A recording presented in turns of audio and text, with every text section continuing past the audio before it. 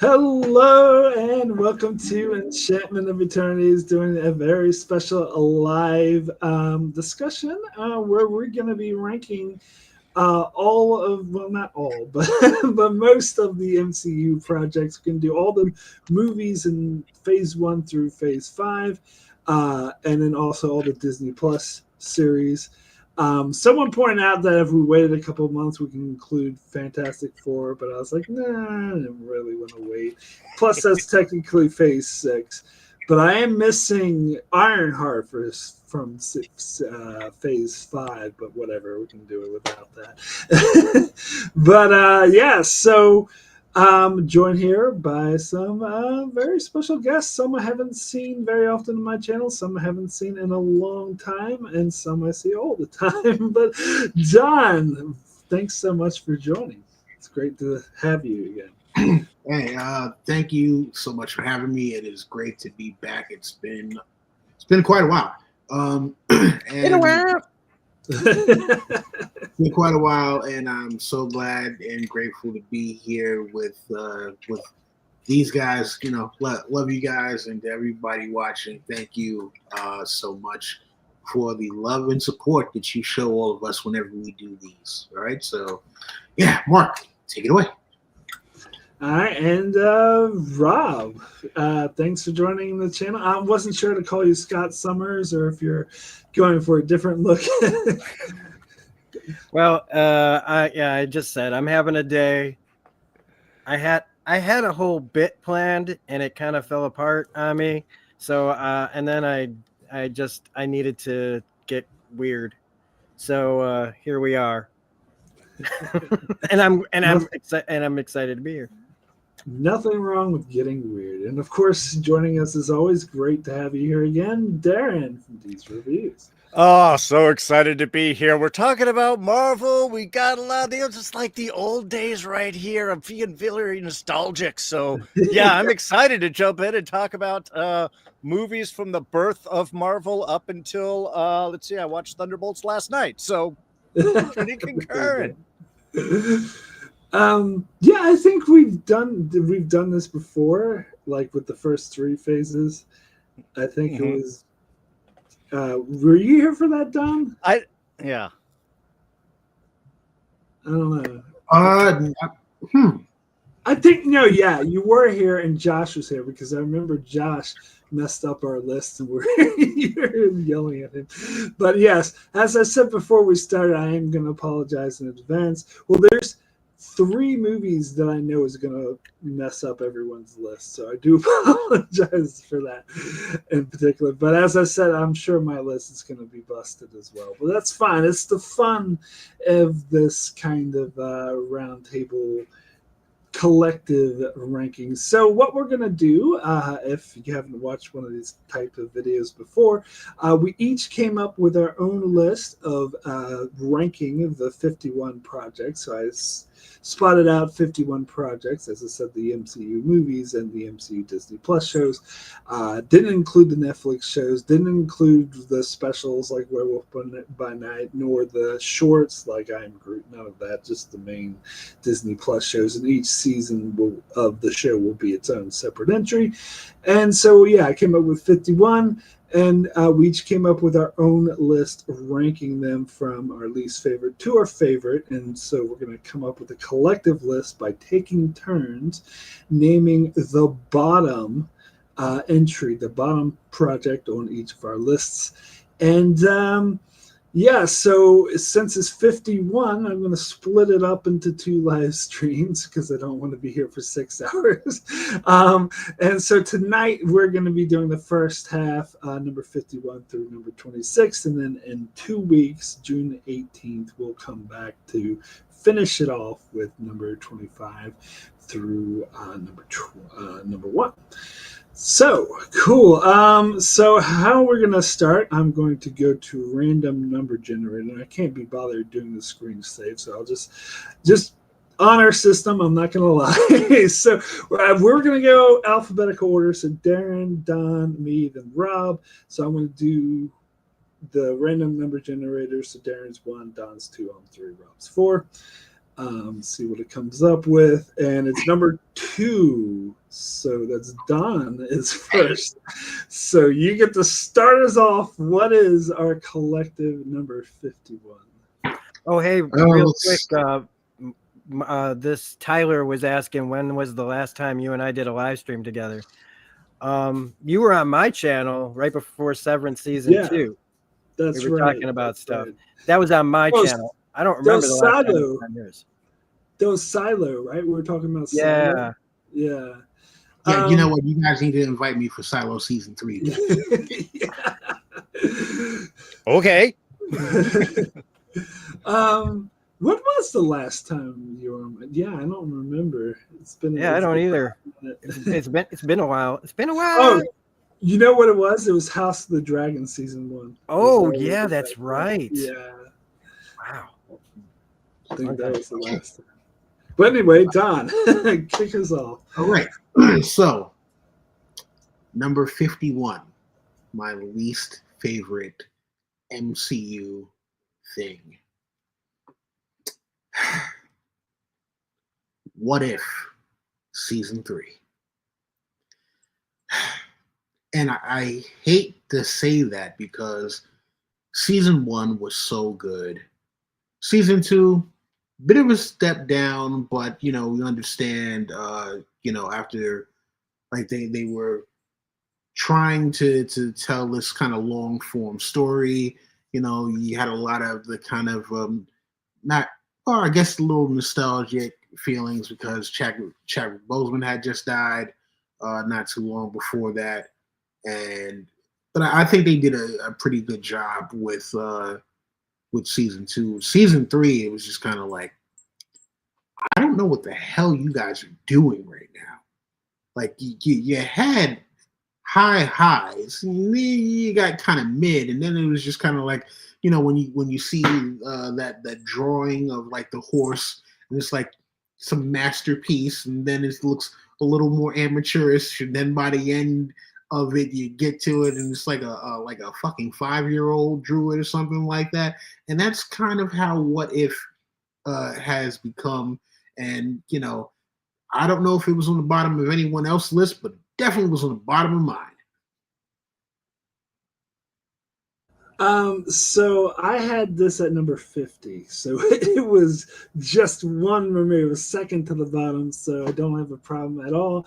With you placing it here, I agree. What If season 3 was a massive disappointment? They were trying to be too goofy for most of the episodes, and then when they did the big team up thing at the end, it just didn't work. It seemed like out of nowhere, and it wasn't plotted properly, and it just seemed like the through storyline of the other Watchers going after the Watcher was like, it was not done well, and it was just not interesting. And then that first episode with the the kaiju versus the giant robots, it was so dumb. Like I really hated it. But anyway, so yeah, I did not like this season at all either. Pacific Rim was good when it was done as Pacific Rim. It's the first one. Okay?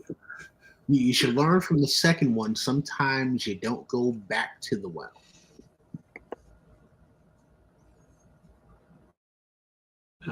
Darrin or Rob, you want to share your thoughts on What If season 3?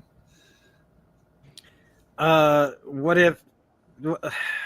See, me and Bill, who's in the chat, we played a little game the other day, so that I could have something to say about What If outside of season 1, which I didn't finish. I didn't even finish season 1. Or wait, I think maybe I did. That's the one where the Watcher breaks his oath right at the end or whatever, and Yes, yeah. Ultron starts to take over everything. Okay, so yeah, I did see season 1, and yeah, season 1 was a pretty decent for the most part. But we tried to play, like, how long before we tapped out on every episode?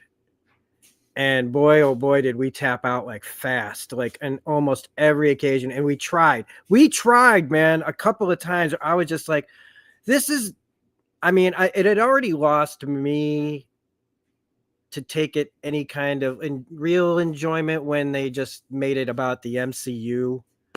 I just thought it was so uninspired to just have a dartboard of characters on one side and then have a situation dartboard on the other and just go, what did they do? And it's like, it just took a really interesting concept from the comics that wasn't always great, but it was taking from a lot of really interesting stories. And I think that's the problem, is that the MCU doesn't really have a lot of stories. It's got, you know what I mean?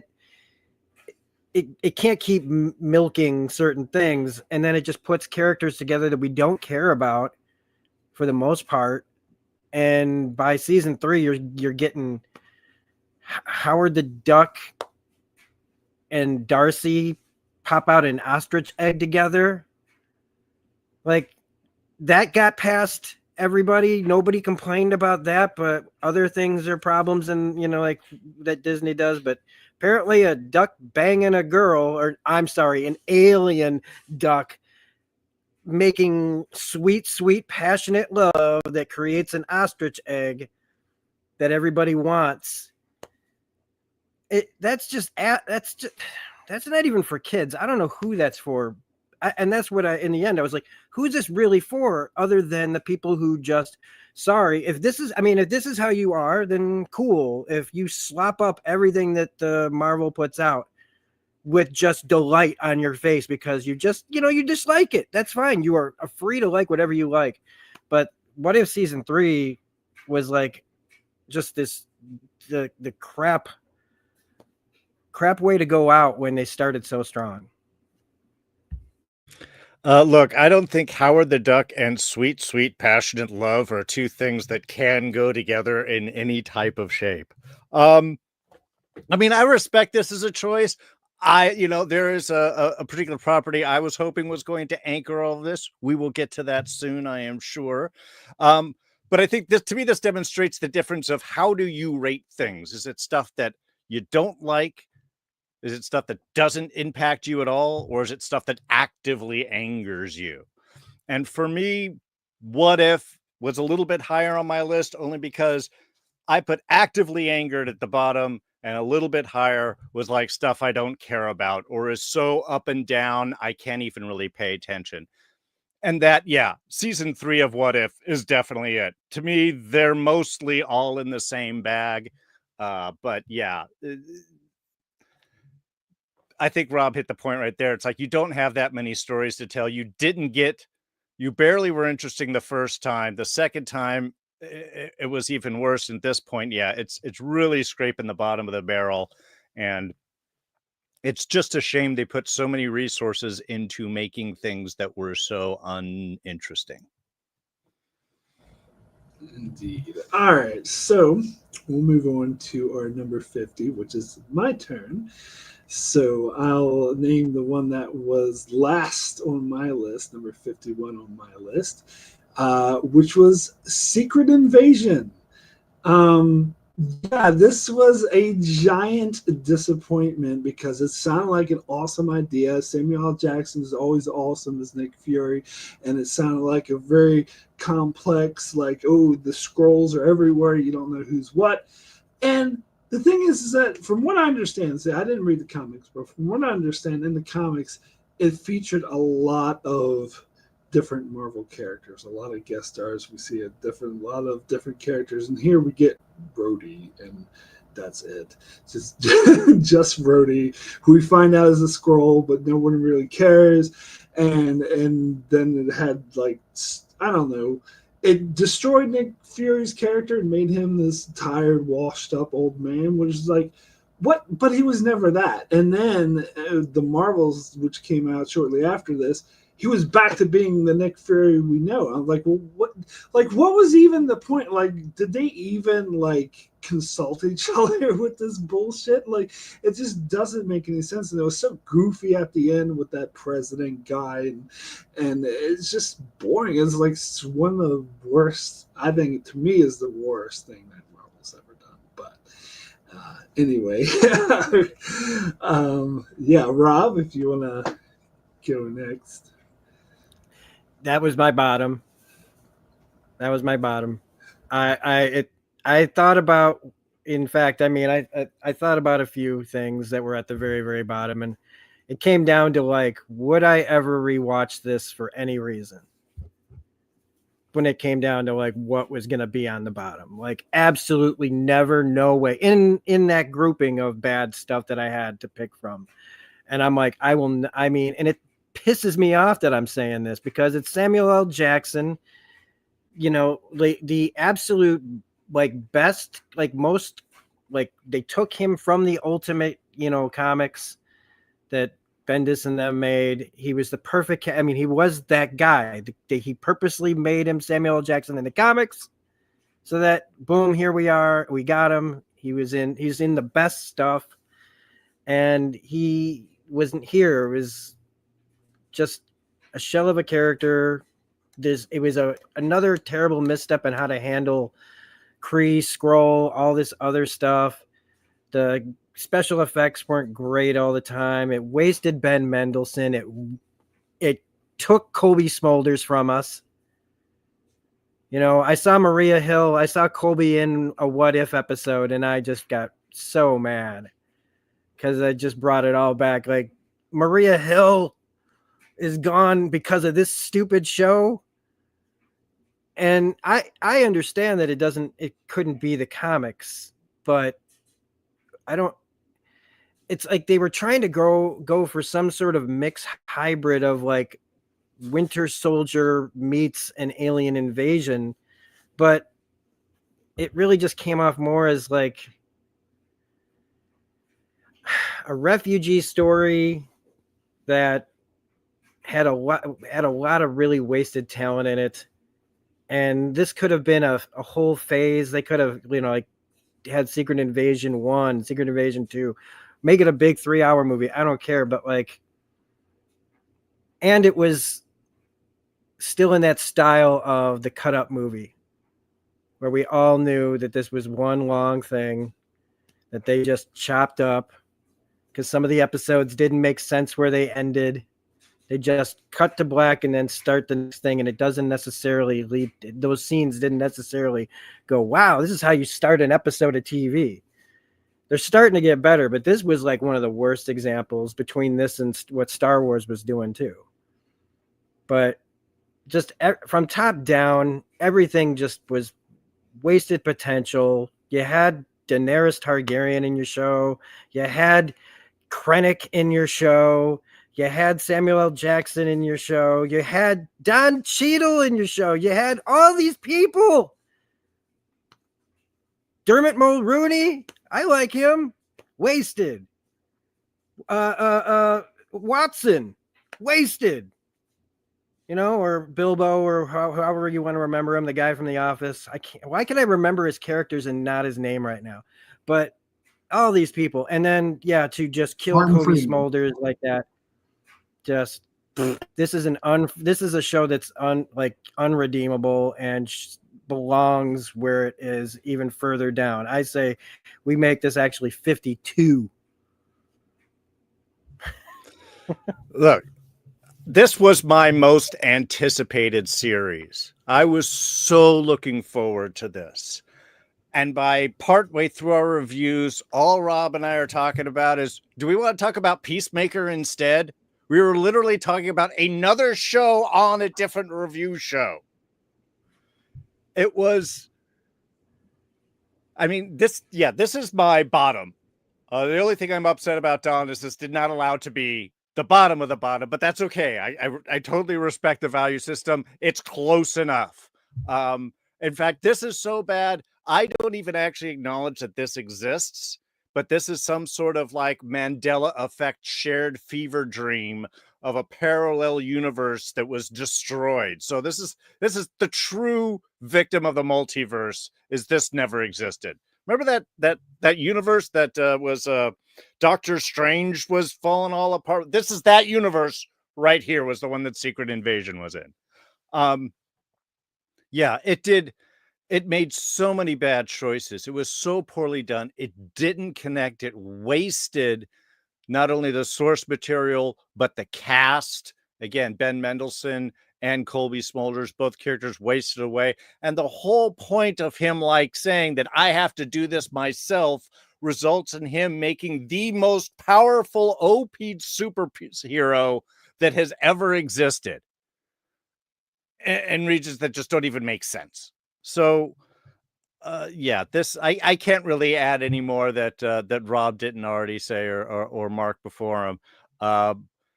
This is the worst. This is like the bottom of the barrel. This is the show that at the very least was so bad it made Marvel go, okay, maybe we need to change some things. Because yeah, this is like the absolute bottom of the barrel. I don't even want to acknowledge its existence. John? Be still, my beating heart. Okay, so horrible show, yes. The reason why it was not my absolute bottom is because there were at least moments where I enjoyed myself, whereas What If Season 3 had no enjoyable moments whatsoever. Fair.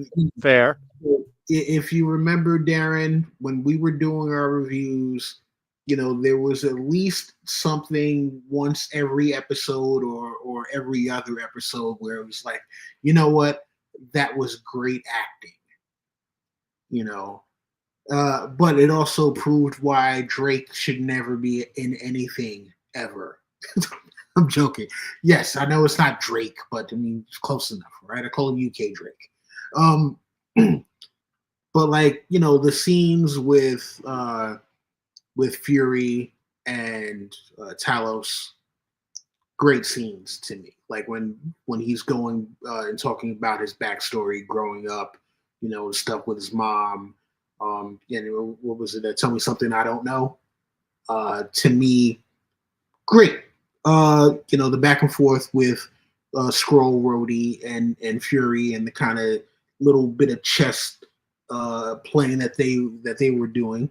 Now, yeah, the reveal of Skrull Rhodey was absolutely horrendous.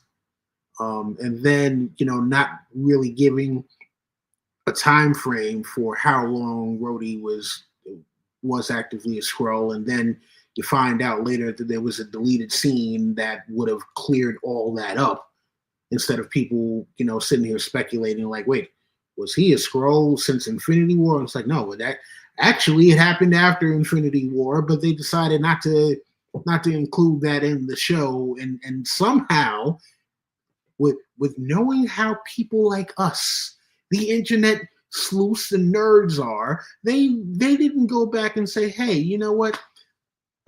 Before we release this, yeah, we don't want this to be a lingering question. Let's answer this right here, so the people aren't sitting there like, wait, oh, are you saying that Rhodey's entire journey for the last few years never even happened? He didn't even know that his best friend died.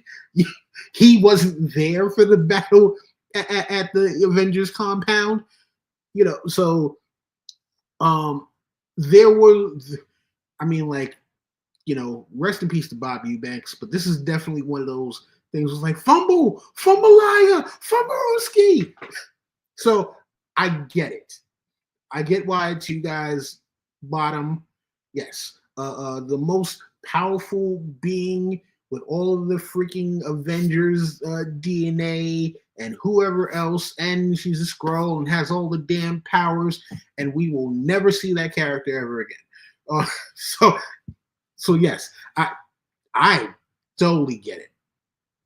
But at least I think most people don't want to see that character again. Yeah.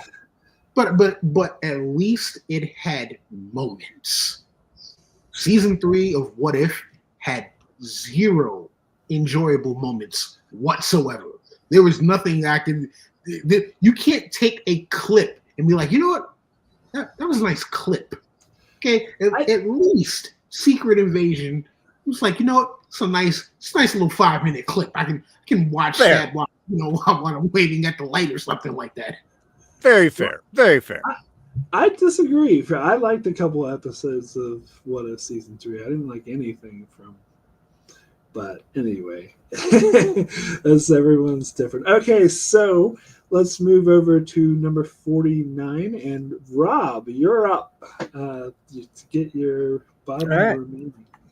Yeah, I like this because I'm 49. I'm about to be 50. And I get to tell you guys that She-Hulk is my pick for number 49. I was the guy who made a whole video telling everybody, wait, stop complaining. The trailer looks good. Wait till the show comes out and then pass judgment on the show.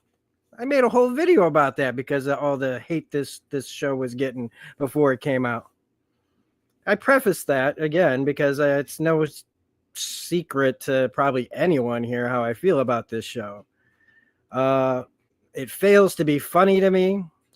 Humor is subjective. It fails on almost every level to be funny to me. I've read the John Byrne comics, doesn't even come close to the satire that they were doing in there.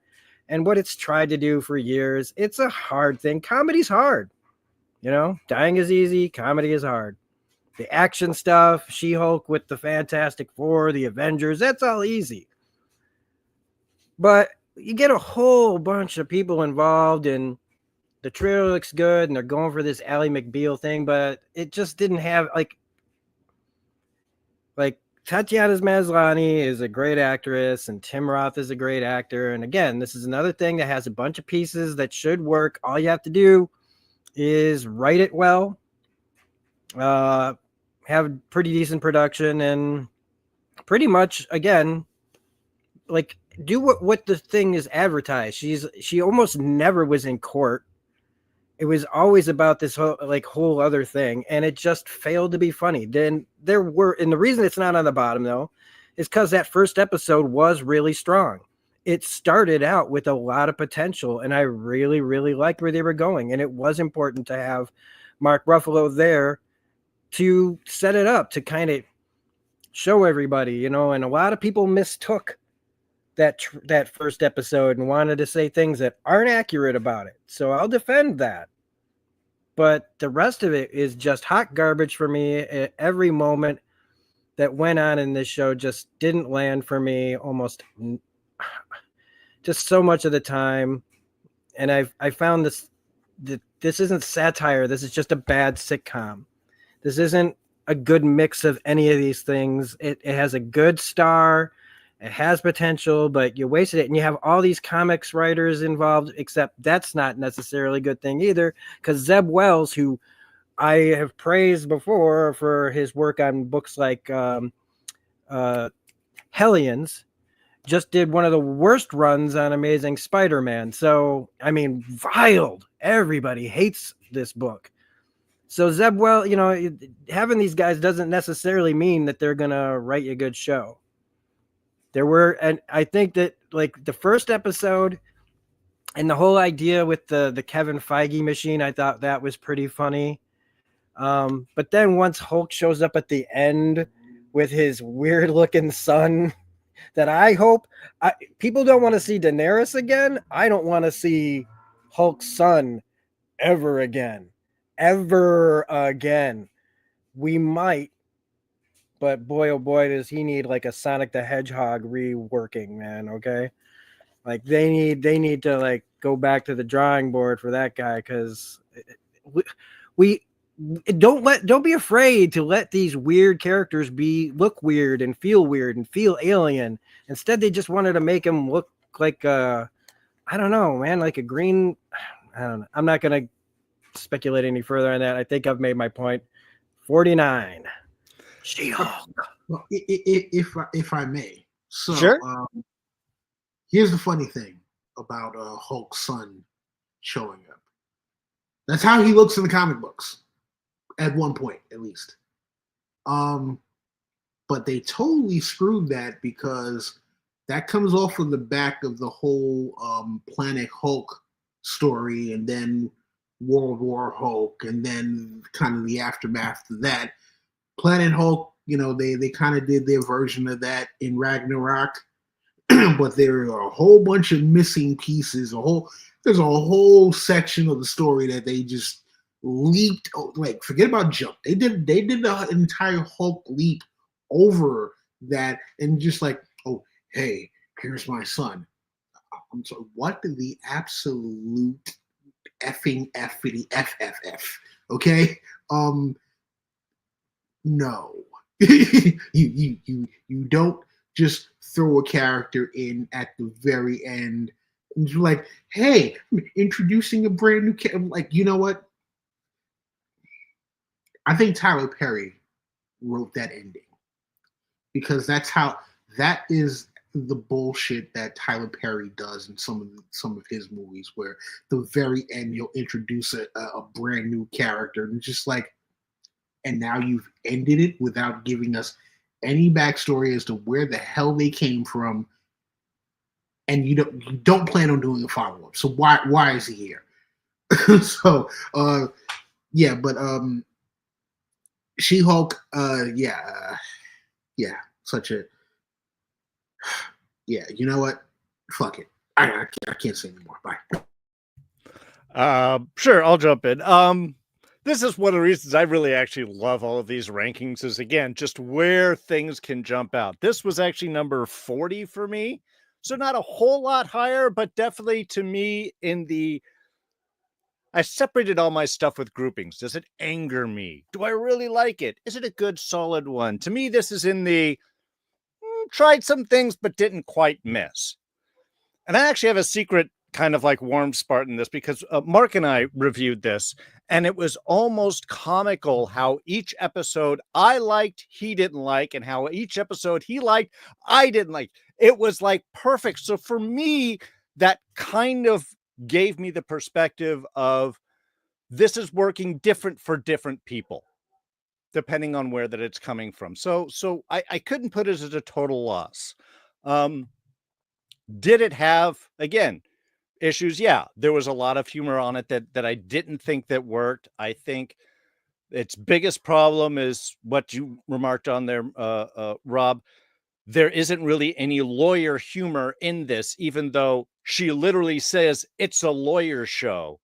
And that's because the writers didn't really know anything about legal law and couldn't do that humor. And I think that's just, to me, that's just a core fumble that undercuts everything this show could do is, oh, we want to do this stuff, but we don't know anything about that. So we'll just sort of like do stuff around on the edges. So yeah, again, to me, this partially worked. It was a good idea. I liked the Daredevil stuff. I liked a lot of the tone change and ideas that were in it. I just think it was wildly inconsistent. And I really think the ending kind of dropped the ball, even though they were trying to design it in kind of that way. But again, you're the writers. They have to say what you put on the paper. So you can't make a joke like, oh, it's a poorly done thing, but I guess that's just what we do because you're the people that do it. So yeah, I would like to see a season 2, but it definitely, like most of these things, most of this Phase 4 series really needs work. Yeah, I remember doing those live streams, and it was like the only one I missed when I had a concert just so happened to be the Daredevil episode. It's like, of course, that's the one I missed. But so this was number 44, so I had a little bit higher.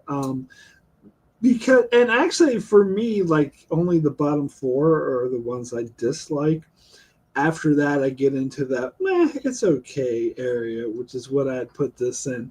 I really, really wanted to like it, and I think there's aspects of it that really worked. I think the first set of episodes, I fucking love Madison. I want to see Madison again. Was it too wise, but not what you think? But anyway, she was great, and Wong's appearance is great.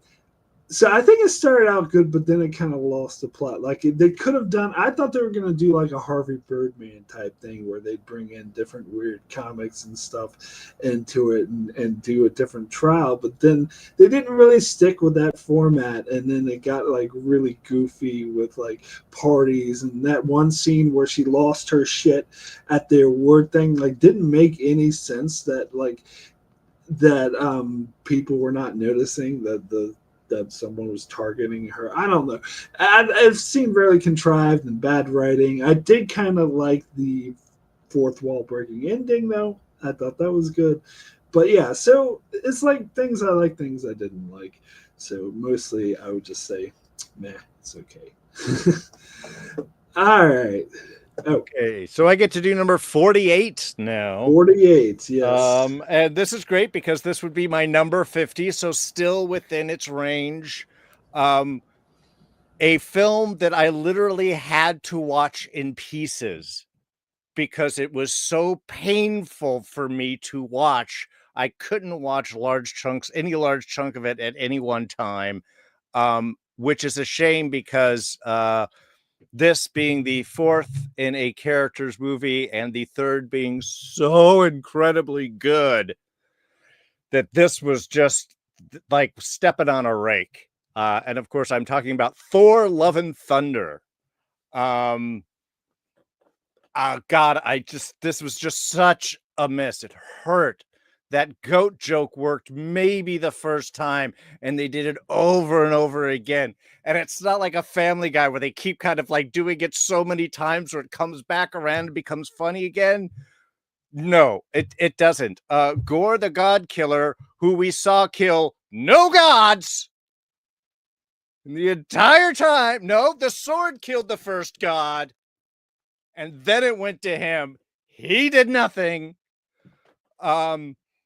And apparently was definitely in an entirely different movie than anyone else in that range of acting and such. Yes, were there some interesting stuff? That black and white sequence on the planet, that was kind of cool. Okay, I'm not going to doubt that. Were there a couple moments? Sure. But the humor didn't hit. It was over. It hurt. This movie hurt to watch. And no, to me, is it Secret Invasion bad? No, but almost. John? Thor, Love and Blunder. No, sorry, Flub and Blunder. I wanted to love the movie, you know. Given that you have a villain who had become kind of iconic very quickly with Gore the God Butcher. The fact that they butchered that character so badly, it was like, wow. I mean, because they had so many good concepts in there, you know.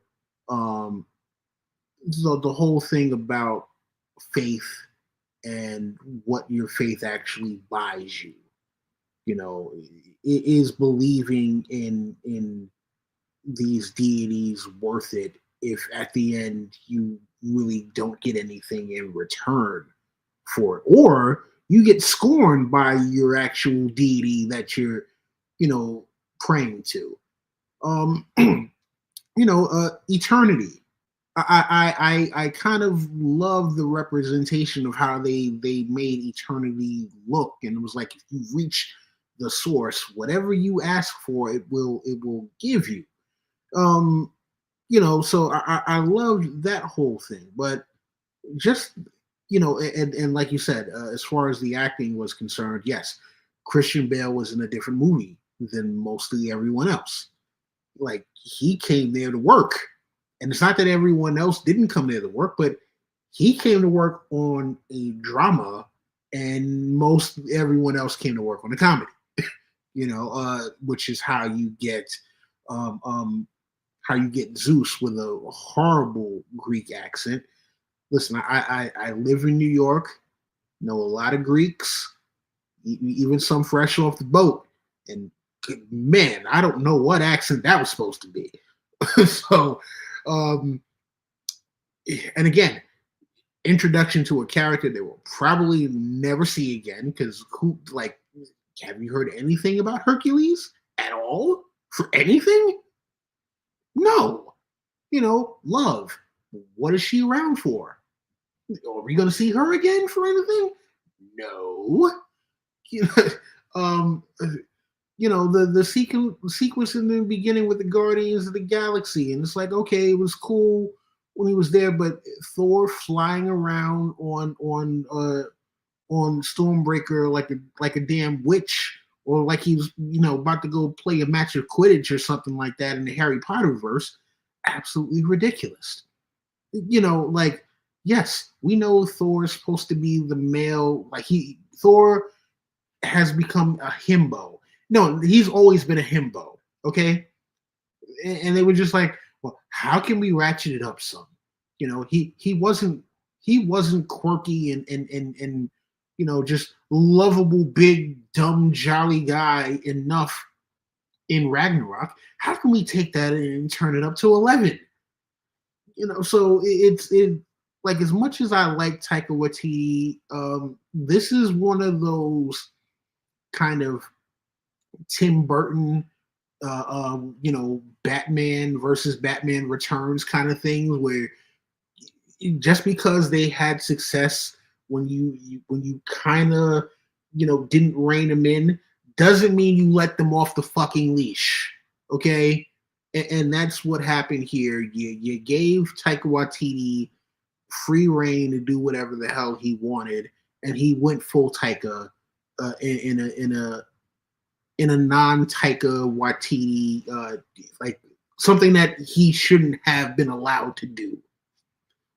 So as much as I wanted to love that movie, because again, we got Thor with a fucking helmet finally. We got Natalie Portman doing her Thor thing, because I loved her. I loved Jane Foster's run as Thor in the comics. But just so many other things in the movie that they just totally dropped the ball on, that it was like, who sat there and watched this and thought, you know what, the fans are going to love this. I don't know if Kevin Feige actually watched that movie before it premiered, because I highly doubt, with the level of quality that Marvel Studios had been putting out, for the most part, hits and misses, but for the most part, there wasn't anything where it felt absolutely egregious to where it's like, yo, come on, man.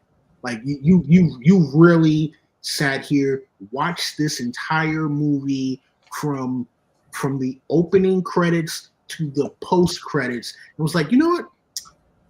We got another hit. So yeah, I wanted to love this movie. Darrin, it's in the place where it belongs. So, from what I understand, with Marvel Phase 4, part of the thing that they're trying to course correct is that they were doing too many projects for Kevin Feige to do proper quality control on. And so you get a couple things like this. I had this at my number 45, so it's still in the same area. To me, this was another Matt, it's okay. Like, I didn't even bother seeing it in the theaters. Like, I could kind of tell from the trailers that it wasn't going to be all that great. And it's disappointing, because I loved Ragnarok, and I'm a huge Taika Waititi fan. Saw a lot of his New Zealand films when I lived in New Zealand, studied a couple of them. And I think this is one of my least favorite of all of his films. So, like, to me, this is just, I feel like his heart wasn't in it, in that he was just doing it for the money. I feel like his heart was in Ragnarok, but yeah, this one, it was what Darrin said, I think, was best about how the god killer didn't kill any gods. Like they had that Zeus and all those gods, and I was waiting for the god killer to show up and start killing them all, and nothing happened. It was just a waste. I don't want to see Hercules again. Like you talk about characters you don't want to see. I don't want to see Zeus. I don't want to see Hercules. I don't want to see any of these characters again. Wait, are you telling me you do not want to see me and my son? Me and my only begotten, well, not my only begotten because I begotten the Latin, but you're telling me that you do not want to see me in my Thunderbolt. When I use Thunderbolt, I do great things. Sorry. Yeah, Russell Crowe. No, absolutely not. And it wasn't funny. That was the biggest disappointment. Like Darrin mentioned the goats. It's like wasn't funny the first time. It continued to not be funny throughout the film. And then like the stuff with Zeus and talking about who's here for the orgy. Like it wasn't funny. Like none of it landed the way Ragnarok did. So yeah, I mean, but I thought it was okay. There were some things about it I did like. Jane Foster, kind of getting into Thor's relationship with her, that sort of thing. But poor Natalie Portman, because she is like, oh, I didn't like the first two movies, which is fair. They were like kind of mediocre, so I'm done. And then they did Ragnarok, which was amazing. And she's like, oh, well, shit, I'm coming back now. And then she comes back in time for the worst of them. Missed out on the good one. But anyway, Rob, your thoughts on this? I mean, so since everybody else has pretty much said all that can be said, other than for me, outside of some of the things you've said, my problem is that this is Thor 4 and Thor 5 in the same movie. And if they had done the Jane Foster movie where Thor could have and Jane Foster could have focused on their thing and her addiction to, because like in the comic, it's a really simple story. Every time she uses the power, it gets rid of her chemo treatments, making it worse, except she feels great when she does it and she doesn't want to stop. That's a movie. You've got it right there. It's a weird romantic comedy where a guy's trying to save his girlfriend from being a superhero by telling her she's got to stop being a superhero so she can live. Right? And then Thor 5 could have been the big epic end of Chris Hemsworth's Thor thing by taking on a guy called the God Killer who's going around taking out guys. It could have had a whole different tone, whole different director, because clearly Taika was having I think this was major studio interference. I don't think he's the kind of guy who would purposely do what happened here without a lot of messing around with the whatever it is. I don't know. I don't listen to the interviews with them about these things. I could be completely wrong, but it just like Darrin said, Christian Bale's in a whole other movie. I want to see that movie too. I just didn't want to see it in the same movie where it's not given neither part of this movie got equal billing. Neither felt satisfying because couldn't tell. You're trying to tell two stories, and it's a big problem with a lot of the movies that I'm going to be bringing up, or maybe, well, you guys are going to be bringing up eventually. But for me, a lot of the problem is mixing movies, too many plots together, rushing through when we used to take our time and just tell one focused story. And that's pretty much my feelings on Thor and Love and Thunder. That, and it was just a little too goofy. But again, tones. There's two different tones happening here. And if it's jarring for the audience to be in this silly movie that all of a sudden gets real dark. But not in a good way, because Taika's used to doing dark. What We Do in the Shadows has got all kinds of darkness in that stuff, and he balances that no problem. So what really happened here that made him not be able to balance that, So that's what I'm thinking.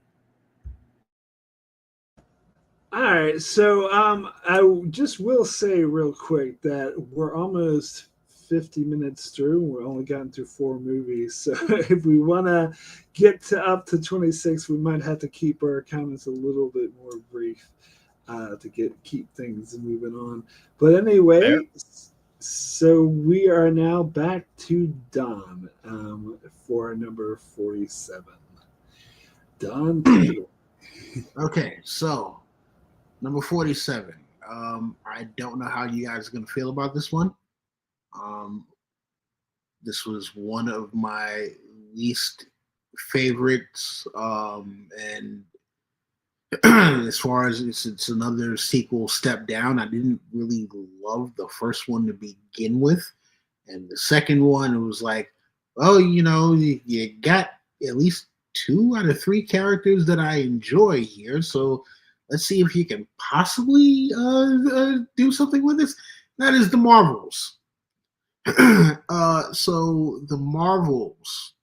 Uh, Look, I didn't love the first Captain Marvel, and then this one again. You had Miss Marvel, you had Photon Spectrum. I'm not even sure what the hell they call her, but I was like, okay, look, Carol Danvers, unfortunately, I think was miscast to begin with. And the casting to me didn't get any better.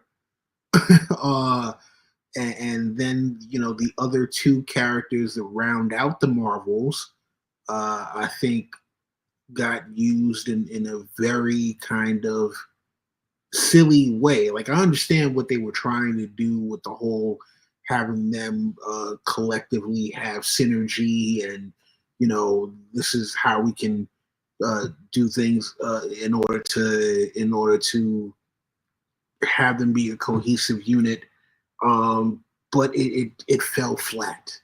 And then the whole singing planet thing, where it's like, well, they can't understand you if you're not singing. Really? So I'm sorry. So you can't understand me if I say it like this, but you can understand if I say it like this. Are you fucking kidding me? Like that is the absolutely most ridiculous thing I've heard as far as a language barrier is concerned. Like, you're literally trying to sit here and tell me that rhythmically I can't understand you, but if you do it melodically, same exact phrase. Oh, wow, now, oh my God, you can speak my fucking God. And the sacrifice by Monica Rambeau at the end, honestly didn't make all that much sense. I mean, like why did you have to go to the other side of the rift to close it? You couldn't close it on the side that you were. Oh, you could. Oh, okay. I mean, listen. I understand they wanted to throw the Beast cameo in there. They wanted to throw the Maria Rambeau cameo in there. Set it up for future multiverse. Yada yada yada. Cool. The whole thing with the scroll with the Kree and the Skrulls. Listen, if you're not gonna do the Kree Skrull war the way that it should be done, then just don't fucking do it. Okay? You touched on it in the first one that they were refugees or whatever, because of the war. Okay, that was the first movie. Second movie, you do something different. And then when it came to the Kree Supreme Intelligence, again, yeah, like the whole thing of her destroying the Kree Supreme Intelligence shouldn't have just been like some blip, little flashback kind of thing. Like, she collapsed an entire empire. That should be a movie, okay? Collapsing a galactic superpower in and of itself should be a movie. It's not a 30-second flashback. So yeah, I'm done. Yeah. All right. So first thing I'll say is I am not the least bit surprised that it's ended up towards the bottom of the list. And the second thing I'll say is I like this movie better than most people do. I think my sister likes it even better than I do. But I had this up at 28. So still not top 25 because I agree with Don about some things about the singing planet. It was fucking ridiculous. That was really stupid. And also the whole ending sequence with the Florkins going around eating people. Like, I was disappointed. I wanted something. I thought the Florkins were like going to take on bad guys, not just like swallow people up to get them back to the planet. I just thought that was silly. But what I really liked about this movie is Miss Marvel. I liked her better in this movie than I liked her in her own show. I think the chemistry that she had with Captain Marvel, which, by the way, how dare you besmirch Brie Larson? I love Brie Larson. I think she's awesome in this role. But the chemistry that they had, it was really interesting to see like the fangirl get to like meet her hero and sort of be like fangirling out the entire time, like, oh, you're Nick Fury. Like, I thought it was funny. And I think the main characters had good chemistry together, and so that's what held it for me. But again, it's not like top tier. It didn't make my like top 25 or anything, because the plot was kind of generic. The villain was generic, but I like the chemistry between the characters. Anyway, Rob. I mean, both really good points. I agree with both of you on certain things. I just think it's pretty middle of the road. It's not like I happen to like Brie Larson as Captain Marvel. I really like Miss Marvel. I don't remember the actress's name. I really like her. We'll get to her show eventually. I like her a lot. I like her more than what they tried to do in the Avengers game with her. This is a fangirl. But not like it's that, I don't know, like there were elements about this, but also at the same time, I have a hard time remembering a lot of it. So if I forget your movie, that's a problem. And it was too soon after Secret Invasion for me to look at Samuel L. Jackson right now. After like what's gonna happen? What's he gonna be like in this movie? It's like, oh, okay. So again, I don't really have much of a problem with this movie. It's just those little simple things, mostly annoyances. It belongs, so to me, it belongs somewhere in the middle. But I absolutely understand why you didn't like it, Don. I absolutely understand. Your points were well made. Yeah, that's Iman Vellani who plays Ms. Marvel. She is freaking awesome. And look, honestly, this movie was delightful. I completely agree with Mark. The chemistry, I think, between the characters was stupendous. I think the whole fangirling thing worked. I think they found a tone that was great. I completely agree about the singing planet. Anybody that's watched any of my reviews knows that is not something that works well with me unless it's very specifically done. Forgettable villain, much like most of the mid-tier movies, which is where, in my list, this was number 30. So right around where Mark was. It didn't anger me in any way, really, outside of the singing, but I was just kind of like, I'll get through it because they're kind of cute, and at least there's a certain amount of self-reflexive response on all of that. But no, I just thought that I thought the character work was really fun, and it ended up being a much more delightful journey than I expected it to be. However, I don't think it was necessarily a big, impactful film, so I totally get where Don's got this on his list.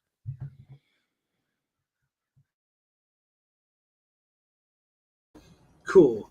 All right, so what are we up to? 46. All right, so we're up to me, 46.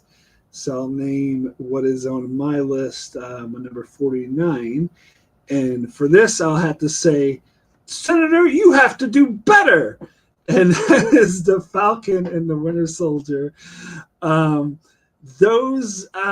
wanted to like this. Like, I like Bucky. I like the Falcon. But it wasn't paced very well.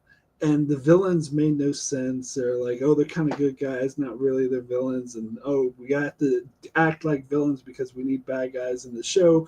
They didn't know what they were doing with what's his face, Walker. It was like, he's an asshole? No, he's okay. No, he's an asshole. Like, it didn't really know what tone they were going for. And yeah, that whole ending with the Falcon giving the speech to the you got to do better, so I think is the most unrealistic thing the MCU has ever done. Like, the senator wouldn't be, oh yeah, you have a good point. No, he wouldn't. He'd be like, no, fuck off. I'm going to do what my donors want me to do. Like, and then the next day on Fox News, it would be saying, black guy steals Captain America's shield and supports terrorism. That's what would have happened. So it was just. You're not wrong there. Okay. Well, no, he is wrong about something. It wouldn't be the next day. It would be the same night. No, you're right. Yes. Good correction. Yeah, absolutely. So, yeah, I mean, I didn't totally hate this, but to me, it was a very, like, it's not Secret Invasion bad, but it was a very sort of clunker for me, kind of a miss. Anyway, Rob, your thoughts?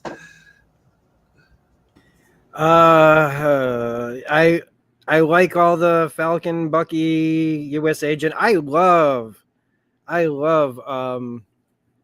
Wyatt Russell a lot. I've been watching his stuff, like his career for a while, going back to like Lodge 49. I don't know if anybody's even watched that show here. It's like, yeah, it got 2 seasons. It's a real quirky, weird show, but and I loved him in the freaking Nazi one with that's like Resident Evil. It was the name of the thing that they did in World War II. God dang it! Anyway, the one with Fitz in it. Yeah, with Fitz was in it. Wow. Yeah, Operation. It was like Operation Overlord or something. Overlord. Yes. Yeah. So when he was in this, I thought he was really good. I thought that all of that was really good, but and I even understand kind of the villains, but it's the way it was all executed in this. And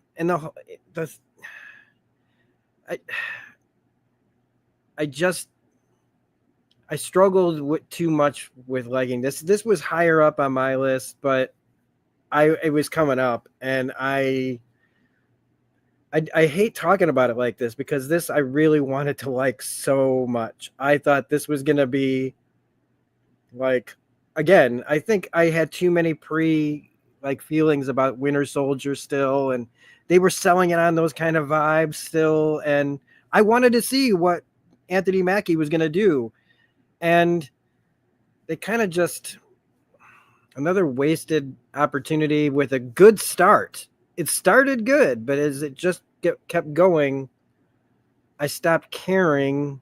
And then by the end, I just was practically tuned out. And although I really like that they used the Rick Remender costume from at the end of it for like when he first was promoted to be Captain America in the newer comics. I thought that was pretty cool. And Anthony Mackie's great. And Sebastian Stan and him are great together. But it's just the show that they're in. And again, it's a big chopped up movie. Yeah, this is my number 34. This was the top of the section, again, where I call good ideas, not quite good execution. And as one of the first of the Disney Plus shows, I think it really was very much a sign of what we were going to be dealing with for the most part. Yeah, let's not forget the power broker. Yes, Alyssa. Very, very, very appropriate comment there. Yeah, to me, this had a lot of great elements that mostly worked. It just didn't gel. It just didn't come together very much. I love the chemistry between Bucky and Sam, but they make assumptions about their relationship that there's no evidence for within the show. Like the whole counseling scene between the two of them was funny, but it's like, why is the counselor bringing Bucky in or bringing a Sam in for this thing with Bucky. That makes has he talked about him a whole lot? We didn't really get that before. So, you know, it was like there are moments I just don't think that they were necessarily earned as well. I mean, we had Dancing Zemo. I mean, you know, there was a big pluses right there. But yeah, this worked a little bit more for me. But, you know, again, I get where it doesn't work for everybody. I'm gonna say briefly, I like the show. I understand that it had pacing problems. Um, I like the fact that they brought in, because to a lot of people, guys like U.S. Agent and Battlestar would be more very obscure characters that wouldn't necessarily get shine anywhere else. I liked the characterizations that they did, and honestly speaking, I enjoyed the fact that they actually played into some of the racial politics, because that's not something that Marvel usually touches on. You know, they did it a little bit in the Netflix Luke Cage series, but as far as MCU proper, that's something that usually kind of gets swept under the rug. I like the fact that they brought it out there, but they didn't harp on it, so it wasn't a thing of like, oh, everything is about, oppressing Sam or oppressing Isaiah Bradley. It was like, hey, look, this is a thing that happened, and right now we are in the middle of trying to do a course correct. You touch on it and you move on. Cool. But I also like the fact that they flipped other things on their head, because like when they had that little back and forth with Sam and Bucky, and the cops show up, and it's like once they realized who everybody was, it's like, oh, sorry, Falcon, sorry, so sorry. Yeah, I'm sorry, but we have to arrest you now. Which is something that usually probably wouldn't happen in real life. But hey, it is what it is. I understand, yes, again, the problems that it had, and like Alicia pointed out, Power Broker, very bad reveal. Zemo, while he was fun, didn't really add too much. He was fun to have around, but it was like, you take Zemo out of the equation, not much really changes with the story without him. But I like the fact that they brought in some more like mid-tier characters and kind of promoted them a bit. Yeah, there was definitely clunkiness with the plot. Apparently, though, they had a whole thing where it was supposed to be a pandemic, and they switched it up when the actual pandemic happened. So I'd love to see the original version of this show before it got revamped. But yeah, I mean, it wouldn't have been. Yeah, it definitely wasn't this far down on my list. But each your own. All right, so Rob, we're to you for number 45. Well, this should definitely help move things along. It's What If Season 2.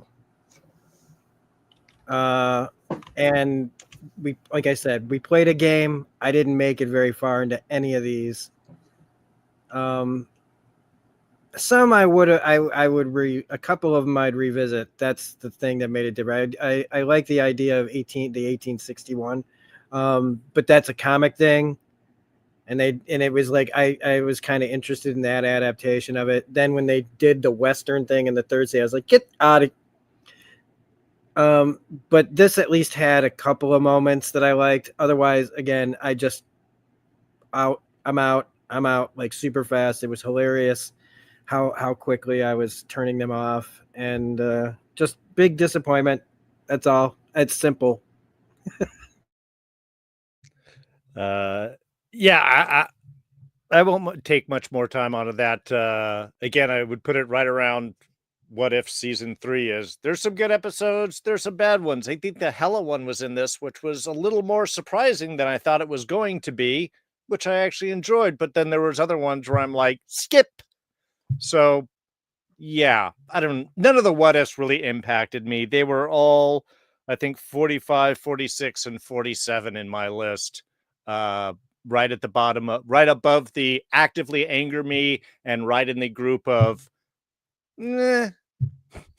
It's in the meh group.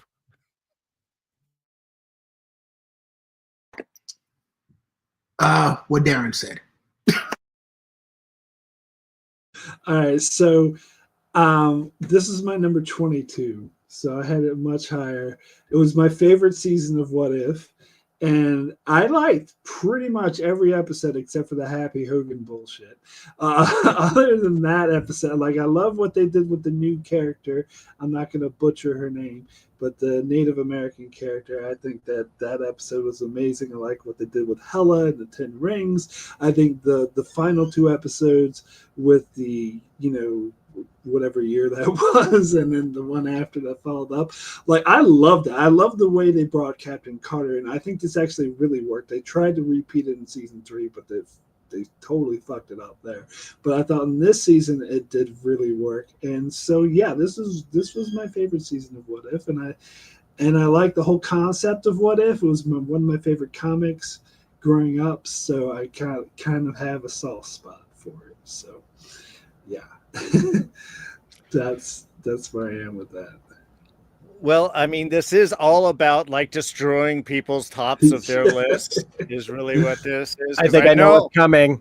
Because I know what I'm going to do. Yeah, I know. I made a joke with Rob the other day, so I think he has an expectation of where this is. So I guess, what are we doing now? Number 43?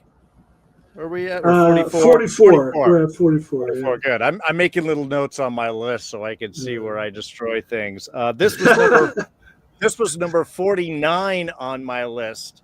And again, much like Thor: Love and Thunder, I had to watch this in parts, and it actively angered me, mainly because this had so much potential. I really enjoyed the first of this character's movies, and this hurt. And it was so strange because you almost needed to see WandaVision for this to make sense. But also, if you saw WandaVision, this made no sense at all. And of course, I'm talking about Doctor Strange and the Multiverse of Madness. Okay, it was the Multiverse of Madness because there was 1, 2 that we went at. Of all the multiverses, we saw a great swing of like a handful of cool things, and then we get into Plainsville. This is fan service. It's not fan service the movie, because that's a different one, which we will get to. But this is the lesser version of fan service the movie. The whole Illuminati scene is pointless. They all get killed horribly. There's so much about this film that kind of angers me. And I think, honestly, even a lot of the art direction, I think, sucks. And I don't know what's going on with Strange's hair at this point when we get through. I know some people like the musical fight between the two Stranges, throwing musical notes at each other. So boring, considering the strangeness and freakiness and extremities of what this character can do in the comics. It's near the bottom because it angers me. It's just how badly this was done. And it hurts. It hurts me. But so I guess it's number 45 as opposed to 49. Don, thoughts? Sir. Shame on you. Shame. For absolute shame. Listen, I get it, right? They dropped the ball with the Wanda thing because at the end of WandaVision, she is one character, and then by the time she shows up in Multiverse of Madness, she is a totally different character. Totally get it. I understand fan service was little out there because for comic book fans, if you knew about the Illuminati, it was like, oh my god, But for anyone else who knew absolutely nothing, it was just like, okay, you just threw this random smattering of characters together, and it's like, all right, um, you know, the destruction of Wanda's character in this was probably the most egregious thing, because she had such an arc in her own show, and it's like you go and strip her away to be the Wicked Witch of the West, essentially. Looking for her ruby slippers, aka her kids. So I get it. Was this great? No. I mean, look, and as much look, I don't care if it destroys my nerd credit, okay? As much as everyone loved Spider-Man 2, Sam Raimi is not the god of comic book directors. He's not. He never was. Sam Raimi has been mid for most of his career, and Spider-Man 2 is the outlier as a masterpiece. I'm calling it what it is. Does that mean that he is trash? No. Okay.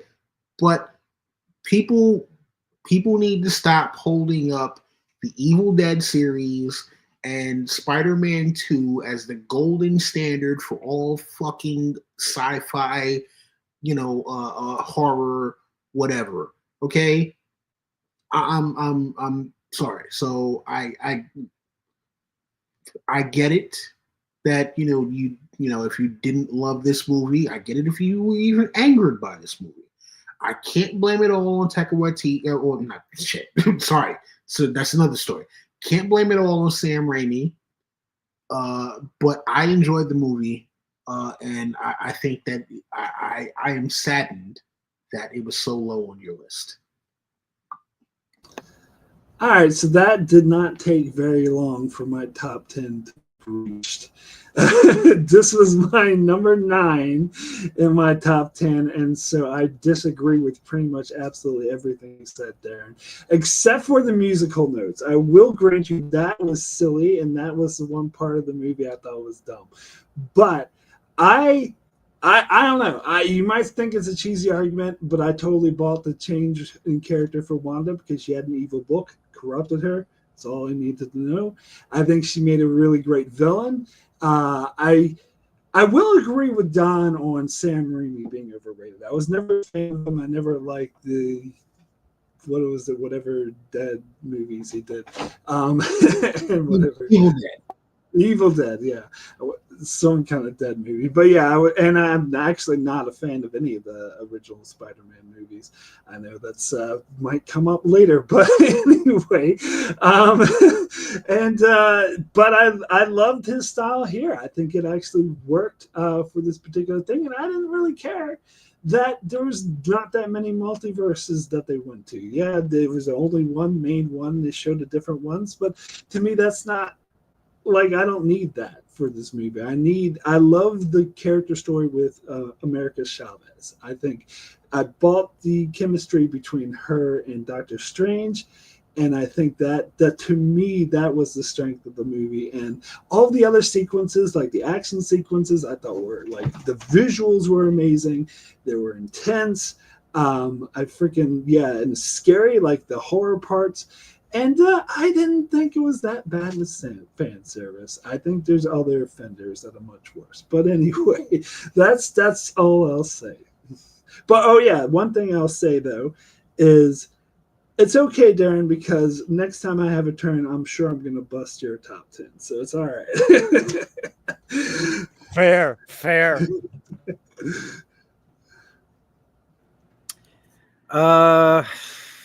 Look, I mean, again, everybody's got some decent points, and it's the mishmash of characters and plots. There's 2 movies. We ended Doctor Strange. Baron Mordo, man, shows up at Benjamin Bratt's place saying, "Guess what, buddy? I'm taking your magic away because there's too many of you out there." And we were I was excited to get Mordo versus Doctor Strange for the sequel, because Chiwetel Ejiofor is one of my favorite actors going back to the Serenity movie, the movie for Firefly. When I saw him in that movie way back then, I was like, he's a badass villain, man. And so I've followed his career forever. So I was getting ready for that. And then WandaVision comes out, and then they decide to mix those two movies together because, yeah, Doctor Strange and Wanda Maximoff have a history of him trying to help her through her mental illness. It's been a thing that they've used several times in the comics. So it's like it starts out where it needs to be. They found an excuse. They found a reason to put those characters together, which at least that makes sense. And there are parts of this, you're right, that I shouldn't like. But then this movie just takes over the comic book weirdness. Everything I love about comics is in this movie. And even if I agree that the WandaVision stuff you could be confused about from an audience perspective, but I don't go to the movies to worry about what the rest of the audience thinks. So F you if you didn't watch it. Okay? Don't blame me. And if you didn't have time to watch it, you didn't feel like watching it, that's on you. Okay? We all watch a shitload of stuff. If you put it on the back burner and you forgot about it, and then you went to see Doctor Strange, whatever. I'm busting balls, but it's just no, I totally agree with you. I think you're right. It's what I wanted from, like, it didn't give me what I wanted, but it gave me a lot of insanity from like what I would like in comics. The ending with the third eye, Sam Raimi is also known for things looking kind of crappy. So like, and going back, I mean, he's the guy who was producing Hercules and Xena and Briscoe County Jr., all these shows that were basically filmed in the LA backlots in the hills, right? I mean, he's not everything he does, like in The Evil Dead. I mean, he's like, whether you like it or not, he's one of the greatest independent filmmakers of all time. He's gotten things done that nobody could do back in those times where they were just making it with friends. And then now he's making Spider-Man movies, kind of like the journey of James Gunn, working for Troma and making garbage back then. Like, these guys' journey has been crazy, whether or not we like, everything in between. Because I don't like everything Sam Raimi's done. In fact, I think Evil Dead is just too much for me, causing me too much anxiety watching those movies. There's an energy about him that I just can't vibe with. But this movie hits me where I lived in so many ways. And even though, Krasinski's not going to be Mr. Fantastic, I got him for 1 second. Charles Xavier rolls up with that music playing. I couldn't have cared less what was going on. Like, I loved all of it. And the only thing that sucked is, they died. They died. We got to see Captain Carter in action. Yeah, she died. So what? We saw her. We got it. We got Black Bolt, the real Black Bolt. And it doesn't matter if it's just that one moment. That moment kind of saves a little bit the freaking stupid show Inhumans. It at least redeemed it for that actor. He got to do something crazy and cool. And I want to see stuff like this where the heroes just die badly, because we are giving us the heavy hitters. It shows how tough Wanda is. She just takes out Reed Richards, Charles Xavier, all these people. It's meant to show stakes, like, oh God, this lady, because that's what she can do in the comics. When they let her loose, she is one of the most dangerous people. With just a sentence, she wiped out almost the entire mutant population in the comics. So but I understand still where you come from, though, Darrin, because there is a lot of stuff that would normally make me angry. But the comic nerd inside me it couldn't be stopped, man. He could not enjoy this movie more. And I love so much about it. And I can't wait for them to mess up the third one and maybe give me something that I like, because we're seeing Charlize Theron at the end. Who knows? Maybe they'll give us Baron Mordo in the third movie all of a sudden, like, whoop, psych. The one thing I'll mention is that Anson Mount was in 2 things that were strange. Strange New Worlds and Doctor Strange came out the same month. But anyway. All right. So we're up to Don for number 43. Okay. Man. So let's let's just get this out the way. Captain Marvel. All right. I'm sorry. It was not a great film at the time when MCU was making great films. I remember I went on a date to see that movie. And unfortunately, this is one of those times where, look, I don't really get into identity politics all that much. But I just remember that the woman that I went on the date with, kind of got a little bit too much into the girl power thing. And I was just like, I'm not going to say it's a good movie just because it starred a woman. Okay.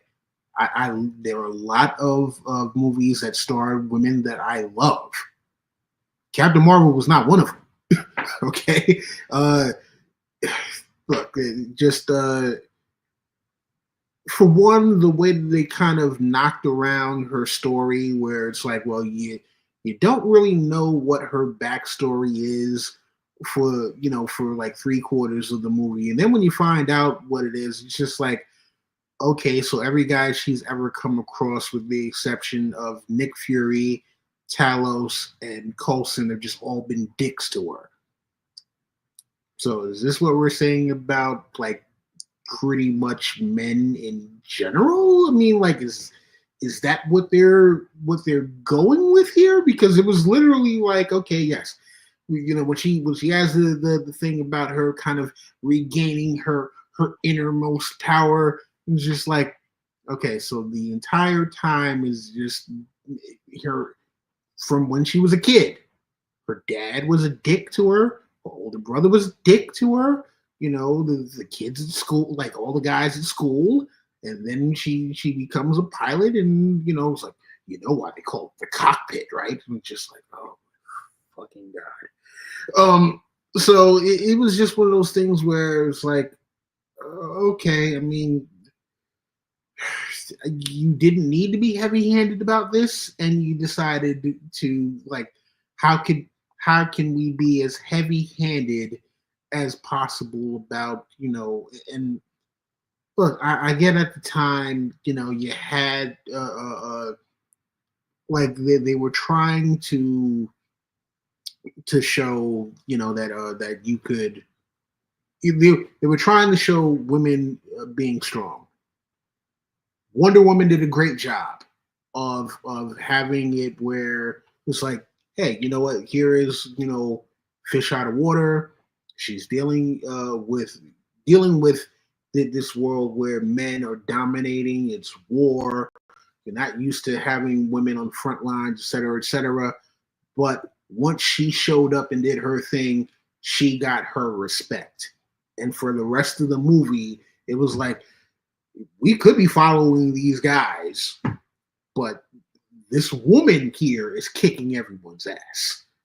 We're going to follow one who kicks everyone's ass. Whereas in Captain Marvel, it was just like, yeah, we see that you're kicking ass and taking names, but still, you're a woman. So we just like, it just, like, I wanted it to be good. I mean, but again, I also not a huge fan of Brie Larson as Carol Danvers. Look, as someone who grew up knowing women who were either in the military or law enforcement, I just do not get that from her. Honestly speaking, when they were doing the fan casting, oh god damn it, what's my girl from the Mandalorian, Bo-Katan, god damn it, why can I not remember her name? Katie Sackhoff. Yes, thank you. I'm sorry. To me, like, I understand what Marvel was going for. Brie Larson just came off an Oscar win, so they're like, oh well, hey, we can push this because that was part of the thing that Marvel was doing with their marketing was, look at this big name this award-winning actor or actress that we put at the front of this role, you have to know it's good, because why else would they fuck up their career by being in some trash? And honestly speaking, I give zero fucks about that. Okay, to me, when I see a character on screen, you know, to me, I'm imagining the what I have seen on the page for years, and you know, and for me, Katie Sackhoff was the perfect choice to play Carol Danvers. I'm not saying that there wasn't another role for Brie Larson to play. I'm saying that Brie Larson, specifically as Carol Danvers, did not work for me. And that was the main sticking point for the movie, was she just was not believable to me as this character. And I will leave it there. That's okay, Don. I respect your opinion even when you're wrong. Or actually, I should say, how dare you? How dare you? I know you're just not a fan of Captain Marvel. I had this at my number 24. So, bit higher up for me. I don't think it's an amazing movie. I do disagree with you about this playing identity politics. I totally didn't see that. Although, to be fair to you, you forgot to mention the part that they were playing "I'm Just a Girl" during her fight scene. That was a bit heavy-handed. Okay, I will grant you that. But so I watched Room is one of my all-time favorite movies, and so I love Brie Larson as a character, mainly, or as an actor, mainly for that film. So I'll buy her as any character, anytime. I just think that she's an amazing actress, and I think she pulls off Captain Marvel well. Like, would someone like Katie Sackhoff, you buy her being in the military more? Sure, but I still think, I don't know, she still works for me overall, just because I think she's such a good actress. But and also, I love the 90s nostalgia. Like, some people were saying, oh, they go overboard with the 90s nostalgia. Bullshit. They didn't go far enough. They need to go farther with the 90s nostalgia. We don't have enough 90s nostalgia. We get 80s nostalgia and everything. At the yin yang, Stranger Things and all this shit. Never a 90s nostalgia. I love it. Bring on the 9 Inch Nails t-shirts and the Smashing Pumpkin posters and the True Lies poster. Like, so I'm kind of biased towards this movie because of that. The movie itself is fine. It's another passable, average, run-of-the-mill Marvel movie, but yeah, I give it a little boost because of those two things. But anyway, Rob, I think you're up. Agree with Mark about Brie Larson. Again, comic reader. I feel like Carol Danvers is pretty accurate to the comic here, just because of but I also will say that she doesn't really, I'll agree, she doesn't really feel military. Being snarky and funny and can hang out with the guys, because that's her. She's a bit, she hangs with the dudes. She likes to hang out with Wolverine and Captain America and knock them back, but they're not in this movie. And that's the thing, is it's a mid movie trying to tell her origin. You've got Susan Sarandon, Nirvana playing in the background. You got Jude Law as the poor sap who's got to be the bad guy, and you got Nick Fury's really underwhelming eye scratch to show, oh, that's how it happened. Oh, but this movie has one thing going for it that nobody's brought up yet. Agent Phil Coulson. Drop the mic. Yeah, Don, I was going to say this should be high on your list specifically for that. That was going to be the first thing I bring up. Thank you, Rob, for dropping that down. I understand, but at the same point, he was absolutely underutilized. That is true, and it was not a signatory of him coming back in any other way, and which is just kind of like pain. He had hair, which was fun. No, this was number 28 on my list, so a little higher up, but much like you, Mark, Is this a great movie? No, it's a solid middle of the road Marvel entry. Does it have some issues? Yeah, I can see the identity politics stuff and maybe squeezing a little hard of, keep standing up even though when you're getting knocked down. On the other hand, I saw this with a bunch of kids, and I can't tell you how many of them were just jazzed watching this show and watching her and the story and everything. So as older people, it's going to impact us. I got to see this through younger eyes as well, and seeing how this impacted them and how much that they liked the story, especially because was it Bill? Yeah, Bill mentioned it in here. It's a film about gaslighting in the workplace. There's there's so much kind of relevant stuff. Plus, honestly, the best de-aging we've ever seen off of any Disney or Marvel project was Astounding with Samuel L. Jackson. The only time you knew he was old is when he had to move. He ran like a 90-year-old man, but he looked great. Ben Mendelsohn was freaking just beautiful casting. Again, sadly wasted down the road, but such a great character and such an interesting twist and kind of an unexpected bit. So yeah, to me, there was a lot more to like about this than complaints against it, but it's not a knockout of the park in any way. It's to me, a good, solid mid-tier Marvel film, of which honestly there are a lot. The other thing I was going to mention is I actually like this better than Wonder Woman because Wonder Woman's third act was terrible and ruined the whole movie. But that is just my opinion. Okay, we're up to me. Let's see, what number are we up to? Number 42. So our collective 42, and I mentioned at the start of the video that there were 3 movies that were list busters that I know is going to mess up everyone's list. This is the first one of those 3, so be prepared to get upset. The outrage. It's Captain America: Civil War.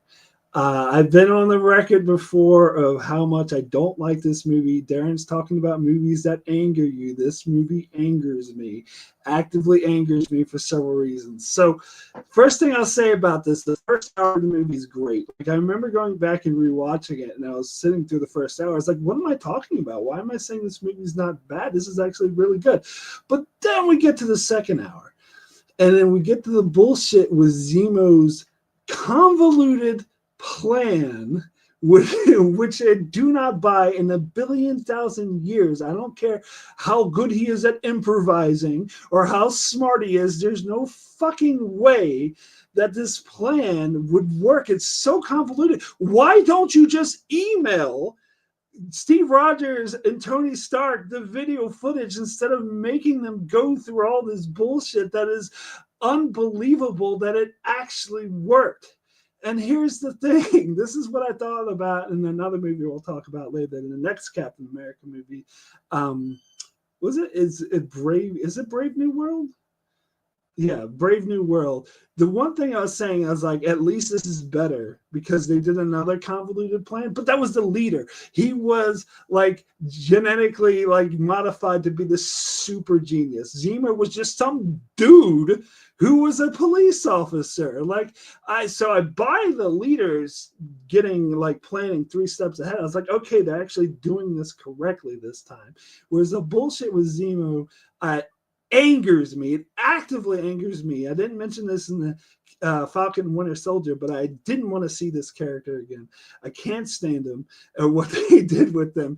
And also on top of that, the whole thing with Tony Stark willing to kill Steve Rogers in order to get to the Winter Soldier, even though he's very much aware that the Winter Soldier was brainwashed and it was other people who was killing his father. They were just using him as a tool. To me, this is like if somebody shot someone with the gun and it's like, how dare you? And instead of going after the person, they go after the gun. Like, it just doesn't make any goddamn sense to me. And plus, Some people say in this movie, oh, they both have good points. Iron Man, Captain America, one's right. Oh, you can see. No, bullshit. Captain America's totally right. Iron Man is totally wrong. This whole thing about collateral damage is like, everyone would have died if the Avengers didn't interfere. In fact, more people would have died. Like those same people who died would still die, as well as more people. So getting mad at them for the collateral damage is stupid. And they have no point. So okay, so that's my rant over. Now you can rant about me. Anyway, so Rob, you're next. I don't really know what to say to that one. I mean, you're free to have those thoughts, right? No,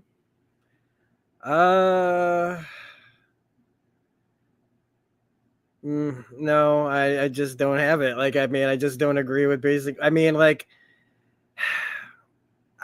we can pick apart any movie's plot, just about to why this, why that. To me, in these situations, right, because it's like an adaptation of the Civil War, right?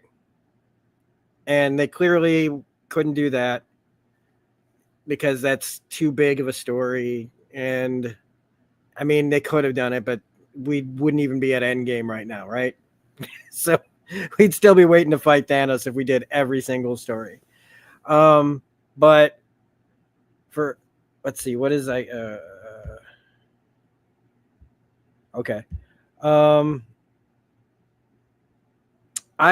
The comic book fan in me loves this so much. Tom Holland's introduction as Spider-Man. I absolutely agree with certain things. Captain America's totally right. Iron Man's being Iron Man. Tony Stark is not my favorite character. Like, Iron Man is not my favorite character in the comics. He was only made famous by Robert Downey Jr. It's the actor that made this character everybody love. And you eventually had to do something to pit the Avengers against each other. And while all these things you're saying are right, then you don't have a movie. And I still loved finding out that Winter Soldier was the one who took out Tony's parents. My jaw was on the floor. Plus, it keeps in message with all three Captain America movies, which they are about Cap and Bucky's friendship. And as that goes along, and that no matter what, Cap and Bucky are side by side. When somebody says move and you can't move no more, you say no. There were Black Panther's introduction to this. One of the great introductions of any character. I love Chadwick Boseman as this character. I absolutely agree that Zemo's plan is not great. It's not. But everything that happened because of it, I can overlook. I'm personally just overlooking it because the rest of it gave me so much comic joy. Giant Ant-Man, references to the Empire Strikes Back, betrayal, going to like Black Panther being the one to stop Zemo and still working that character because like they had to balance different plots. The Russos did a great job of like giving people a lot of like stuff that shouldn't work with this many characters. And I'll stop talking to let the rest of them say stuff that I might hopefully didn't say everything. No, I agree with everything that you just said. I mean, mine was going to say, God, for the introduction of Spider-Man and Black Panther alone, this should be higher up on the list. I know there's a lot of arguments with Zemo's plan, and at some point we can go through a big discussion of where it's actually not as outrageous and where he actually does have to do adjustments in the midst of the thing. But that's, yes, that is all plot stuff. There is so much more between the philosophical argument between the two characters, the performances, yes, that it continues Bucky's story around. We get these great new character intros, the fight at the airport with the giant man's introduction there, which was freaking hilarious. This was number 3 on my list. So you have destroyed my top 10 more than I have. So yours so far. There was so lot to me that was done great in the film, even from the very look and sound of Spider-Man and Black Panther moving around and reacting to things was just astounding. So, Don, why do you love this movie also, and why is Mark wrong? Because I think this was my number. This was my number 4.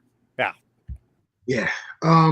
I'm not gonna say where I put it at. I am gonna say that yes, you definitely busted my top 10 mark. Thank you for that one, you bastard. I just listen. First off, characterizations of each character, the rationalizations for why they picked the sides that they picked, the fact that other than Black Panther, no one was really on a mission to destroy anyone else. It was kind of like, look, this isn't what we want to do, but this is what we have to do in order to try to preserve peace for our world. It's just that they had different ways of going about it, which happens in real life, and for me, it was just one of those things where I really enjoyed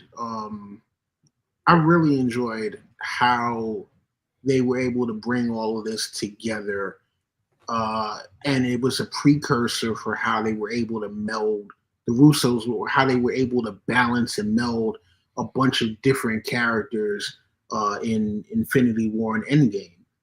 This was a stepping stone, and I think that a great first step in order to take all of these different characters with different personalities, different points of view, balance them out, bring them together, and do it in a way that it was like, yeah, people were calling this Avengers 2.5, but it also still was very much a Captain America movie. So, yeah, Mark, I'm sorry, sir. You. You.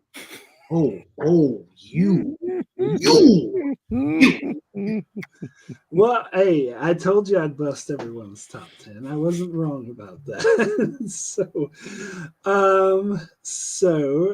we're up to number 41. So, Rob, what is going to be our number 41? My number 41 is Agatha All Along. Yep. Look, there's again a lot of talent in here. I love Catherine Hahn. I love Lupone. I liked every actress in here. But Aubrey Plaza's still doing the Aubrey Plaza thing that she's getting paid to do. But I didn't need this show. I didn't want this show. I'm not big on musicals. In fact, I'm known for really not liking musical numbers and things like that. So this really just didn't hit me in a lot of levels. I thought that it looked cheap. It felt cheap at times, especially the set that they clearly were just walking around in a circle on. And it just, at the end of the day, I'm like, what is this really moving for? Like the character is this. I just didn't care about what was happening. I wanted to, and then when they bring up the whole thing with because I have this big problem with Wanda's kids being real. They're not real. And that just that's just one of those things that I just can't get over from the comics. It stopped trying to make the Young Avengers. I don't care about those characters of Billy, and I didn't care if they ever found his brother or any of it. I liked some of the performances, but it's one of those shows where I went, am I ever going to go back and watch this for any reason? No. So there we are.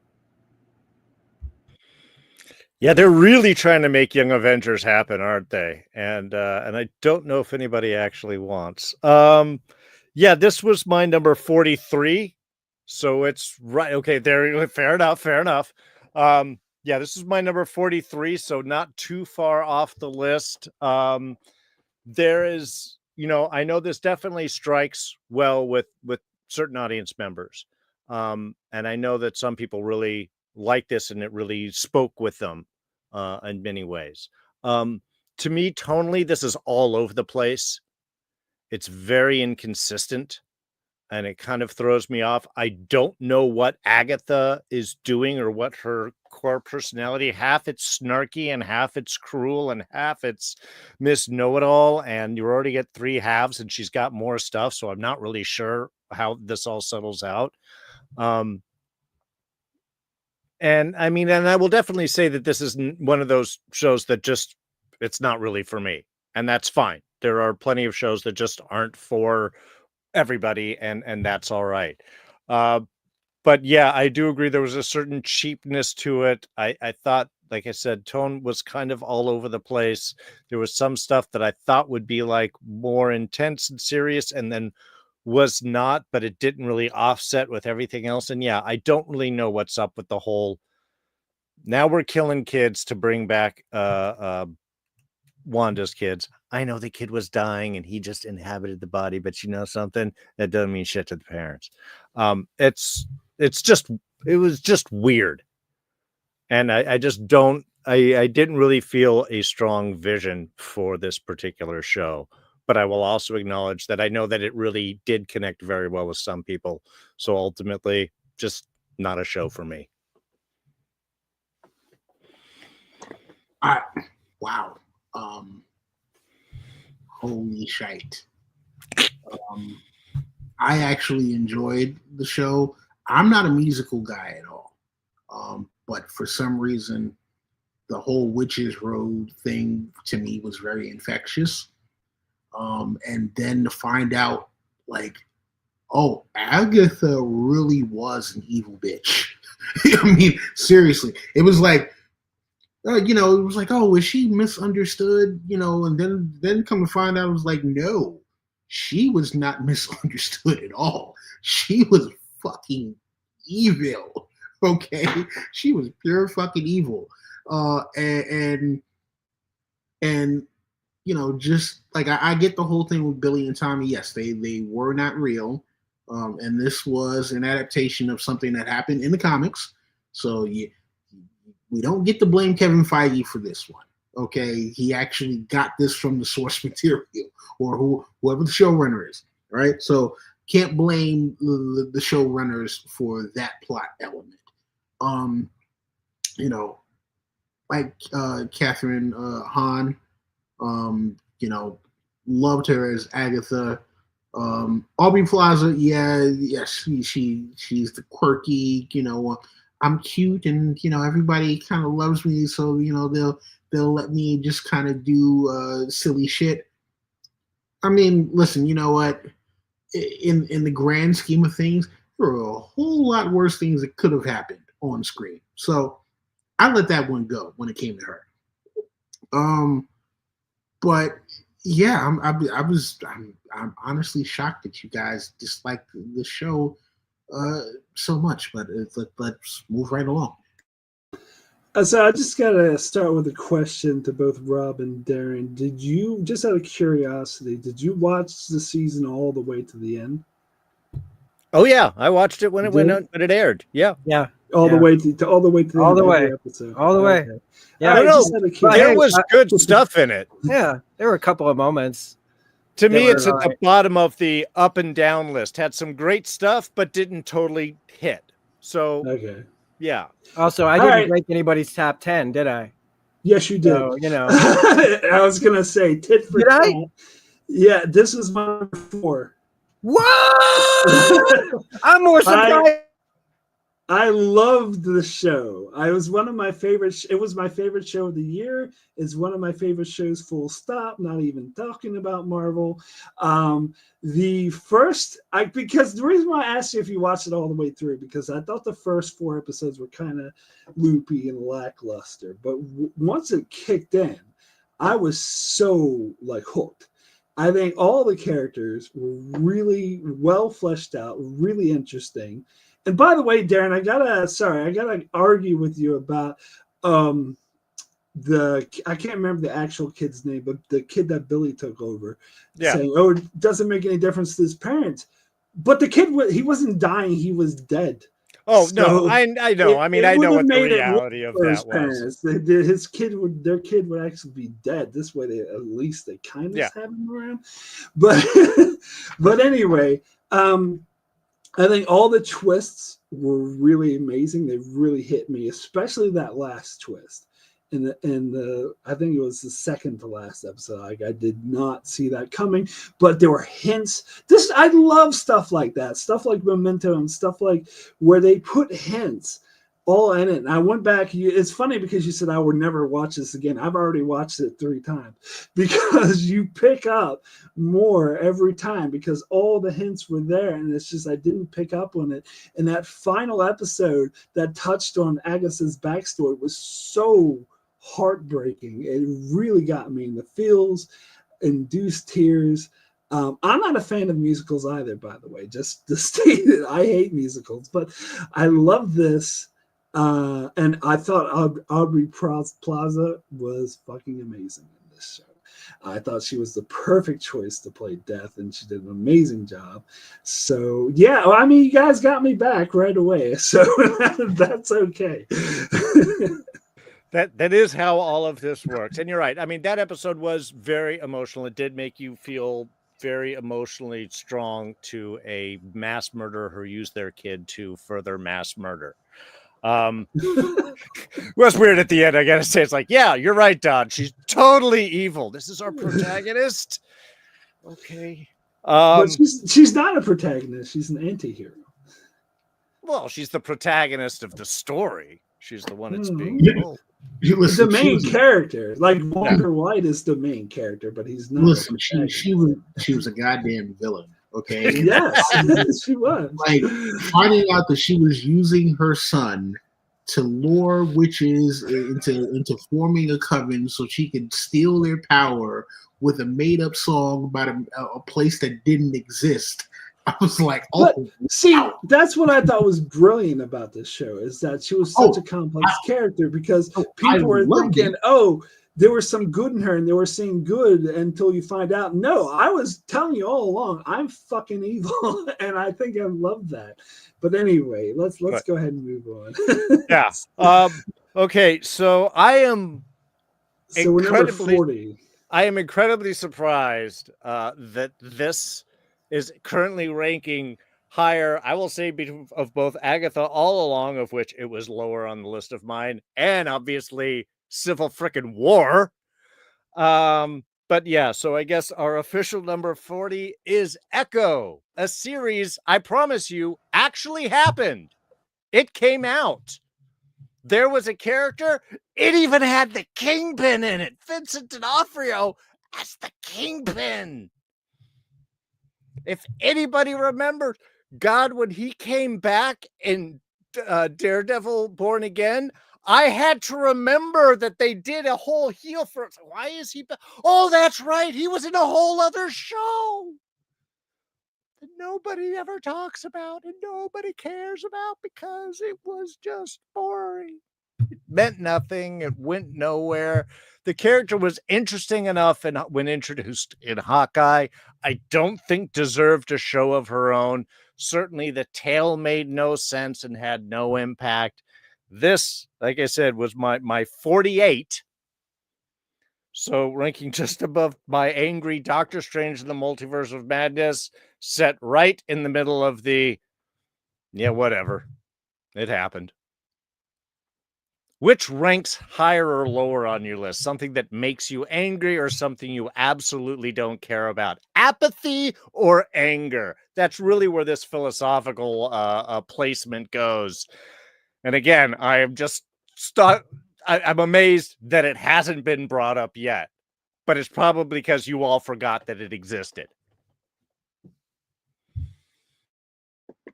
If I may, I did not forget that it existed. I was not as angry as well. And honestly speaking, when you hear what my next one is, you might go back and be like, huh, I wish I would have revised my list. Yeah, look, I get it. Echo is not an easy character to really do because, for one, you're talking about a disabled character in more ways than one. Remember, I mean, she's mute. She's fighting. She has a prosthetic leg. So you're dealing with the whole thing of this character having to overcome two disabilities, and the fact that she has a mentor that is a villain that pretends to be a hero, and so there's a lot of it to me that was layered in terms of the concept. Maybe the execution wasn't done as well as it could have been. But to me, I still thought that there was a lot that was enjoyable about the series, and I didn't find it offensive. I didn't I didn't love it, but I totally get if you're like, hey, you know what, it wasn't for me. So this was my number 33. So I had it a little bit higher. And here's the thing about it. When I first heard about they're doing a show of that one character who was in Hawkeye, I'm like, really? You're going to do a show about her? But I was actually pleasantly surprised, and maybe it's because my expectations were so low that I ended up liking it more than I thought I would. I particularly love the Native American connection. I love that they consulted with the actual tribe to make sure it was accurate. And I was watching some behind the scene videos about that, and maybe that made me appreciate the show more. And I think the ending where it became a bit magical, I wasn't expecting that. I thought it would be like a street level thing is what I was told, but then they're doing like these magic things, which I actually liked. And I actually got to know the character and got sympathetic with her, which I think is impressive, seeing how much I didn't give a shit about her in Hawkeye. So I give it a little boost up for that. Again, 33 is not super high, but yeah, a bit higher than this. But anyway, Rob. So I'm coming at this from, I just finished watching it today. So I've got like fresh eyes on this thing, and maybe it's because of that. And also, like, I didn't have Disney Plus for a while, and whatever excuse I can make here, because I didn't really put it on a list. I knew, though, somebody was going to get to it before I would. I didn't know about the Daredevil fight. That was awesome. I love that. I was like, oh, this is cool. This is like, and it made me mad again, all over again, about Daredevil Born Again, not hardly having any Daredevil. And this show had one of a really great Daredevil fight. I was like, this is really cool. I knew it was going to be the only one I got, but I got it. And then D'Onofrio, is just big in this, and just, you get to see like that side of him, more of that, because I call Daredevil the best Kingpin show. And this, whenever he shows up, it's just like, yes, give me more of this.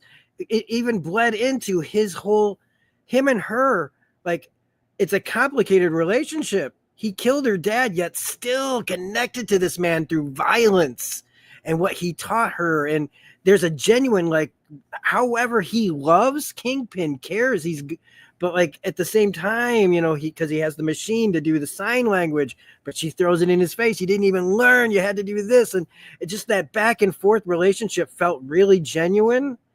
I really liked getting to know Echo a bit more, even if we don't see her anymore or whatever. I like how it sets up Born Again at the last scene where it's talking about the mayor. It's kind of like this weird bridge between Hawkeye Hawkeye and Daredevil Born Again. And again, gives you D'Onofrio. I like some of the silliness.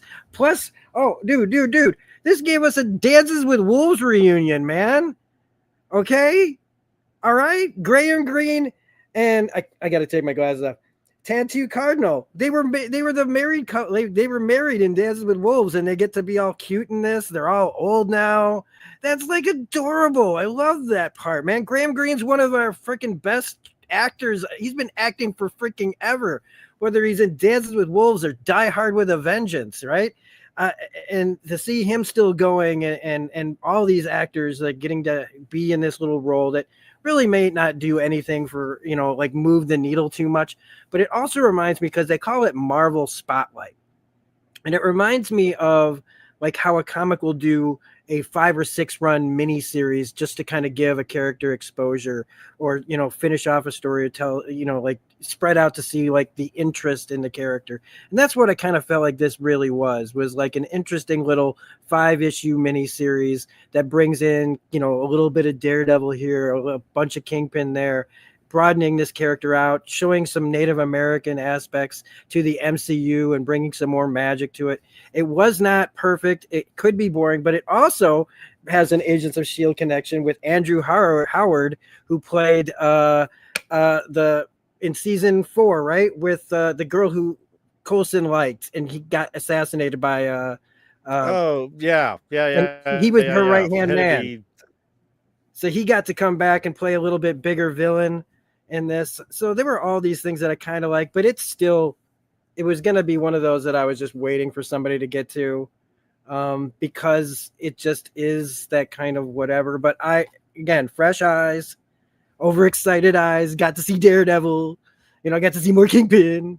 So I'm, maybe ask me in a week and I'd probably be more on your side, Darrin. But at the same time, there was a lot of things that they tried and I really appreciated. Although Echo's power set's a little weird, but whatever. It's an adaptation and they can change it. It's their property.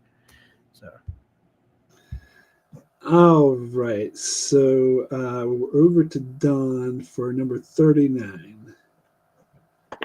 So this one, I am absolutely shocked that it made it up this far on anyone's list, especially this one. And this one to me was probably one of the biggest MCU disappointments of all time. I wanted to love this because, for one, Captain America is one of my favorite comic book characters and one of my favorite movie franchises. And this one, unfortunately, spectacularly dropped the ball. And that is Captain America Brave New World. I heard about all the different reshoots and, everything, rejuggling, the plot and all that. And I kind of feel bad for Anthony Mackie, because I don't think that he got the movie that he deserved. Tim Blake Nelson, while I like him as an actor, I feel like something was off about his performance in this. And then also, why did they make the leader look like I don't even know how to describe how horrible they made the leader look. Like, yo, just go with the fucking comic book version, man. Like, I didn't get that shit at all. And essentially it was the Hulk sequel without the Hulk in it. All these references to everything that happened in the damn Hulk movie. And it was like, okay, cool. All right. We also know that we're not getting an Eternal sequel. At least it doesn't seem like we're going to get one. But hey, we got to do something with this big ass freaking Celestial sticking out of the ocean. So, and plus we're going to introduce mutants. So, hey, adamantium. The Wakandans, why? I don't even know why the fuck the Wakandans were even mentioned. It's like, yeah, we already knew that he got a suit from the Wakandans in Falcon and the Winter Soldier. Yeah, of course. Well, who the hell else is he getting his suits from? again, there was just so much. I mean, oh my God, yo. Again, rest in peace to Bob Eubanks. Fumbleier, Fumblerooski.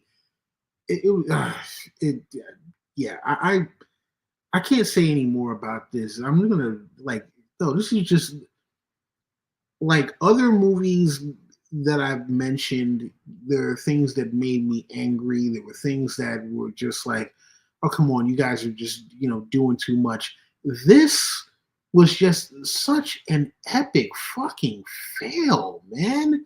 And after the, like, yeah, it was, I don't know, it was just an epic fail. And I feel, again, I feel bad for Anthony Mackie for the most part, because this was, like, we haven't really gotten to see anyone else take over a mantle yet. There have been other characters who have taken over other mantles, and their comic book runs have been successful.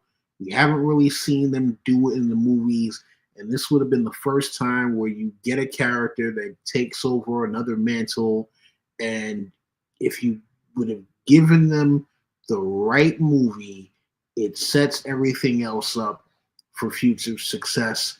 And this one, I mean, like, the Red Hulk was wasted, Cap was wasted, Joaquin Torres wasted.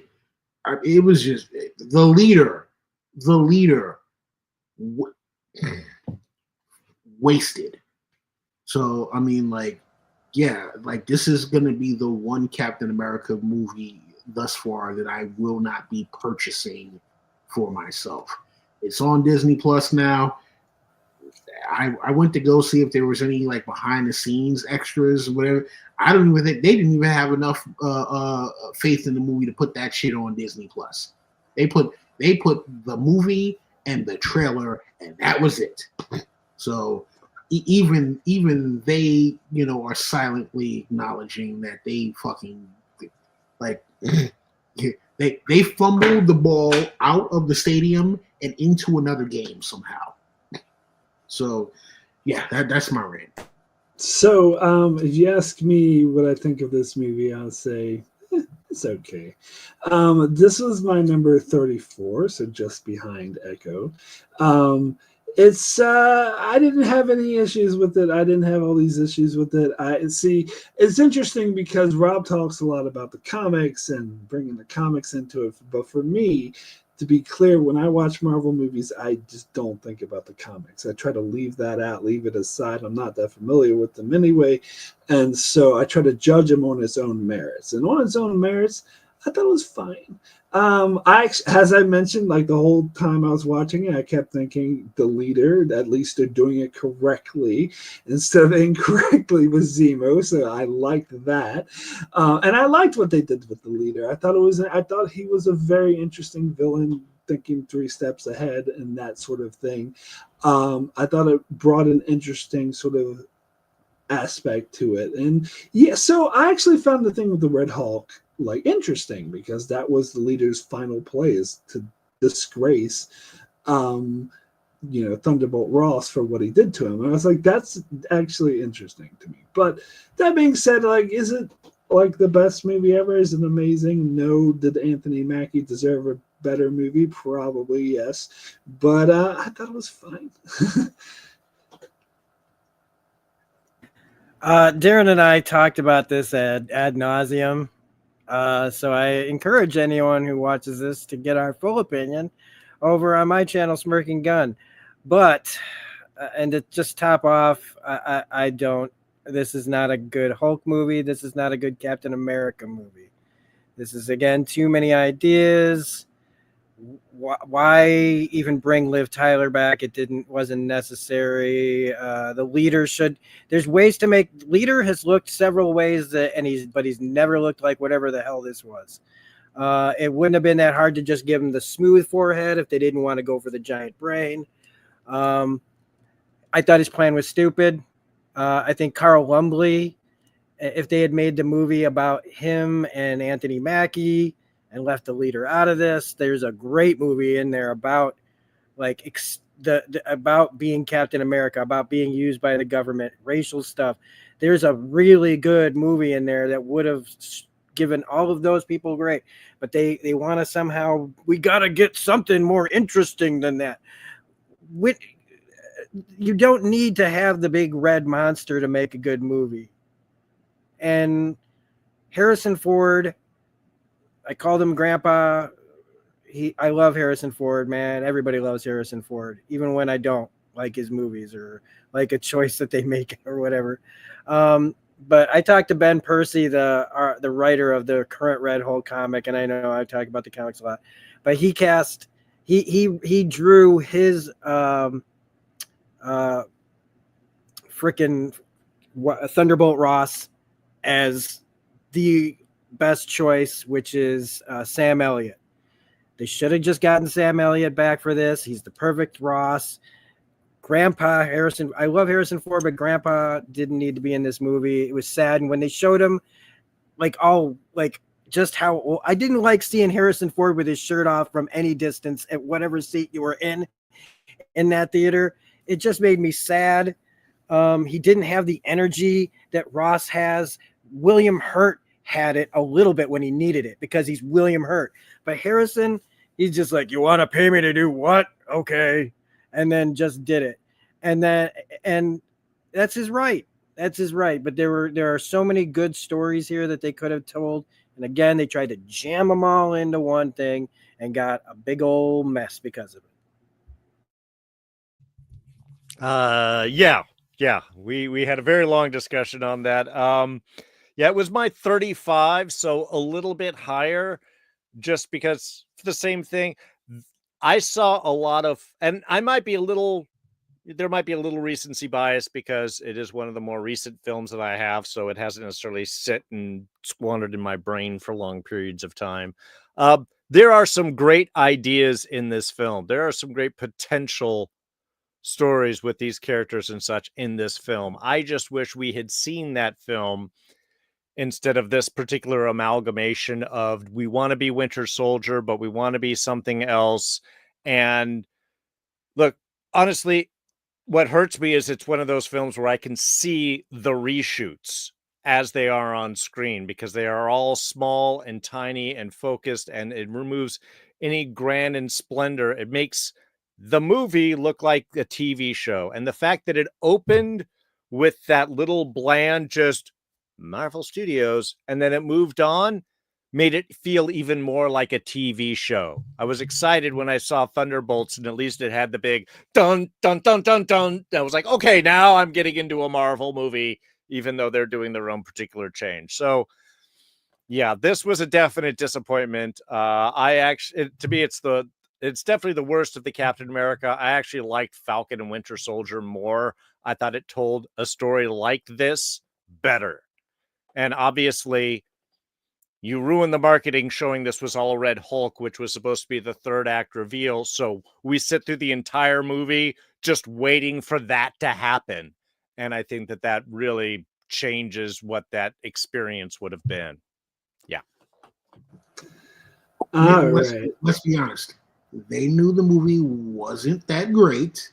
And they were like, hey, if we market Harrison Ford as the Red Hulk, maybe that can save us in the box office. Bingo. Yep.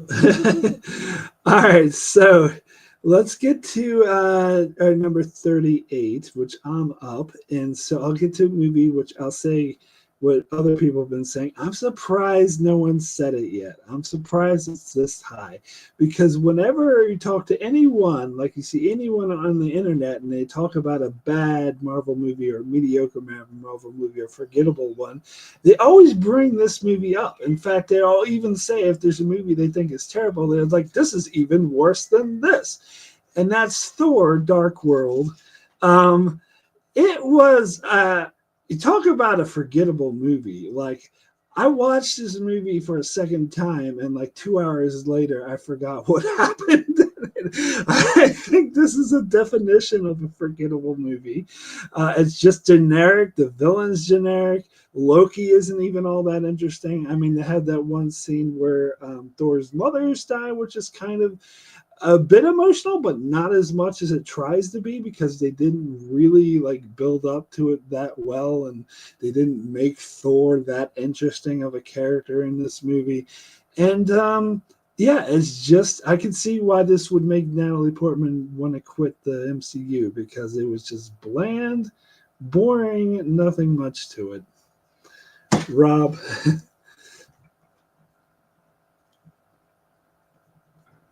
Yeah, I mean, it's pretty boring. It's really, really boring. And Darcy is not funny, no matter how much they try.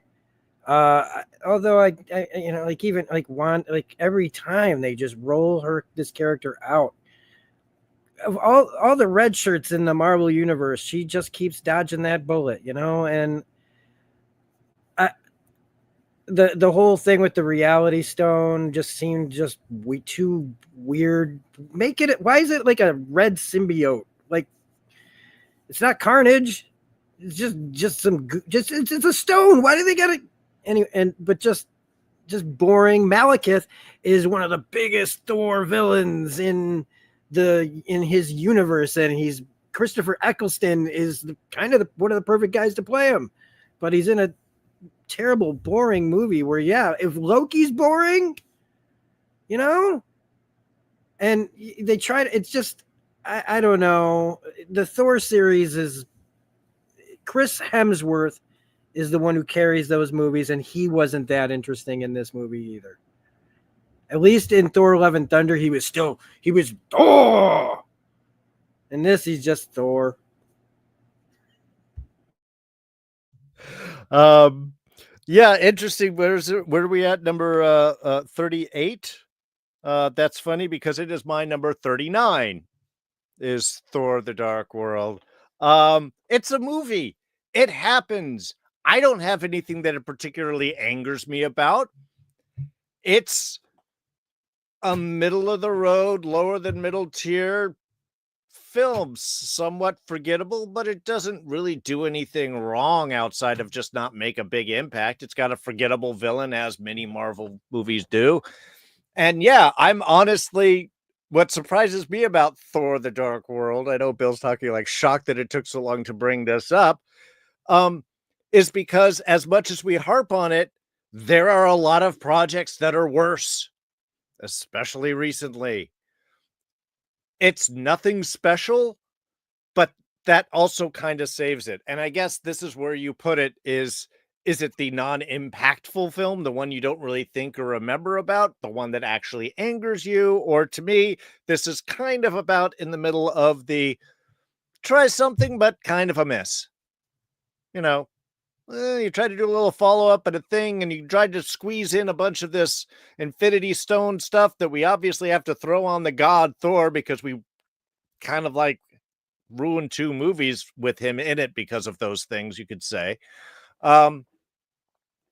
But yeah, it's got Loki, who's fun, and it does have, that emotional scene with his mom, which is, kind of great. But yeah, again, Malekith, he's a dark elf, right?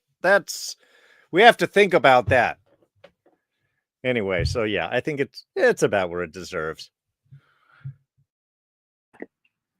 Yeah, I'm going to echo what Darrin said. It's a movie. It happened. Honestly speaking, I think Darcy just gets thrown in there because good Lord, why am I not remembering the actress's name right now? Good grief.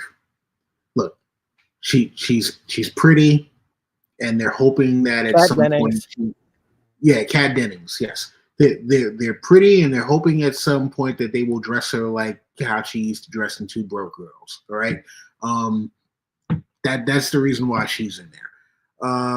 Otherwise, yeah, inoffensive movie. Like, it doesn't really move the needle. Yeah, like you're yes, throw it on when you're washing dishes. All right, so we're chugging along up to number 37. So, Rob, that will be you. Okay. Yeah, just to tag on, thank God they kept Kat Dennings around for her to get knocked up by an alien duck. Oh, yeah, of course. We definitely need it. Yeah, so we're starting to get into it now, like the things that, like, because it's like this should have been brought up, but like it just shows, like, how much time has gone by and how much stuff has come out to make some of the other projects that I thought would be lower on the list to be higher on the list. But with Thor 2, The Dark World off, well, you should know Iron Man 2 was going to be close behind it. And this is where I've made, this is Iron Man 2. I've already said, I love Robert Downey Jr., can't stand Tony Stark, can't, the Iron Man suit's cool. He makes this, but he can't save this movie at all. And even he wasn't that great in it. They tried to do the alcohol Tony Stark and fail. That should have been, that's a real good story of Tony fighting alcohol. In this, they just kind of make it a little bit of a joke because, he hasn't even gone through, like, we're not even at Avengers yet, and he's like practically acting like he did the Avengers movie already. But also Mickey Rourke and Whiplash, awful design for the villain, awful casting for the villain. I like Mickey Rourke when he's cast well, and he's not cast well here. And then we get one of my favorite actors, he's in a different movie. Sam Rockwell is one of the best parts of this movie, and it just made me mad that he wasn't in this more, because he's like the Christopher Walken to the Penguin, right? He's the villain, right? He's the guy kind of manipulating the other guy who's got his own plans. And Whiplash just isn't that strong a villain, but also because Iron Man's villains suck. Okay? And they don't even have the guts to use the one villain that that he's kind of known for is the Mandarin. And instead what they do later is, you can feel however you want about it, but it's just, and then the casting change to Don Cheadle is definitely a step up, but War Machine and him don't really get to do much until the end. It's just the Grand Prix thing. Don't care about Grand Prix. Again, Tony Stark to me is a very boring character. He works best in a group. So in the Avengers movies, I find him to be a lot better. But Robert Downey Jr. is really good. It's just not enough. And I remember when I first saw this movie and I walked out just mad, irritated, annoyed. I was just like, God, if they didn't have Robert Downey Jr., this would be an even worse movie. Never been a big fan of Gwyneth Paltrow either, but that's neither here nor there. Again, I'll let everybody else talk, but when people talk about bad Marvel movies, Iron Man 2 is almost one of the first movies that pops out of people's mouths still. And Gary Shandling as a senator, come on, man. I love Gary Shandling.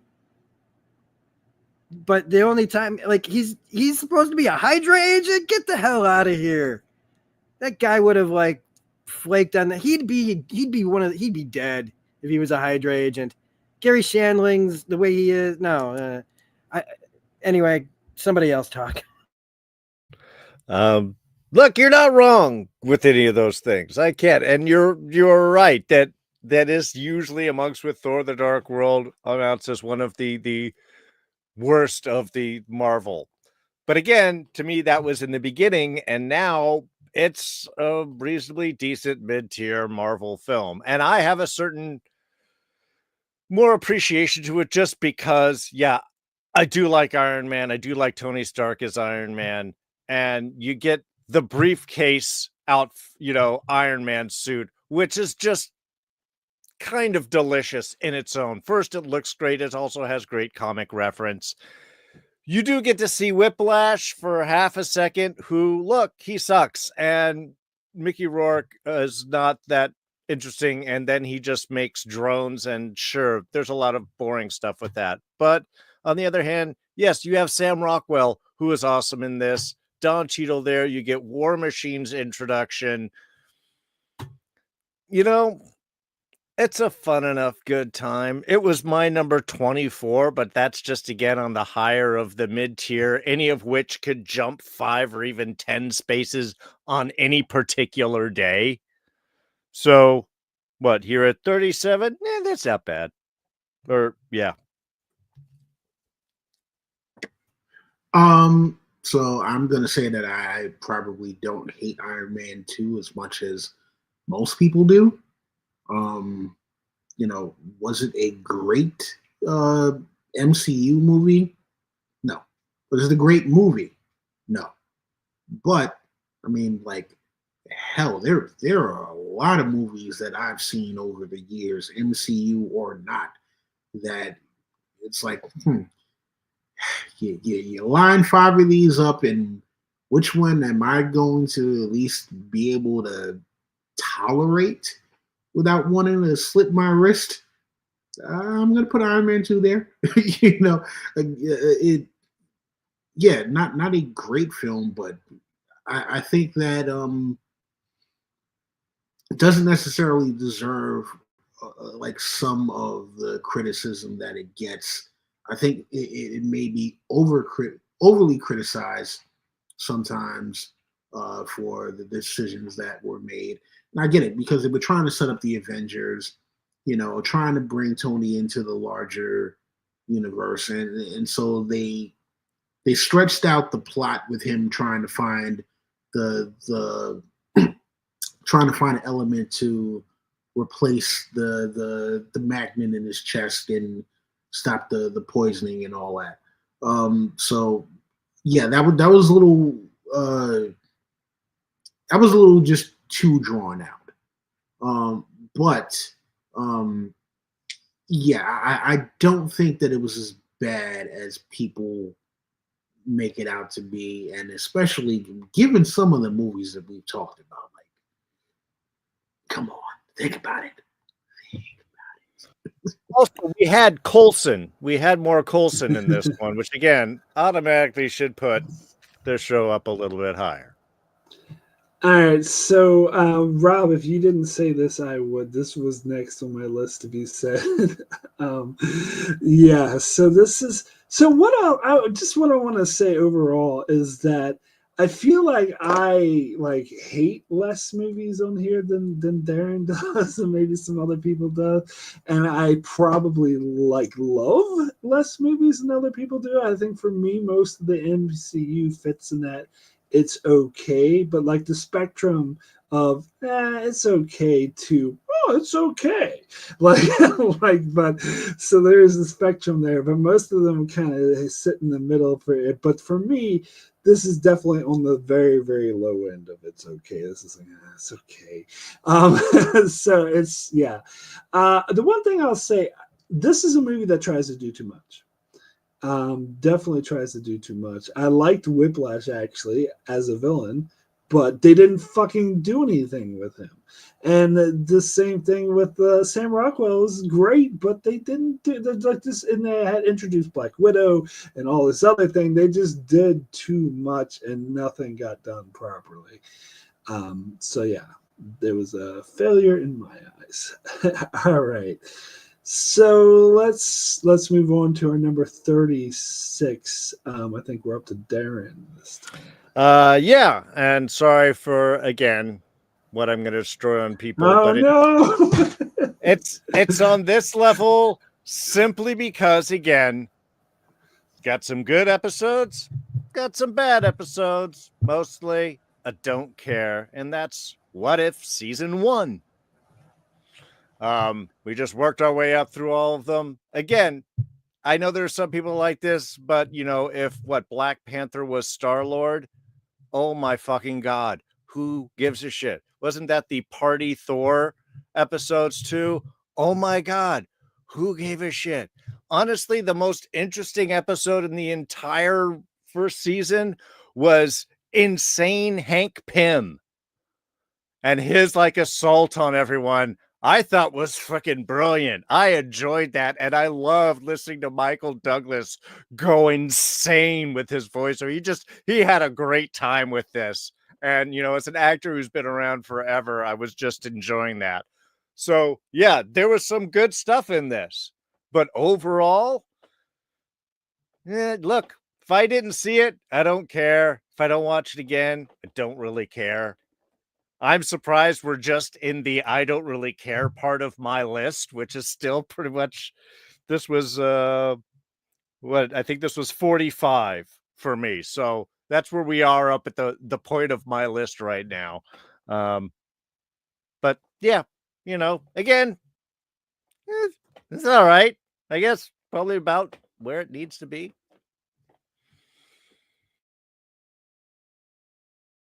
I think you're saying that, right? Okay, so yeah, I mean, listen, inoffensive, you know, it had high hopes for it. There were some really good episodes.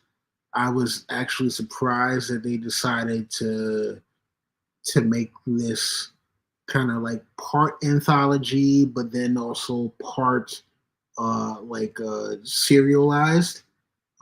What if, you know, classically in the comic books is known to just be an anthology series. So I was surprised about that, and I just wanted to see where they were gonna go with it.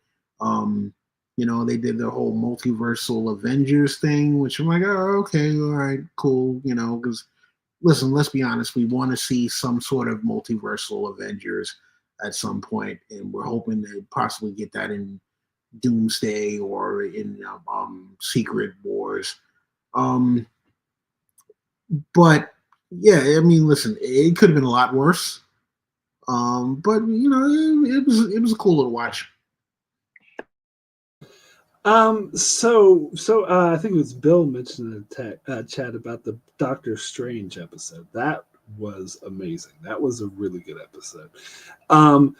But the Marvel Zombies one, like, I fucking hated that. I hated it so much. I don't need to see what if zombies? And the Marvel Zombies show that's coming out will be the first MCU project that I refuse to watch, just flat out. Will not watch it. But I agree with Darrin that most of the episodes in here were, what if this person was that person? And what if that person was this person? That's not what I want out of my what if.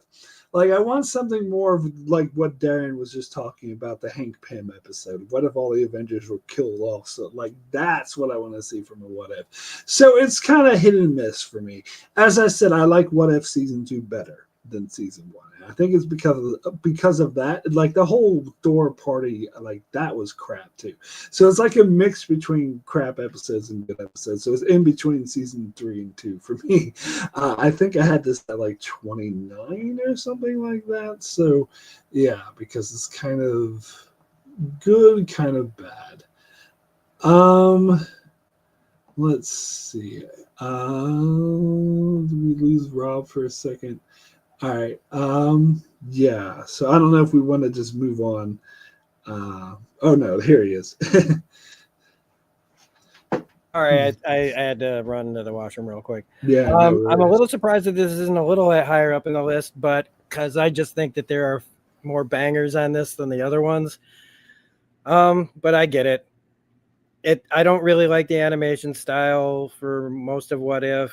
I didn't really need the anthology, longer story where they wanted to bring all the multiversal characters together. I didn't think that was necessary, but I think this one had the most episodes that I would still go back and watch. The other two seasons I'm not interested in, and basically at all, except for maybe one or two from season 2. So that's all I have to say about it. All right, so I think, yeah, we're over to Don for our number 35. Okay, so, geez, it's coming back around to me kind of quickly, I feel like. So next up, let's see, sorry, Let me go back to the list real quick. Next up, hate to do this. Hawkeye. So while I liked a lot of the series, there was a lot about it that was just too damn silly for its own good. I'm not the biggest Hawkeye fan as far as comics are concerned, so I wasn't that familiar with the whole Kate Bishop of it all. While I did like it, I liked her introduction. I felt like they were almost to a certain extent trying to retread the Miss Marvel way, like how she was introduced almost as a fangirl.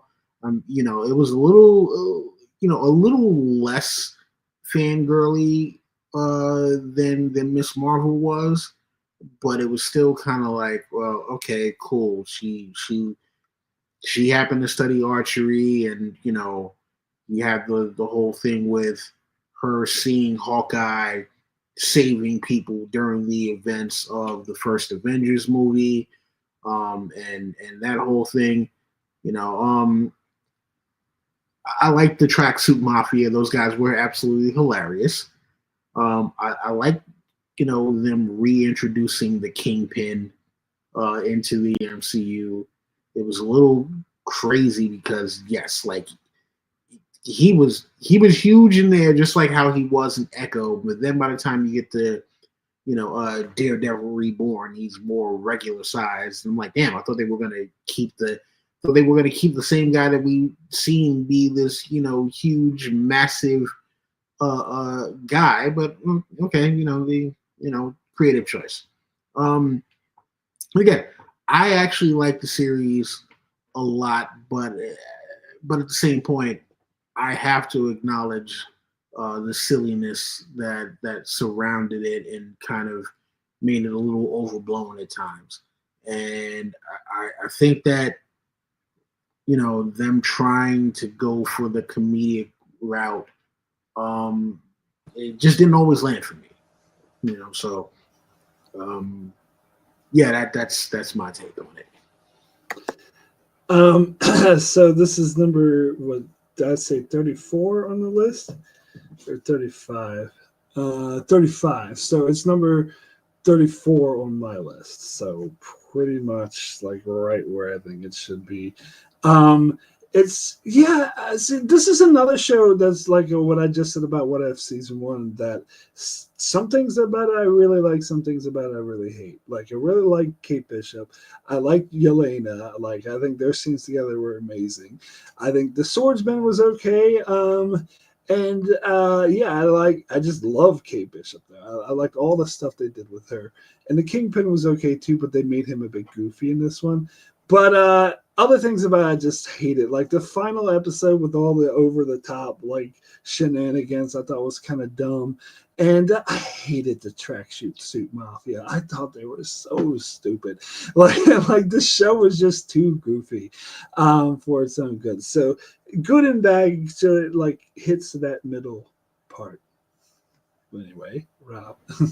I don't know. I mean, I didn't like the LARPing, and I love D&D. Okay, didn't like the LARPing crap. Get out of here. Get out of here.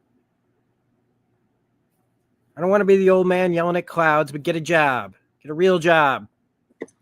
Yeah, and I'll be honest with you, as a New Yorker who has frequented Central Park and many different parks throughout the city, I've never seen anybody LARPing in New York.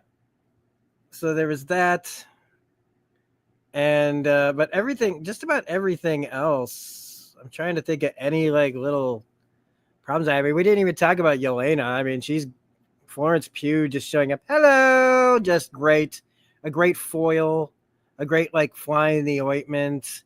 Did the Black Widow, connection deserve more? Yes. There should have been more devoted to Yelena and Hawkeye's problem. And I hate to admit that I can't stand musicals, and this one starts with one. I can't stand it. I couldn't stand it. I couldn't stand it. It was hands down the worst post-credit scene ever in the whole freaking, like, I wanted to strangle the writers after seeing that post-credit scene. And I just but like, I love Jeremy Renner and Haley Steinfeld in this, and Florence Pugh, and I liked Echo. I liked getting Kingpin back, which was just so. I mean, he was wearing the Hawaiian shirt. That's comic Kingpin in this, man. He's, I dug it, and we got Tony Dalton. Lalo himself is introduced in the MCU, so I was happy with that. Oh, and we should have talked about how Black Widow. You said Black Widow was introduced in Iron Man 2, and that should have maybe bumped it up or something. But that hair, ugh.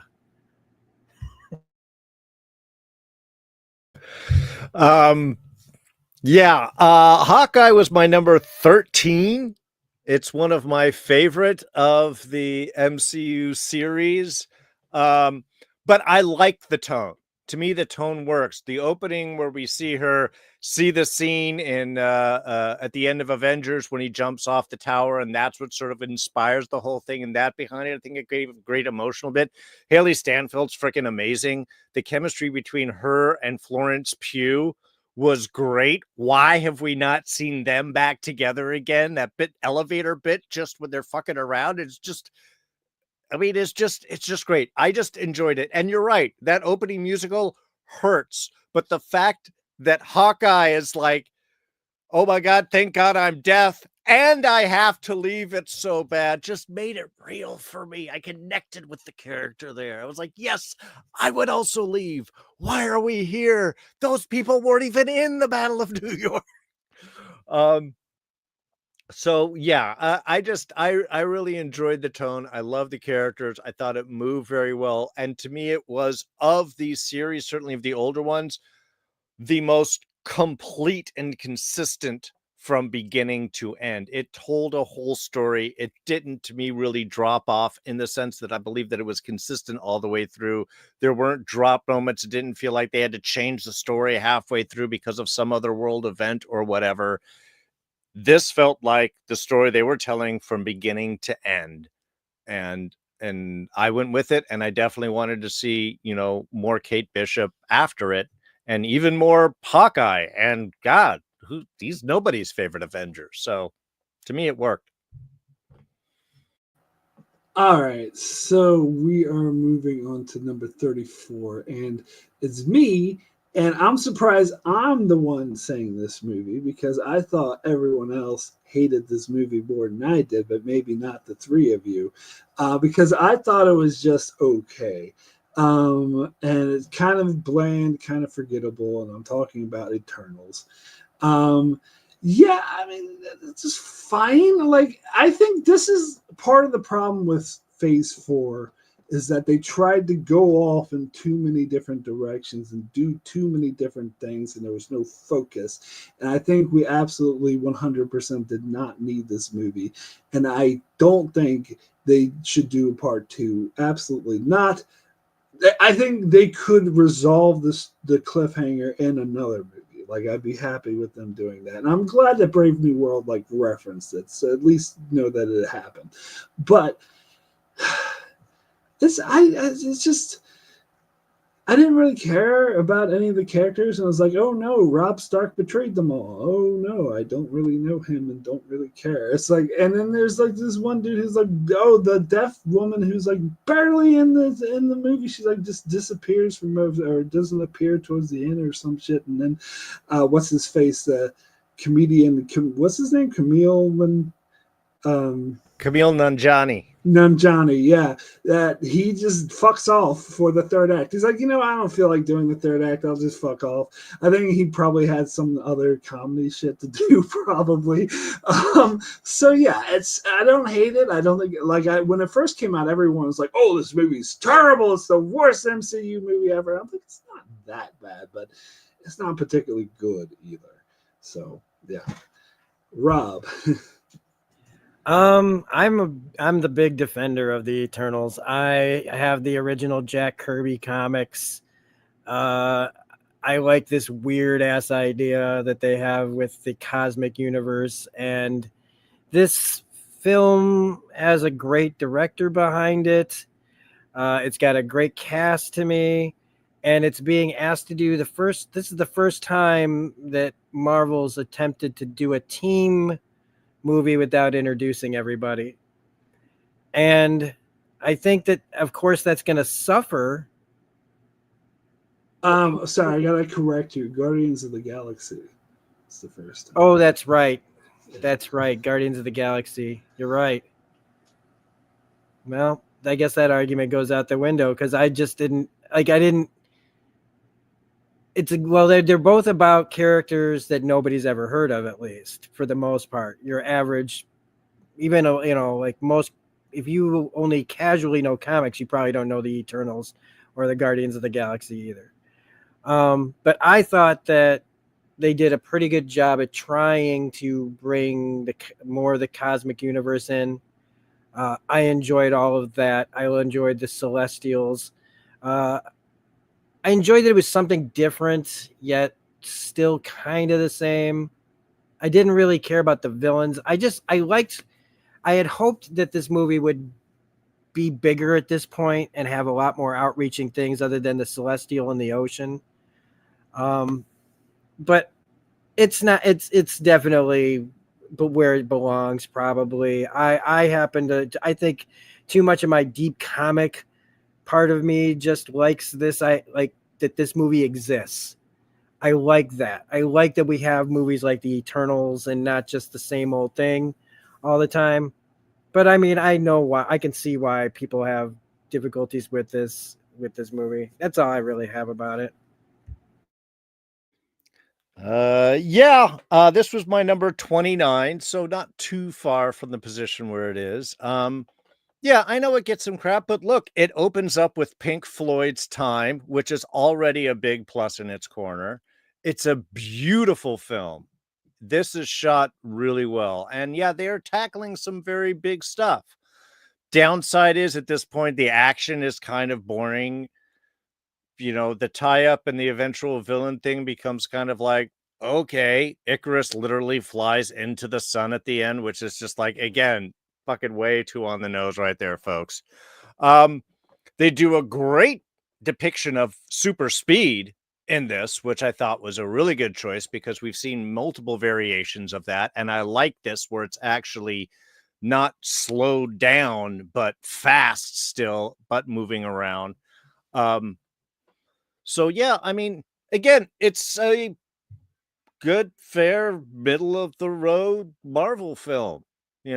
I don't think it really does anything wrong outside of just not really connecting with the audience on a lot of things. But I think it takes a couple of big swings. And yeah, I just wish we had gotten some other reference to everything before Captain America Brave New World at least goes, yes, there is a giant thing in the frickin' ocean. But we're not talking about the giant thing that was in the sky that talked to us, folks. We're all keeping very low key on that. So, yeah. So the Eternals, it did the one thing that you are not supposed to do when people are paying money and sitting in a possibly crowded, dark room together watching something on a big screen, and that was be boring. Unfortunately, the movie, for the most part, was middling. It was boring, and it didn't really do much to advance the MCU or advance its own story. and that was even worse. It was like, okay, if you don't connect to the larger MCU, cool, but I mean, like, tell a story. I don't know what they were trying to do other than give a vague history lesson for, I mean, it was like, I don't know if anyone here has watched Ancient Aliens before, but basically they took a bunch of ancient alien myths and like, well, This is why this god is named this thing. This is why this god is named this thing. And you're just like, okay. And anything else? Do you have anything else to say? So that was the big issue with that one, was it didn't really say anything. So yeah, I'm done. All right, so I have to ask, because we're reaching the 3-hour mark and we're at number 32. Is everyone okay with sprinting ahead till we get to number 26?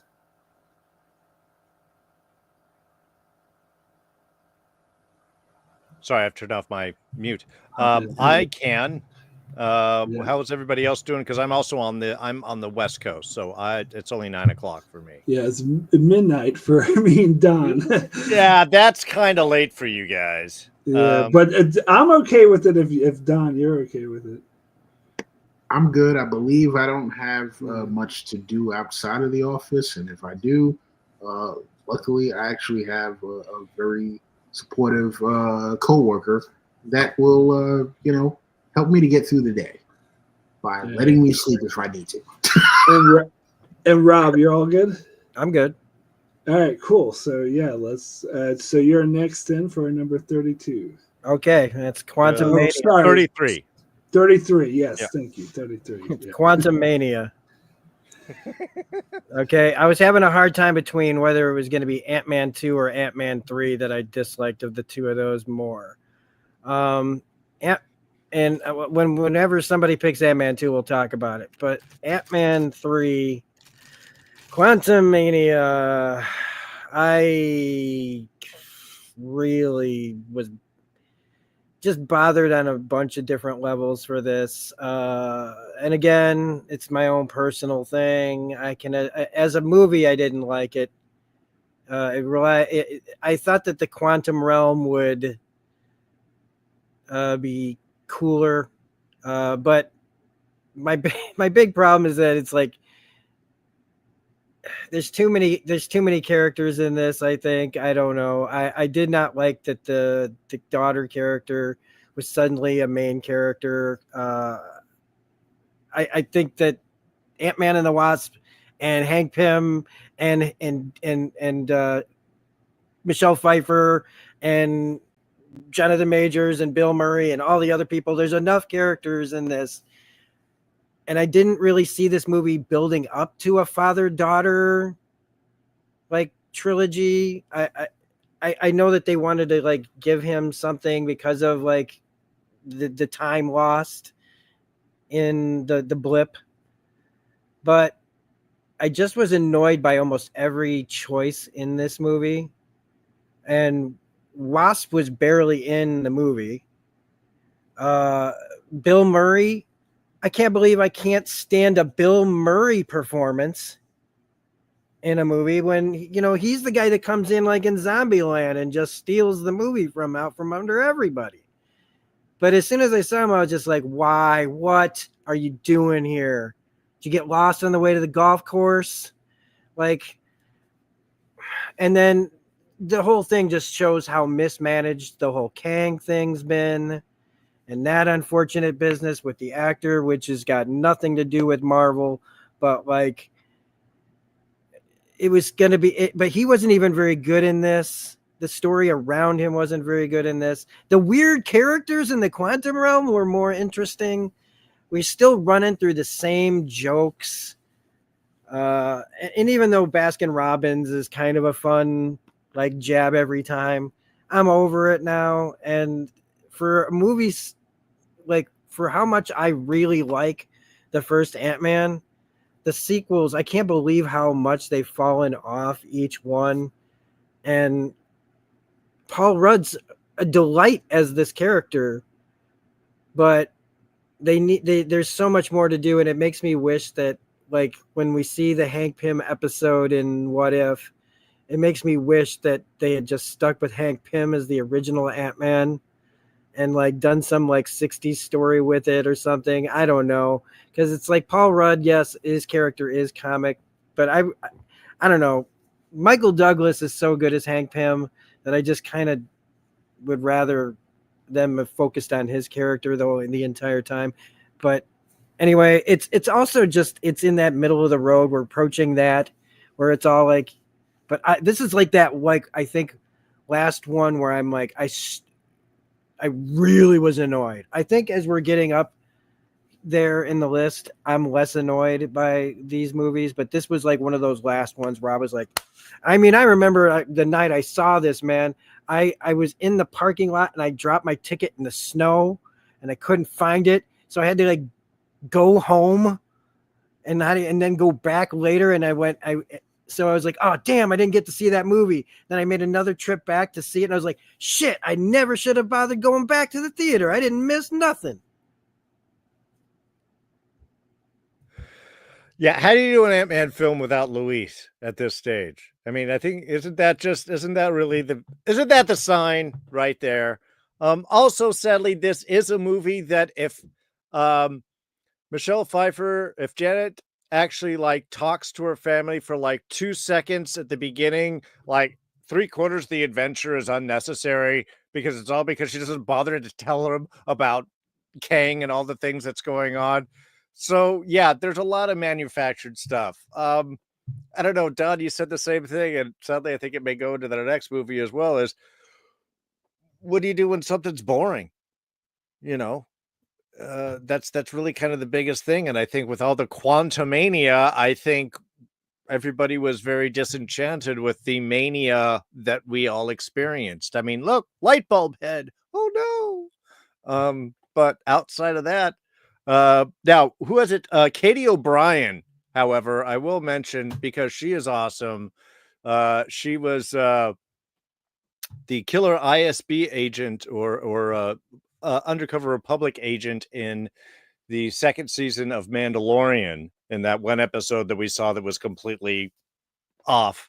But she plays the rebel leader in this one, who is probably one of the only kind of interesting characters that they encounter out and down there, at least is in my mind. So always have to throw out a big plus to her. But besides that, yeah, this is and I forgot MODOK. What the fuck? Yeah. A lot of us wish that we had forgot MODOK, which is, again, it's like, look, I appreciate connecting with this character, but why do they gotta look so fucking goofy? The fuck? I mean, look, I'm not saying MODOK is an exciting character, but fuck, I don't know. Just bad choices. Where was this for me? This was my 41, so it's definitely ranked higher than I put it. But yeah. I wasn't a dick. I'm like, really? That's the best we can come up with. Was I wasn't a dick.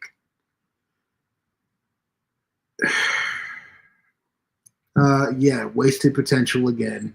I don't even know why. It's funny. So this is called Ant-Man and the Wasp, right? But it's more like new Ant-Man and vintage Wasp, because new Wasp didn't really get too much to do until the very end. And Hank Pym basically didn't do shit either. So, yeah, and then you have the Kang of it all, which such wasted potential,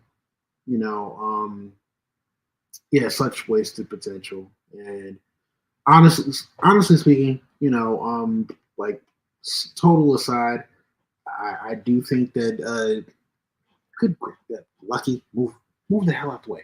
Look, you know what?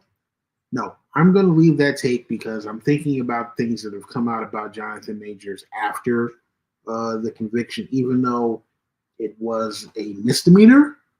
You know what? They have every right to say, "Hey, you know what? This actor is embroiled in controversy that we do not wish to." Good grief!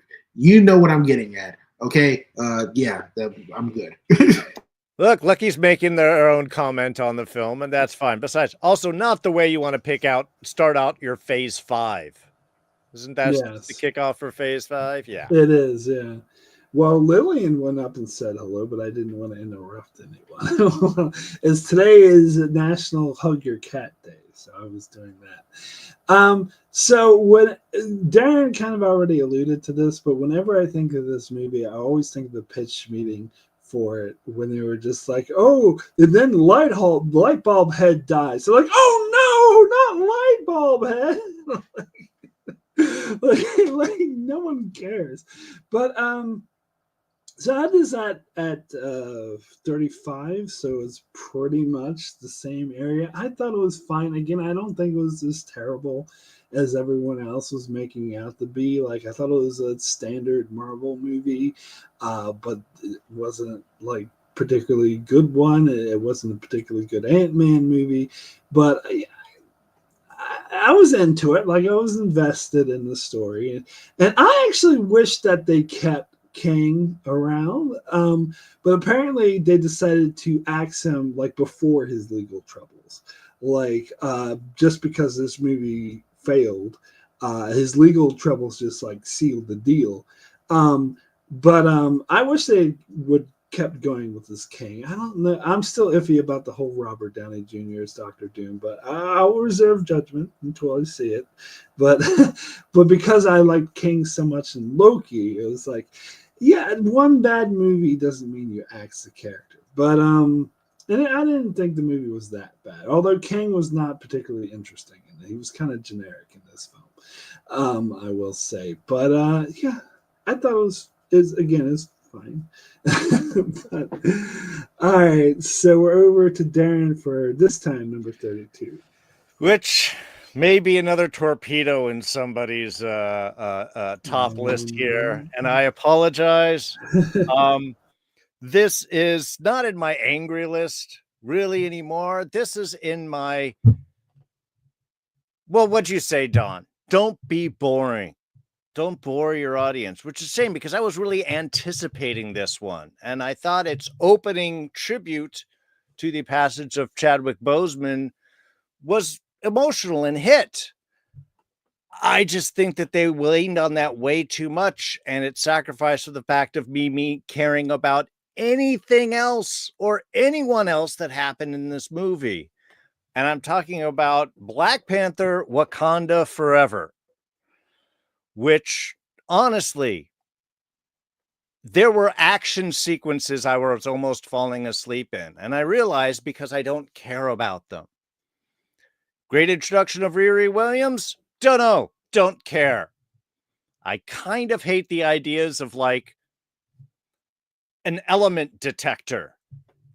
There's elements of we can't do any of that stuff now. Why would you be able to do it with this one particular thing? But that's fine. Super science, whatever that you're looking for. I wanted to, man. Namor's fucking introduction was expected. Or sorry, Namor. And I kind of liked the background, but also I thought all of the scenes of everybody underwater looked like somebody just held their breath and dropped underneath water and then just tried to move very slowly before they had to go back up and get some more air. I don't think that those effects really worked well for me. And ultimately, while there were moments in this, I couldn't care about anything going on. For some reason, nothing connected to me with this. Emotionally, I couldn't connect with the people. And it's a hard one. Chadwick's loss was a hit. There's no denying that. And I realized that a follow-up film after something like that has to deal with his loss.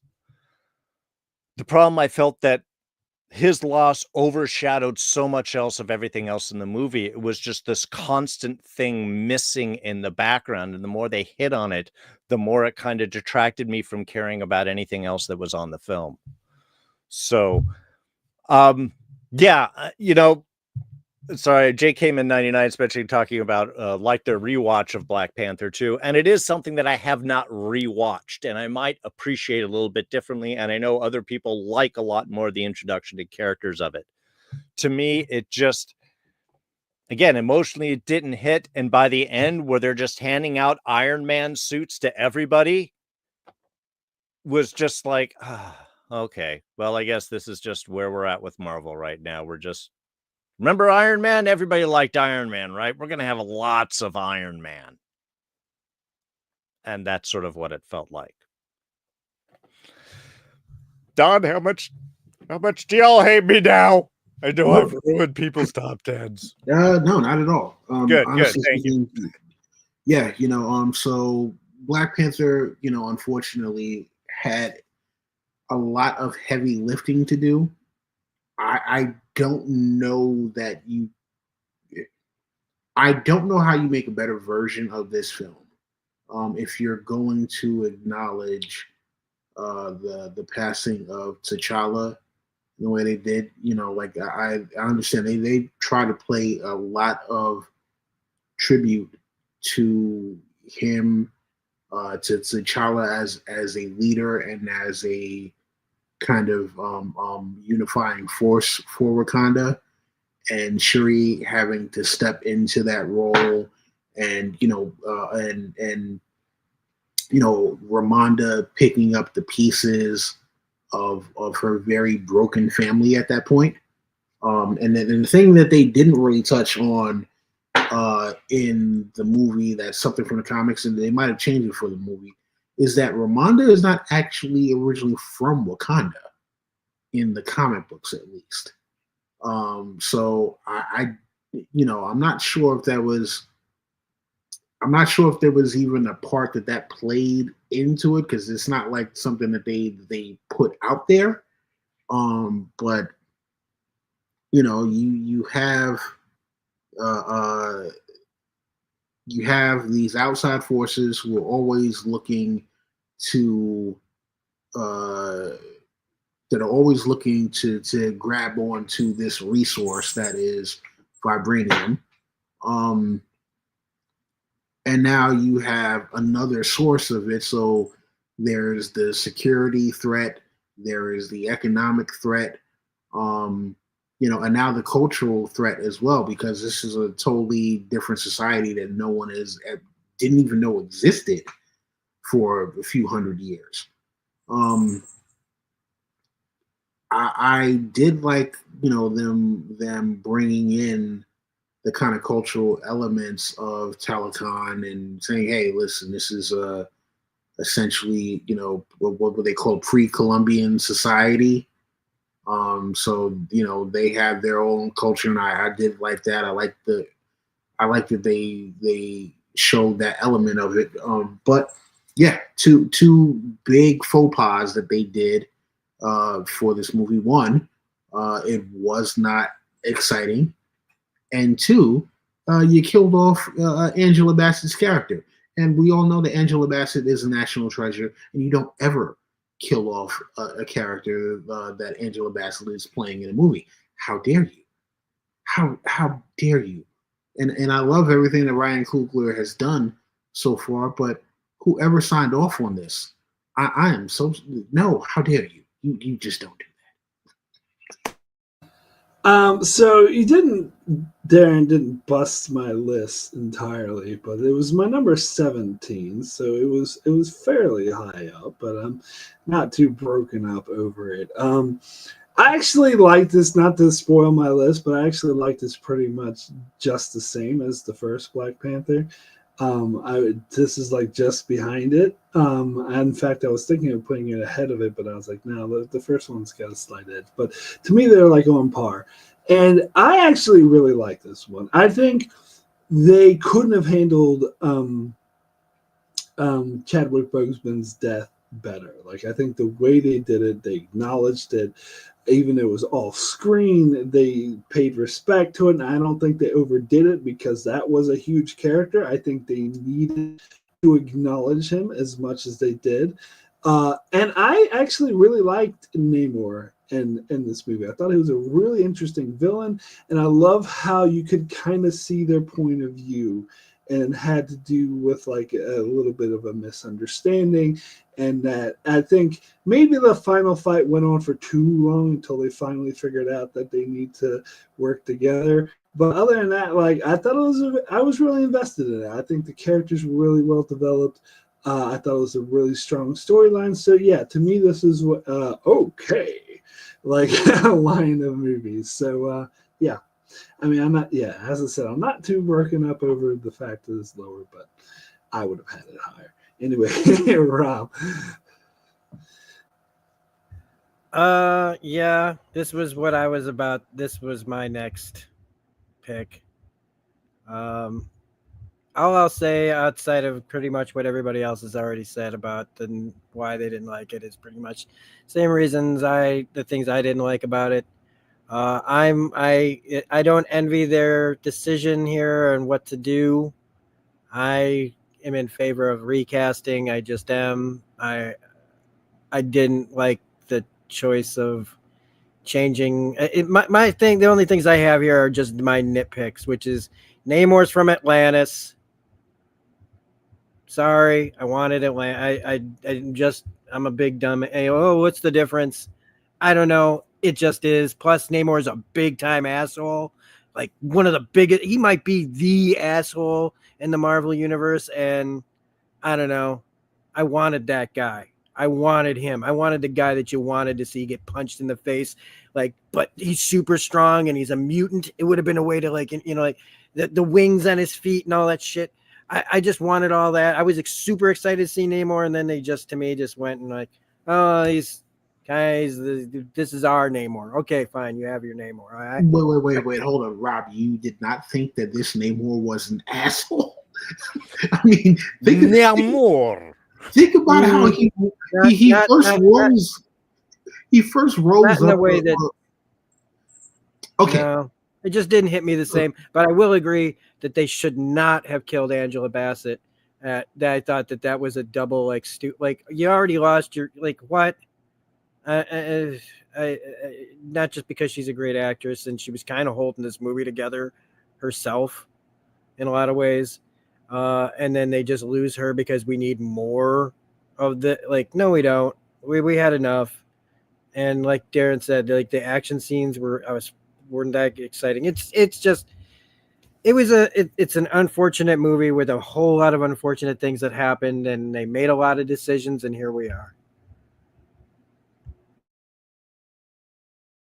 All right, so we're over to Don next for our number 31.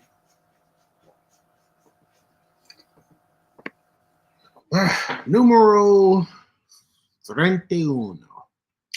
So this one may be a controversial pick, but it is another one, an earlier MCU franchise that after going back and rewatching again, it actually like I had major problems with it when I first saw it, but then watching it a few months ago, I was like, you know what? This actually wasn't. This is actually a pretty decent movie, and that is Iron Man 3. Now, a lot of people had issues with Iron Man 3. I did as well. You know, there's not much of Tony in the suit. But then also, you know, Aldrich Killian, AIM, and of course, the Mandarin, aka Trevor Slattery. Going back and watching it and knowing that reveal is coming, it kind of lessens the sting, because the first time around it was like, what the absolute, what the, you know, that's how it made me feel the first time seeing that in movie theaters. Now going back and watching it, you know, in hindsight, it's like, you know what? No, this movie actually was pretty good. You know, but I do understand the issues that people have with it. You know, yeah. So I mean, like, there isn't really too much more that I can say about it. It wasn't like, again, going back and rewatching it again. It's one of those. You know what? I can watch this, and I'm not gonna want to break my TV now. But yeah, that original, the first time seeing it, and I guess having certain expectations of the movie as opposed to going in and kind of knowing what you're getting now. It's like, oh, okay, you know what? This is actually pretty decent. Well, yeah, that's me, Iron Man 3. So if you didn't say it, I was about to, because it was next on my list. The one thing I'll say is I actually like the Mandarin reveal. Now, it's from my personal perspective because I'd never heard of the Mandarin before. I didn't read the comics. I didn't know who he was. And I actually saw this movie with a group of friends, including this guy from Iraq. And I remember talking with him afterwards, and he was like, I'm so impressed that they, had the era of a Middle Easterner and made it so it wasn't really the villain, that it was just a red herring, because I'm so sick of seeing movies, especially this was in the 2000s, but so sick of seeing movies where all Arabs are terrorists or bad guys. And I think that was a good point.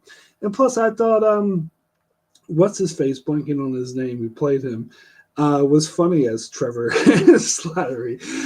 So I actually like that aspect of it. But yes, Ben Kingsley. Yes, that's right. But I just watched this movie recently again, and the whole time I was like, this is very average. Like, I think that third act was boring and way over the top. All the thousands of Iron Man suits flying. I'm like, they're just trying bigger, better. But no, like, get me invested in the characters, and I wasn't particularly invested with the characters. I don't think they handled Tony Stark's PTSD very well. It seemed to come out of nowhere. And the whole thing with Pepper, yeah, I didn't think that was handled well either. And usually I love Guy Pearce. Memento is one of my favorite movies, but he was not a good villain. He just wasn't that convincing. So to me, this is on the average. This is an average run-of-the-mill Marvel movie. Yeah, I used to hold this in higher regard of I used to think this was the best Iron Man movie. I know it's not now, but I did like the Shane Black script, except for the end with, just like in the other thing we were talking about, Iron Man suits for everywhere, all over the place, and the kid sidekick from Jurassic World, no thanks. Just I like Extremis. I like Guy Pearce. I like Rebecca Hall, and I really did, despite I wanted that. I was like, okay, when it was revealed that Mandarin was just an actor, I actually still love that choice. I loved that choice when I saw it the first time. Just because it was just such a fun. It was the way Kingsley played it after it was revealed, and I loved him just being it. As frustrating as like some nerd out in the theater was, I was enjoying that kind of turn, because, and it does lessen the blow afterwards, especially with Hail to the Thief or something like that, or Hail to the King. That definitely makes it better, knowing that it was like, oh no, there really is one. And that, but I was sold in on that right away, but it is pretty mid still. And Jon Favreau, he's a decent director when he's not making Disney remakes, live action Disney remakes, or whatever you want to call them. He changes cartoons into movies. Wait, hold on. This one was Shane Black, though. No. Shane Black. Oh, Shane that's Black right. No, I was trying to talking about Happy Hogan though. I'm done. I'm over Happy Hogan. I'm kind of over all the side characters in the MCU outside of like Coulson, who doesn't even really, I guess. Well, apparently he's sometimes in canon and sometimes he's not. But I kind of over all the side characters for the most part in this universe, including Happy Hogan. and it's okay. It could have been better, but it's not awful. It's still kind of enjoyable. We're reaching that point where it's just like, but I did like it a lot more when I first saw it, but not as much in the most recent viewing. This is very syncopatic because this is actually my number 31. So it's like it's connecting all perfectly. Yeah, can't really add on anything that hasn't already been said. This has gone up and down. For a while, this was above Iron Man 2 for me. Now it's a little bit below for the reasons of like, yeah, it's just kind of mid and it happens. And I don't know. I've got more connections with Iron Man 2 for some reason. It just becomes like a personal thing. But it's all about in the same place. And again, this was supposed to be Robert Downey Jr.'s final MCU appearance. That's why at the end he gets his heart fixed and he drives away with his robot in the back seat. And this was going to be it. This was the end of his contract. And then they did they brought him back they got him for, I think maybe they were going to have him for Avengers, or they got him for that. And then with the Civil War stuff was starting to be the big, let's back up the truckloads of money for him and get him to stay because he's keeping this studio alive. So yeah, I remember this was a big hit at the time. In retrospect, for all the reasons that you said, it's, a decent mid-tier Marvel movie. All right, so I believe we're up to number 30, the big 3-0, and it's me. And I have a feeling everyone else is going to have it higher than me, but I don't think I'm going to bust any lists, but I could be wrong. Guardians of the Galaxy Volume 2. It's fine. It's like I'm in the realm now where it's the movies that are just they're okay, but they're kind of generic Marvel movies. I'm sorry. I think people do like this better than me because they're into the whole God, what's the name of that blue guy with the spike on his head who died in this film? Yondu, yeah. Michael a lot of Rooker. people were a lot of people were really touched by his death. I'm like, I was kind of a little bit, but then I did it overboard with that big tribute with Sylvester Stallone and everyone. Like, you're overdoing it. Like, it's not that powerful. He wasn't that important of a character.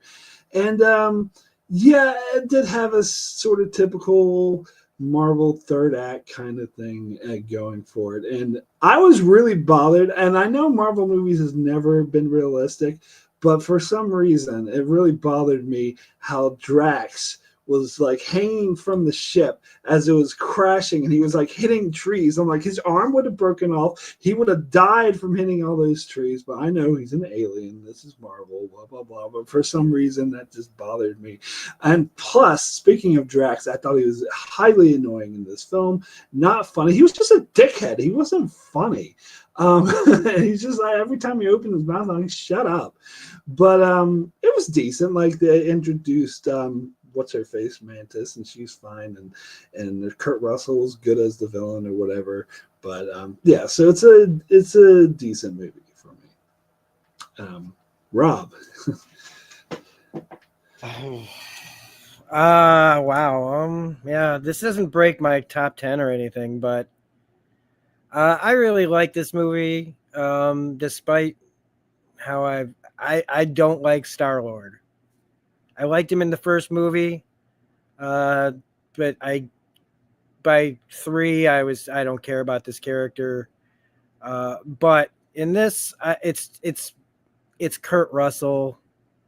It's the introduction of Mantis, who I love. I love her performance. I love her addition and how she interacts with the characters. I liked the tribute to Yondu because it was more about Rocket than Yondu. To me, I think it was more like because of how it literally ends with Rocket's kind of face of like thinking about the kind of like the journey he'd been on and what he saw and how they reacted to Yondu. Some people call this a really mean-spirited movie, but the Guardians are a dysfunctional family and they lash out at each other. And I thought that there was like some really funny like Taserface stuff. I loved all the Groot stuff. I love Giant Pac-Man and I love the freaking weirdos, the gold people that end up making Adam Warlock. There's such a bizarre thing in this movie, showing just how weird the Marvel cosmic universe is. I thought it was really funny. And again, yeah, Kurt Russell as Ego. I just loved that. It has my favorite Peter Quill moment though, which is just as soon as he says, "I gave cancer to your mother," he just shoots him. That was my favorite. It was like the most honest choice of Chris Pratt's in the series, I think, of just the instant reaction to finding out who took out his mom, and it was his dad, and fuck you immediately, like no matter how they were bonding and everything. So I really like this movie quite a bit. That's pretty much. I'll stop talking so we can move it along. Yeah, let's see. A little higher than on my list. It was at 38.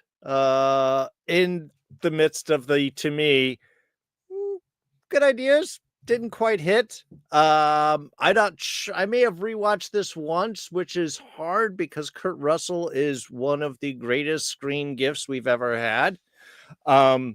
And he is awesome. And even Kurt Russell can't draw me more to this film. I agree with you. I gave your, that's why I had to give your mom cancer. I knew I'd never leave. It's like, blam, instant reaction. That is one of the best parts of the film. And sure, everybody gets touched with a Mary Poppins, y'all. A Mary Poppins. But you're right. Drax is kind of a dick. I like Mantis's introduction, but doesn't do a whole lot. I think the most we get out of this is that final kind of connection between Nebula and Gamora, which then really propels the end of the Phase 3 sequence on its way. So it's kind of important. I mean, it does things to move the whole Marvel story forward. But I don't know. I care a lot less about this film than I do. I'm not a huge necessary Guardians fan. I think that they're a good show, a good bit. But yeah, I mean, you're right. Star-Lord sucks. Rocket Raccoon is really what it's all about, and everybody else is better supporting characters than Chris Pratt. Fuck him. Sorry. Where were we? Don? Okay, I'm not sure what Chris Pratt has done to you, but all right. Yeah. Guardians of the Galaxy, yes. I would say a little bit better than just a regular mid-tier, but did have issues. For one, it's hard sometimes to separate the comic book nerdness from it all. So when they do certain things that are like way different than the comics, it's like, well, why exactly did you make that decision? But I mean, Kurt Russell, another national treasure. How dare you kill off Kurt Russell? Ever. CGI that man and have him act forever. I don't care. But I did like them kind of delving into Quill's backstory a little bit. But yes, we all know that Rocket and Groot are the heart and soul of the Guardians. You cannot do a Guardians movie without Rocket and Groot. Period, point blank. You take them off the team, you might as well just not have a team. And so seeing their back and forth, interplay where, you got this little baby Groot running around and Rocket is trying to get him to like, this is the first time that Rocket's really had to be responsible. And you see him, learning to be the father figure that, when it comes to Infinity War and gets snapped away, like you feel it a little more. And that is because of this movie. Yeah, and yes, look, Drax was a dick in the first movie. It's just that we notice it more now because there aren't as many kind of isolated things, and now like it's like Drax should be able to pick up more on how things are done in other cultures, and it's just like no, he's the classic bull in the china shop, and he's the bull in the china shop that thinks like I destroyed all this stuff. Isn't that cool? It's like no, man, no, you no, people worked hard on this. You're not supposed to just come and fucking ruin it. So, yeah, I mean, listen, for me, better than average film, but still, I can understand the issues that people have had with them. I think Drax is worse in the second film. I think that he progressively got dumber with each film, and to the point where it got a bit ridiculous. But anyway, so yeah, I believe we're up to number 29, and it's Rob, your turn. Okay. This one was weird. This was the where this ended up on the list is kind of weird, but I was thinking when it came to like really narrowing it, getting those like because even I'm a little mad that no, never mind. My number 29, Spider-Man: Far From Home. Ooh.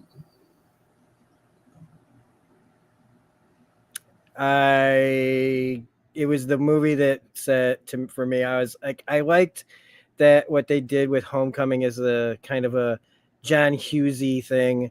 I didn't want that for the second movie, and they did it, and they went overseas, and I didn't like that. There was just a lot of like Tom Holland is great. I'm not a fan of Ned so much. Zendaya is great. But I hated what they did with Mysterio here. I didn't think Jake Gyllenhaal gave a shit about this movie. I think he's even said so kind of in interviews about like after the fact. Quentin Beck is a really interesting character, and depending on what story you're writing, he's either a complete ineffectual, just dumbass, or he's the guy that convinces Wolverine to kill all the X-Men. It all depends on who's writing the story. And this story just didn't do it for me. I did not like that they went out of New York. I really, really didn't. I don't know why they did. I guess they wanted to continue the high school experience with, hey, remember that time you went to Paris? No, I don't. I don't know who's going to these, taking kids overseas all the time in these school trips where they keep taking a bunch of students. Maybe it happens. I've never seen it. Nobody in any school I've gone to has ever gone to some overseas country. Whatever. That's neither here nor there. It's a movie. But it just was boring to me. For a Spider-Man movie, it just almost like even the action stuff didn't really work for me. The way Mysterio looked and the way the illusions all looked were all pretty cool, but I didn't care. And then at the end, the thing that really bothered me was that we're already revealing his identity at the end of Spider-Man 2. Oh, but it's J. Jonah Jameson doing it, and guess who it is? It's everybody's favorite, J.K. Simmons. And I'm like, but that's just not how you structure this. And I just was, that's where I am with Spider-Man: Far From Home. That's a fair last statement. I ranked higher on this. It was actually at 17, but I have to say this was the one movie that jumped around, I think, in my rankings the most. Because there is so much kind of into this. Yes, I love Tom Holland as Spider-Man. I liked Zendaya. I liked her as MJ. I liked the relationship between them. I didn't like so much. There's like the whole middle of the movie I don't really like. I don't care about it. You're right. The trip overseas and everything is just it's a little ridiculous. What starts to save it, however, is the Mysterio sequence, 3/4 through the film, end of Act 2, is really super cool Mysterio sequence. And that final fight is one of the most Spider-Man fights that I have seen with him jumping around and dragging and going over things. And it's I mean, it's like, I'm looking, I'm like, this is an incredible Spider-Man fight going on here. But you're right.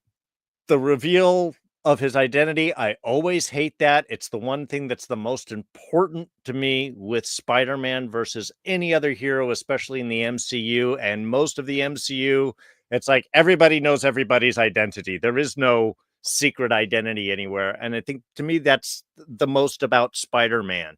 And I hate that reveal and what it ended up doing with the third one and everything else. It's just I don't like those positions that they end up getting put in. So yeah, you're just anger, just dislike of this film or where it's placed. I totally get that.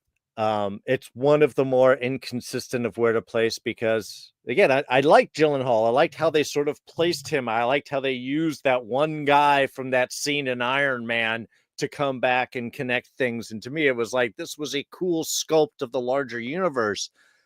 I just find it weird that Tony Stark gave a 16-year-old's glasses to control a global weapons array. It seems irresponsible to me. So I mean, yeah, there's some stuff, and the whole embarrassing, like the guy that grew up and still is into MJ and wants to catch him in his underwear with a girl because he's got to change to put it. There's just so much that's weird and uncomfortable in the film that, yeah, it does weigh down the good action sequences to me. Don? How dare you disparage Night Monkey? Okay, Night Monkey is not just a national, but a global treasure, international treasure, international hero. Okay, Spider-Man couldn't do what Night Monkey did, fighting that fire monster in the middle of Prague or wherever the hell in Europe they were at the time.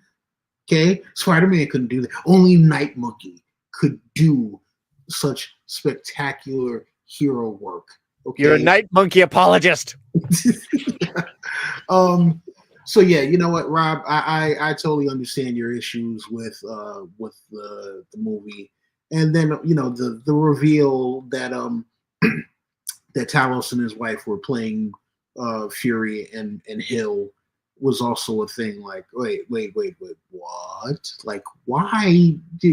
Don't get me wrong. Love Talos, love Ben Mendelsohn.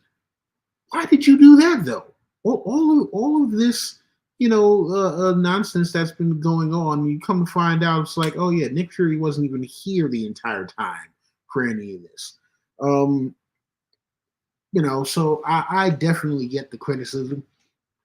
But for me, the movie was a lot of fun, and entertaining.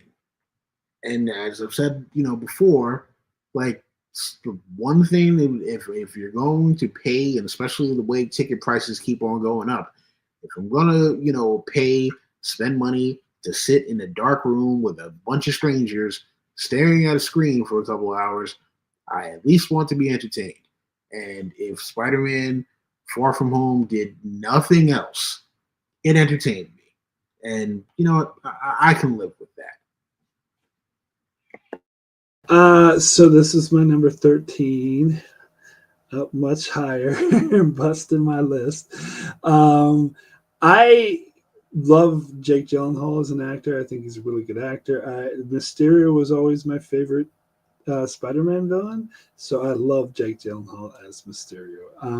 I think it was, and like Darrin said, that the sequence at the end with all the flashy things was fucking amazing. I didn't have that much of an issue with the rest of the film. I thought it was enjoyable. I thought it was fine. I love Zendaya.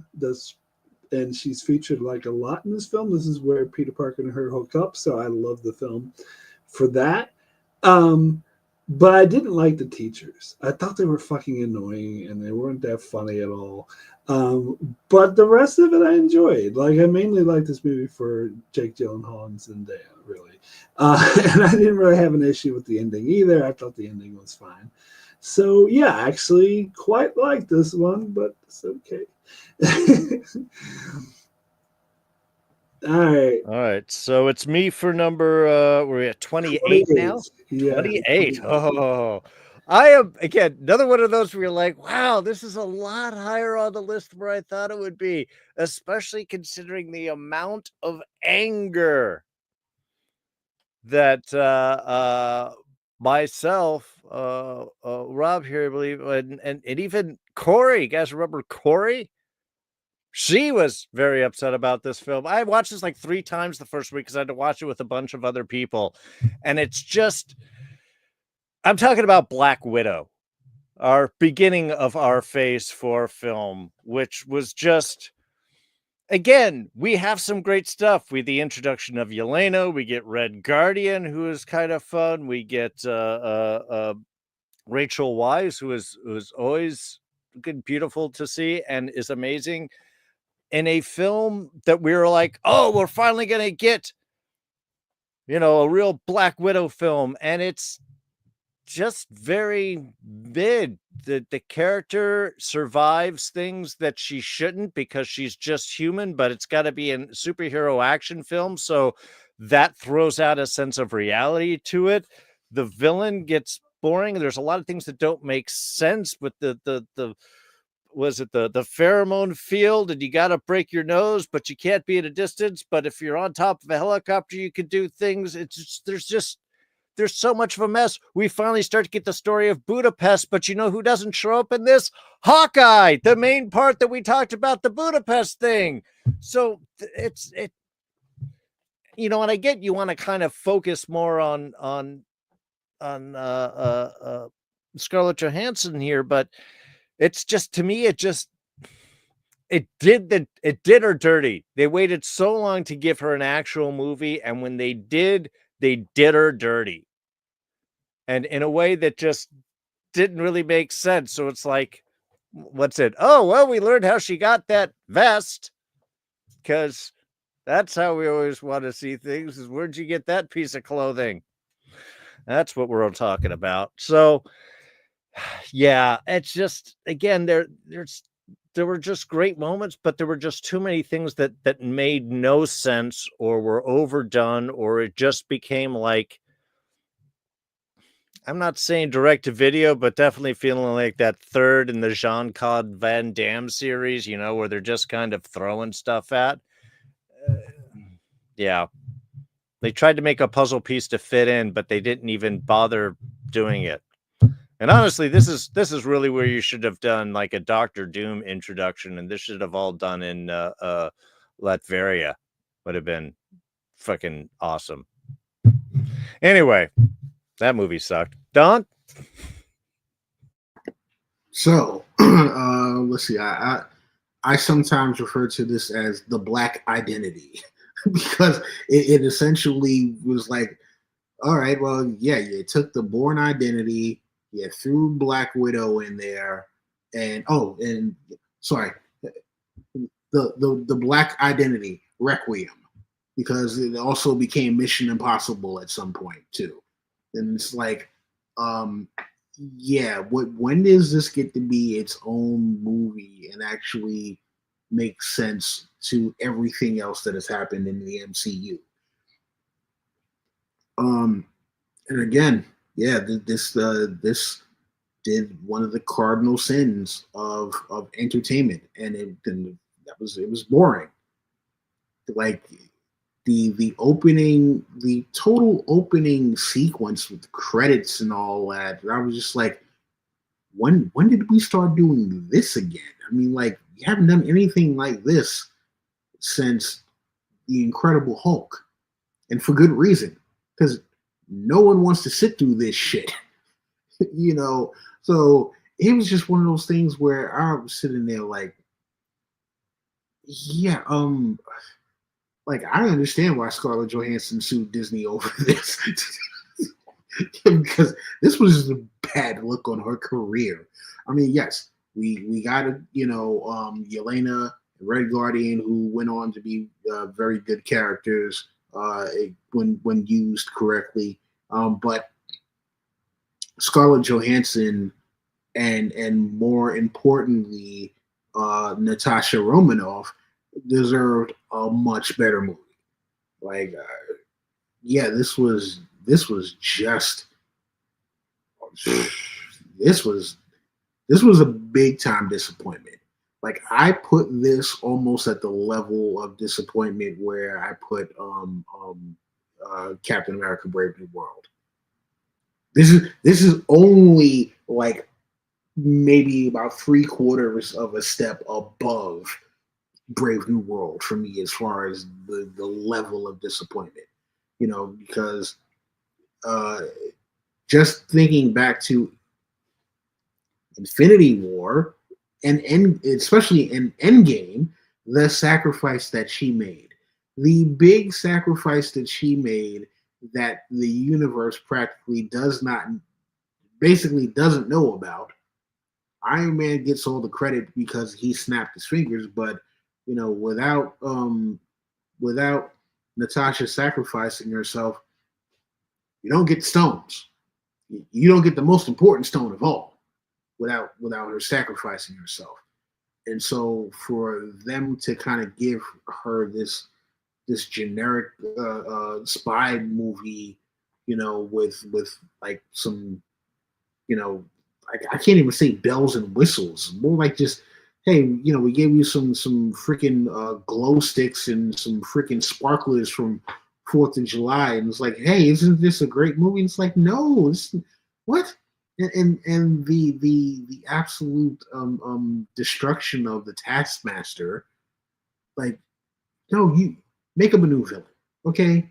Like, don't just totally wreck one of the all-time classic Marvel villains that isn't even always a villain. He's more of just a soldier of fortune than anything. It just so happens that the people who normally hire him happen to be villains, but no, this is a guy who was actually trained Captain America. He's trained other Avengers. So I mean, like, yeah, I mean, like, if you weren't going to do the Taskmaster, then don't do the Taskmaster, because that was another big letdown. I mean, like, yeah, there's so much. What did they call it? Anticipation with this movie, and it deserved to be the movie that we got deserved to be released on Disney Plus, but the character and the actors deserved a better outing. All right, so where are we at? This was my number. Where are we at? 39. So it's not the next one I was going to name, but it's the one after. So I'm very close to naming it. So I'm fine with it. But again, I feel like you're still in the realm of I don't like these movies, where I'm in the realm of it's all right. It's okay. I get the feeling, Darrin, that you really don't like Phase 4 and 5, where I feel like for me, it's just as well as the first 3 phases. I think I went back and watched the first 3 phases, and I think they're not nearly as good.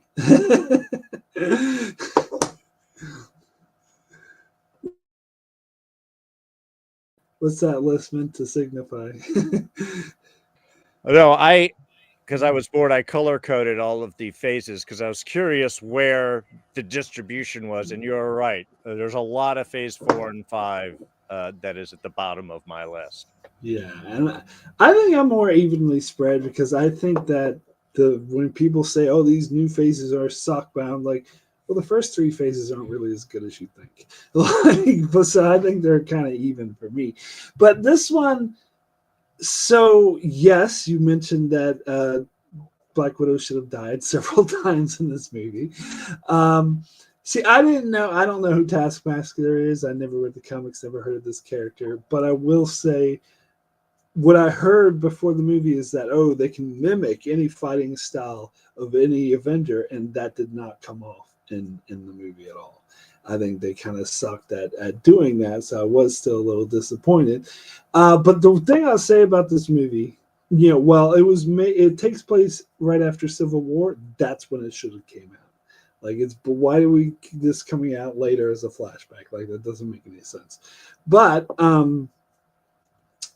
The thing I'll say about this movie and why I liked it a bit is the introduces Elena, who's awesome, introduces Black Guardian, who's awesome, and so I think the strength of the movie is those characters and how they interact with Black Widow, and it's good seeing them interact with Black Widow because we won't going forward, and so I like the movie for that. And other than that, it's kind of a generic Marvel movie as far as I'm concerned. Anyway, Rob. Everything that all of you guys said, for brevity's sake. Plus, I liked Rachel Weisz, and I thought that their family dynamic was really good. The beginning of the movie was really fun to watch them. Like all of a sudden, it's like the Americans. We got to run. They know we're here. Like I like that. David Harbour's great. Florence Pugh is great. Scarlett Johansson, yeah. When we talked about this originally, man, I mean, we ripped this apart and bouncing, characters bouncing off things that would just ruin them. But after I've softened since that discussion and I've watched it, and I really do appreciate the family dynamics in this.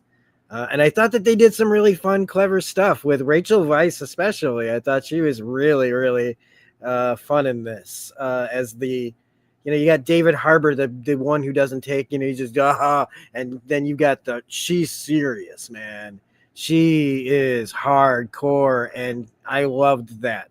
That they brought her in and they didn't give her nothing to do. They let her be a badass. So this was my next pick. And what kept it from being that beat out Spider-Man was the family dynamic that I really enjoyed. All right, Don. So we're to you for number 27, penultimate pick of the night. Okay, I don't know how everyone is going to feel about this one, but let go. So, The Incredible Hulk. Let's be honest. The Incredible Hulk, very middling movie, and if it wasn't for the hype that followed the original Iron Man, let's put it like this. If you had released The Incredible Hulk as the first MCU movie, we would not be here talking about the MCU right now. Let's just be honest about it. It was not a great movie. It was middling at best. And also, as a New Yorker, I was insulted by that third act battle, which clearly did not take place in the streets of Harlem. I like the concept. You have Bruce Banner who's on the run. He's trying to find the cure. I want to know how much input Edward Norton had in the movie, because hearing the backstory, and that's part of the reason why he basically dipped out, because he wanted more creative control. It's one of those things where it's just like, at that particular moment in time, because he was more of a top tier name, like I guess I can kind of see where he was trying to dip into the more psychological aspect of things, but that's not what the fans came to see. The fans came to see big raging, monster smash through things, and then Betty talk him down. And what we got was, oh man, I don't want to turn into the big green rage monster. Betty, can you talk me down now so I don't turn into that guy? While he's being hunted by General Ross. And then every now and then, pops up because somebody smacks him in the back of the head and he has no choice but to turn into the Hulk. But otherwise it's like, listen, it's unfortunately, for the most part, a very forgettable movie. Other than, like maybe 2 action sequences. What is the one at whatever the university is when he first jumps out and he's fighting against Blonsky before he becomes Abomination, and then that the battle at the end. Other than that, who gives a fuck about this movie? Honestly speaking. So you did it again. This seems to be happening a lot. It was the next one I was about to pick.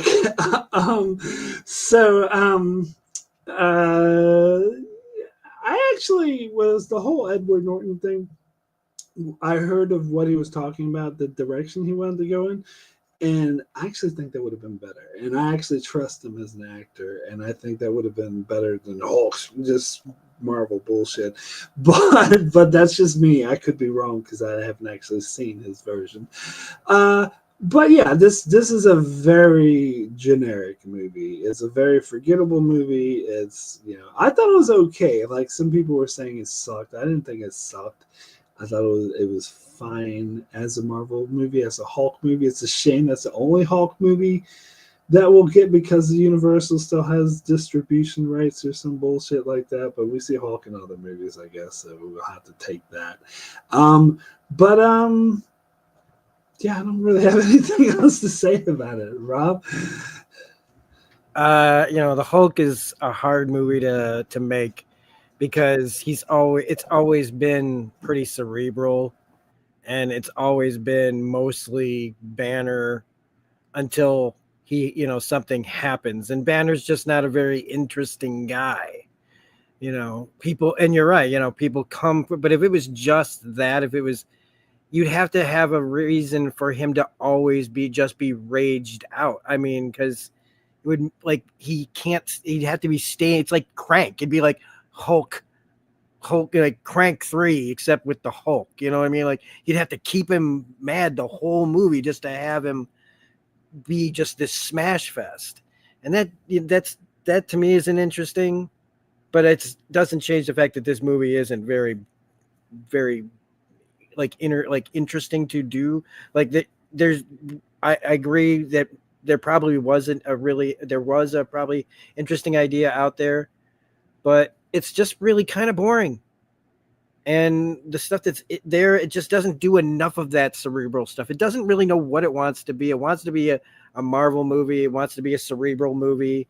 And I think that, the creative differences and other things probably held it up. And like I said, it's just a really hard thing to do to develop a Hulk story. I think Hulk, there's a reason the show I think worked for people back in the day is that it has a TV budget and it shows it's just the guy, and then they piss him off, then he becomes Hulk and he resolves the situation, and then the end of the story. And just like at the end of my videos, he's walking down the road to the next thing. And that's the comic in a nutshell. Has got the Ross, or a reporter, coming after him all the time, and it's just hard to translate to audiences. And Ang Lee couldn't do it, they couldn't do it, and Professor Hulk, for as much as everybody's like, oh, he's there, he wasn't really interesting either to me. Ruffalo's Hulk was good in Avengers and Avengers 2, but he didn't really do anything after that. They sidelined him in Infinity War, and then Endgame they just made him the smart guy who makes some jokes and Ragnarok. Oh well, yeah, Ragnarok. That was they knew how to utilize that because they had made the decision. Banner's in the back seat, but he's also not raging out either every second. They kind of were doing some interesting things about them because they said that they're in conflict. And that's part of the Hulk thing that I did like that the MCU was doing, but we didn't really see any of that. And I still think that the Hulk is one of the more,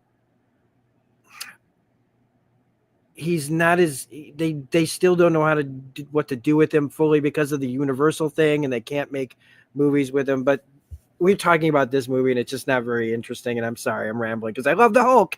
I wanted this movie to be really good, and Edward Norton I really like, and William Hurt and all this stuff, and it just kind of fizzled and didn't do much, and it kind of felt like a really expensive episode of the TV show. Look, I think we need to go back in time to the mid 2000s, where the only Hulk that we had seen is Ang Lee's Hulk, which some people kind of like, but let's be honest, it's not. It's the cartoonish and too green, and that final sequence versus the Cloud. Never have your heroes fight clouds. We did that for so many movies. Why? And you're right, the MCU may not have existed without the powerhouse, the impact that was Iron Man, but this was the second MCU film, filmed at the same time, coming out not too long afterwards. And man, this was Hulk. The real downside is that opening scene really denies us what we want to see. We don't get to see the Beast in that whole opening bit. It's all shadows and back. And yeah, we don't do it until it's not Columbia, it's State University or whatever university there, Culver University, I think.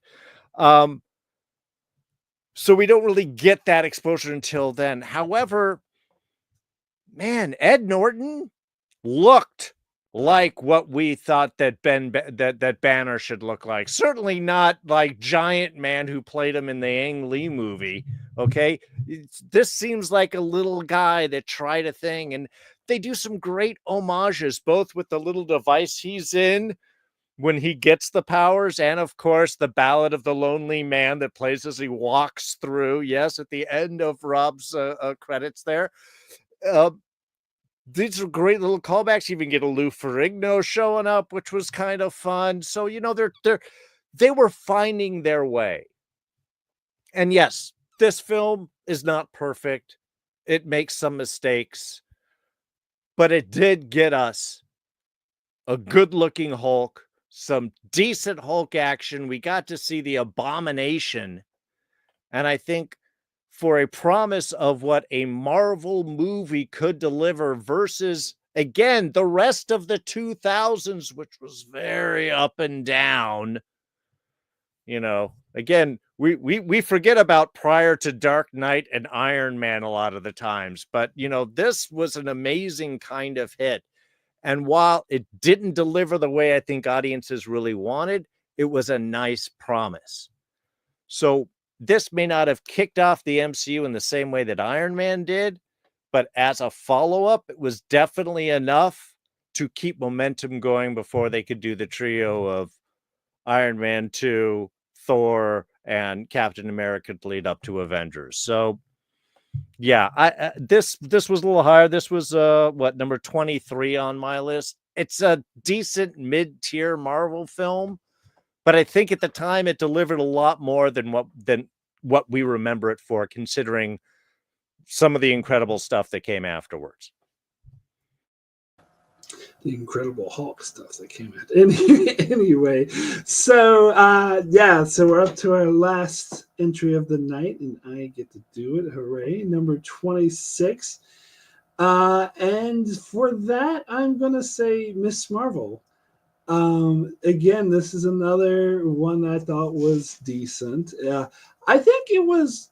I like it. Like, the reason why it got as high on my list as it did was on the strength of the characters, especially the character of Miss Marvel and her dad, who's a bit funny, and her friends. I think they had good dynamic. That one dude that she was hanging out with, and her like struggling with becoming a superhero while being like this fangirl. Like, I think that all worked.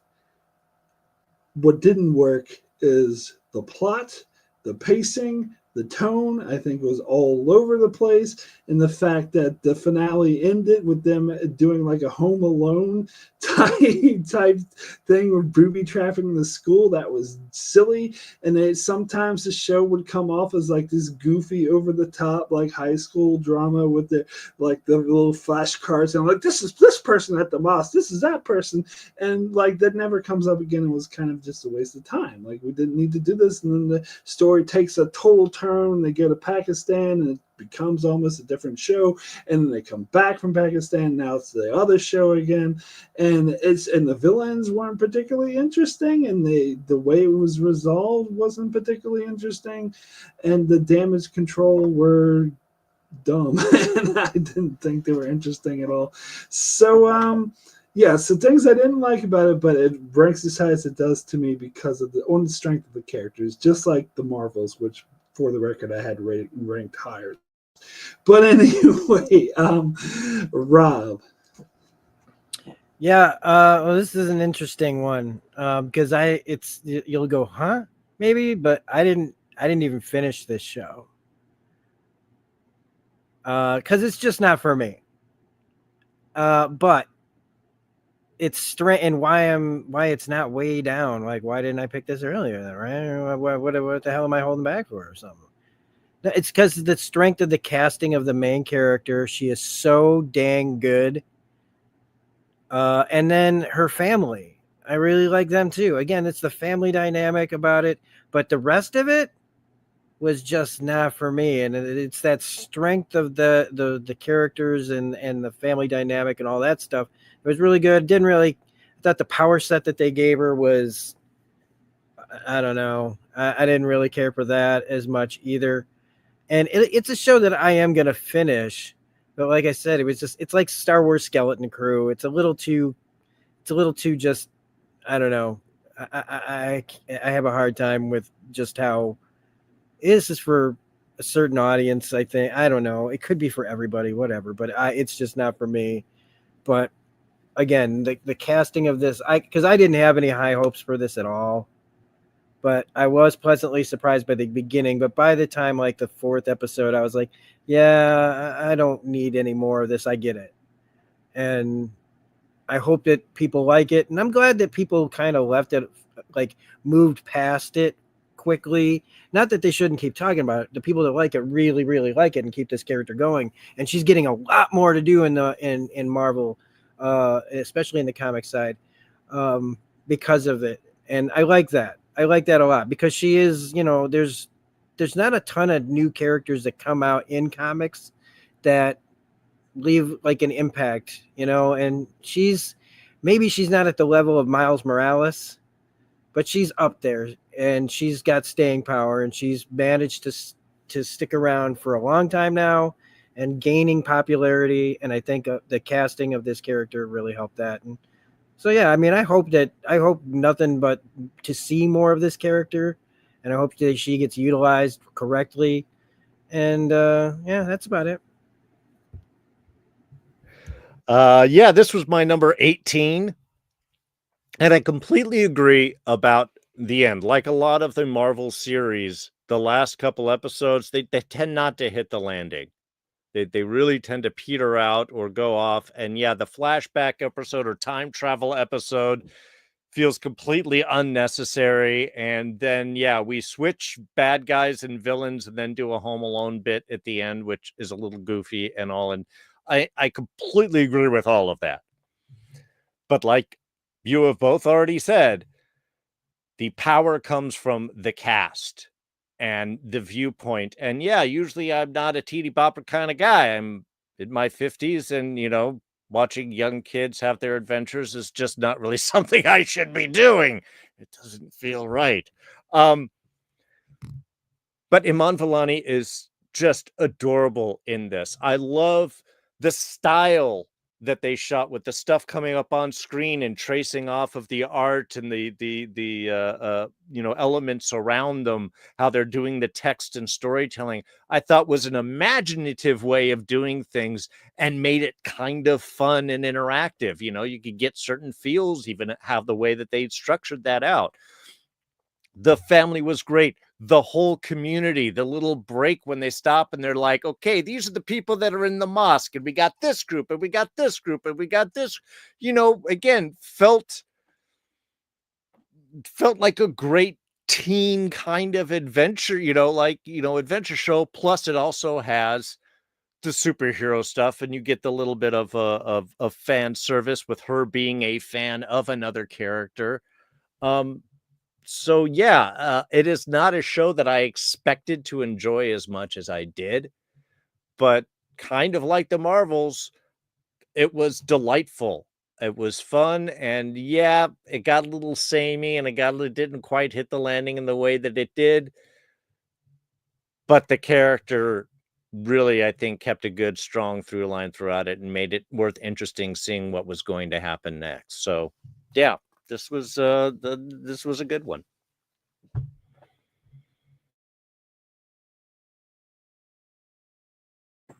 Sorry, had to try to get my cat up there.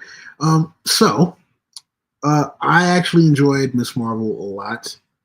I liked the culture that they threw in there. Especially given nowadays where you have uh, people trying to strip as much foreign culture as possible from anything that they possibly can, just to, you know, just to show something different.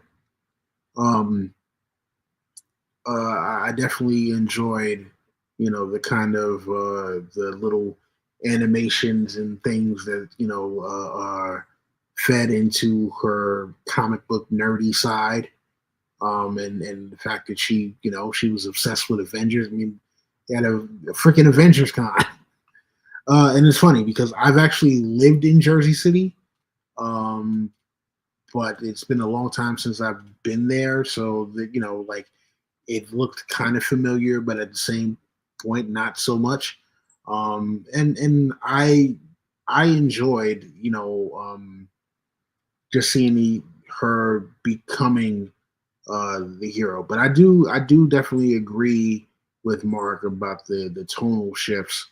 Where it felt like one show at some point, and then a different one at other points as well. Like when she goes to Pakistan and she's trying to get in touch with her roots, and then also trying to find out about this bangle and running into that thing, and it becomes a little it becomes a little more serious. I mean, yes, there's still lightheartedness to it, but not the same as when she's in Jersey City. Um, and yes, damage control. Just jerk offs.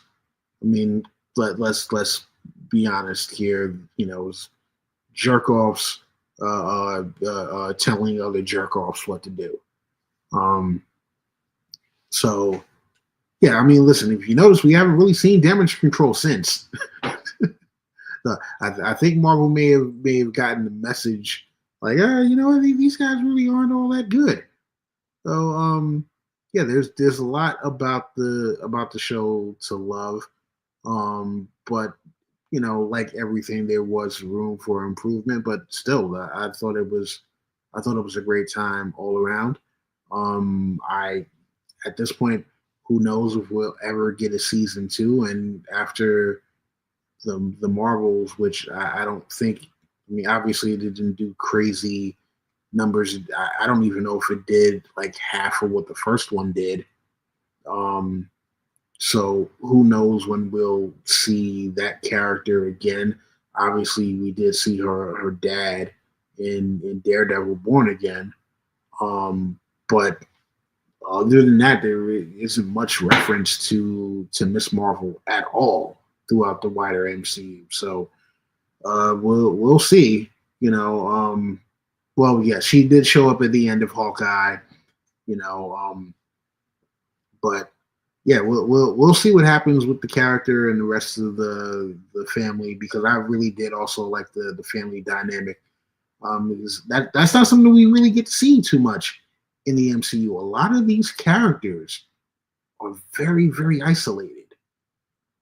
So Miss Marvel was one of the few where we got to see like the actual, day-to-day goings on with the family. So I enjoyed that pretty, very much. And honestly speaking, I wish that we got to see more of that with other characters, because right now a lot of them are just kind of like, or either orphans of some sort, or if they do have family, they are rarely in touch with any of them. Young Avengers. That's when we'll see her again. I want it. But anyway, so yeah, that brings us to the end of this half of this video. So I want to recap what we came up with, our collective list so far. So we got 51 is What If Season 3, 50 Secret Invasion, 49 She-Hulk Attorney at Law, 48 Thor Love and Thunder, 47 The Marvels, 46 The Falcon and the Winter Soldier, 45 What If Season 2, 44 Doctor Strange in the Multiverse of Madness, 43 Captain Marvel, 42 Captain America Civil War, 41 Agatha All Along, 40 Echo, 39 Captain America Brave New World, 38 Thor Dark World, 37 Iron Man 2, 36 What If Season 1, 35 Hawkeye, 34 Eternals, 33 Ant-Man Quantumania, 32 Black Panther Wakanda Forever, 31 Iron Man 3, 30 Guardians of the Galaxy Volume 2, 29 Spider-Man Far From Home, 28 Black Widow, 27 The Incredible Hulk, and 26 Miss Marvel. So I also want to very quickly run through the movies that are still hanging out there for our next video. So we got Iron Man, Thor, Captain America the First Avenger, The Avengers, Captain America the Winter Soldier, Guardians of the Galaxy, Avengers Age of Ultron, Ant-Man, Doctor Strange, Spider-Man Homecoming, Thor Ragnarok, Black Panther, Avengers Infinity War, Ant-Man and the Wasp, Avengers Endgame, Wanda Vision, Loki Season 1, Shang-Chi and the Legend of the Ten Rings, Spider-Man, that was gone, sorry. Moon Knight, Guardians of the Galaxy Volume 3, Loki Season 2, Deadpool and Wolverine, Daredevil Born Again, and Thunderbolts Asterix. So, yeah, Darrin, you really did a number in that phase 4 and 5. But then, I'm the same. Like a lot of that stuff is gone. The only thing that hit my tops was Doctor Strange and Civil War. So I think it's I have the same kind of. I had to keep marking off up first 4. yeah. My top 17 is mostly complete except for a couple of hits. So I was surprised, man. I was surprised with some of these choices. Top 17 is mostly done, Darrin? No. It's mostly still available, But I mean, I've got stuff from most corners still around. All right. Mid-tier, a little bit lower. And above. Well, I only got 4 that are hit from my top 20, so that's not bad. Not too bad. All right, so big shout out, big thanks for Darrin, Don, and Rob for joining us for this very, very long discussion. 420. Thanks so much. 420. Perfect. Thanks to anyone who actually watched it all. Just want to give you a chance to shout out what you got going on, where people can find you. Don, I know you don't have much going on, but if you just want to give a quick word. Listen, as far as YouTube, if it isn't with you guys, I pretty much don't have anything going on. So catch me back here for the next one. Right now I'm just, trying to survive the 2020s. All right. And Rob? I play a lot of games right now while we're waiting for something else good to come out. But next week, right? Next week. Is it next week? Is it next week? Is it next week? Are we doing it next week? Is it the... are you talking about this? No. Our thing that we're doing. Oh, our thing. I think we were doing this next week. I think we're doing this next week. Yeah. Go over to Smirking Reviews. We got some fun stuff coming up. Yeah, we're doing a big trouble in Little China discussion. Oh, right. It's something we've been planning for a while, and we've got some fun stuff. We're gonna dive into all of it because we really love that movie quite a bit. If you couldn't tell already, when we talk about Kurt Russell, we get a little weird. because he's awesome. But other than that, we play games, and that's what we're doing. Yeah, and I've got I'm actually on a little break. We had just finished up doing Andor season 2, and we did a discussion of Daredevil Born Again before that. So a couple of things there. But for people that are looking for some interesting old stuff, I'm doing a little slow rewatch actually of Game of Thrones, and this guy has a lot of amazing content on A Dawn of Ice and Fire. You can check in the archives there for some deep dives into the lore and knowledge of Westeros. And you could even go back to some old stuff of this guy right here, which has us doing discussions of the old show. So yeah, it's fun to kind of dive back in, and yeah, there's sort of a lull in between stuff. So yeah, catch a little bit of old Game of Thrones right now. So Darrin, I'm assuming you're just gonna stop after season 6, right? That's what I would do. See, well, that's interesting because I'm kind of getting into that anticipation of we're starting to see the little bits of shifts. You're starting to see the little things. I'm like, I know I still got at least another season or 2 to go before it start to really worry about it. So yeah, I'm very curious how I'm going to be feeling hitting up to that point right there. Yeah, because yeah. Hey, if you want to see a great White Walker fight that you didn't see in the final season of Game of Thrones, check out season 2 of The Last of Us. Oh yeah, that's right. Has the Battle of Winterfell. Thank you. The Battle of Winterfell you wish you saw, because this is in the daylight as opposed to being in the middle of night with no lights on at all. So. Well, no, but you see, if you're supposed to have like an HD high-tech TV, it's your fault for not having one. Yeah, and not adjusting the color. That's why my brightness is always all the way up. No shadows on my TV. All right, so that's it. Be sure to join us in 2 weeks, June 18th. For part dose of this, and so we'll see you all then. Bye bye, take care.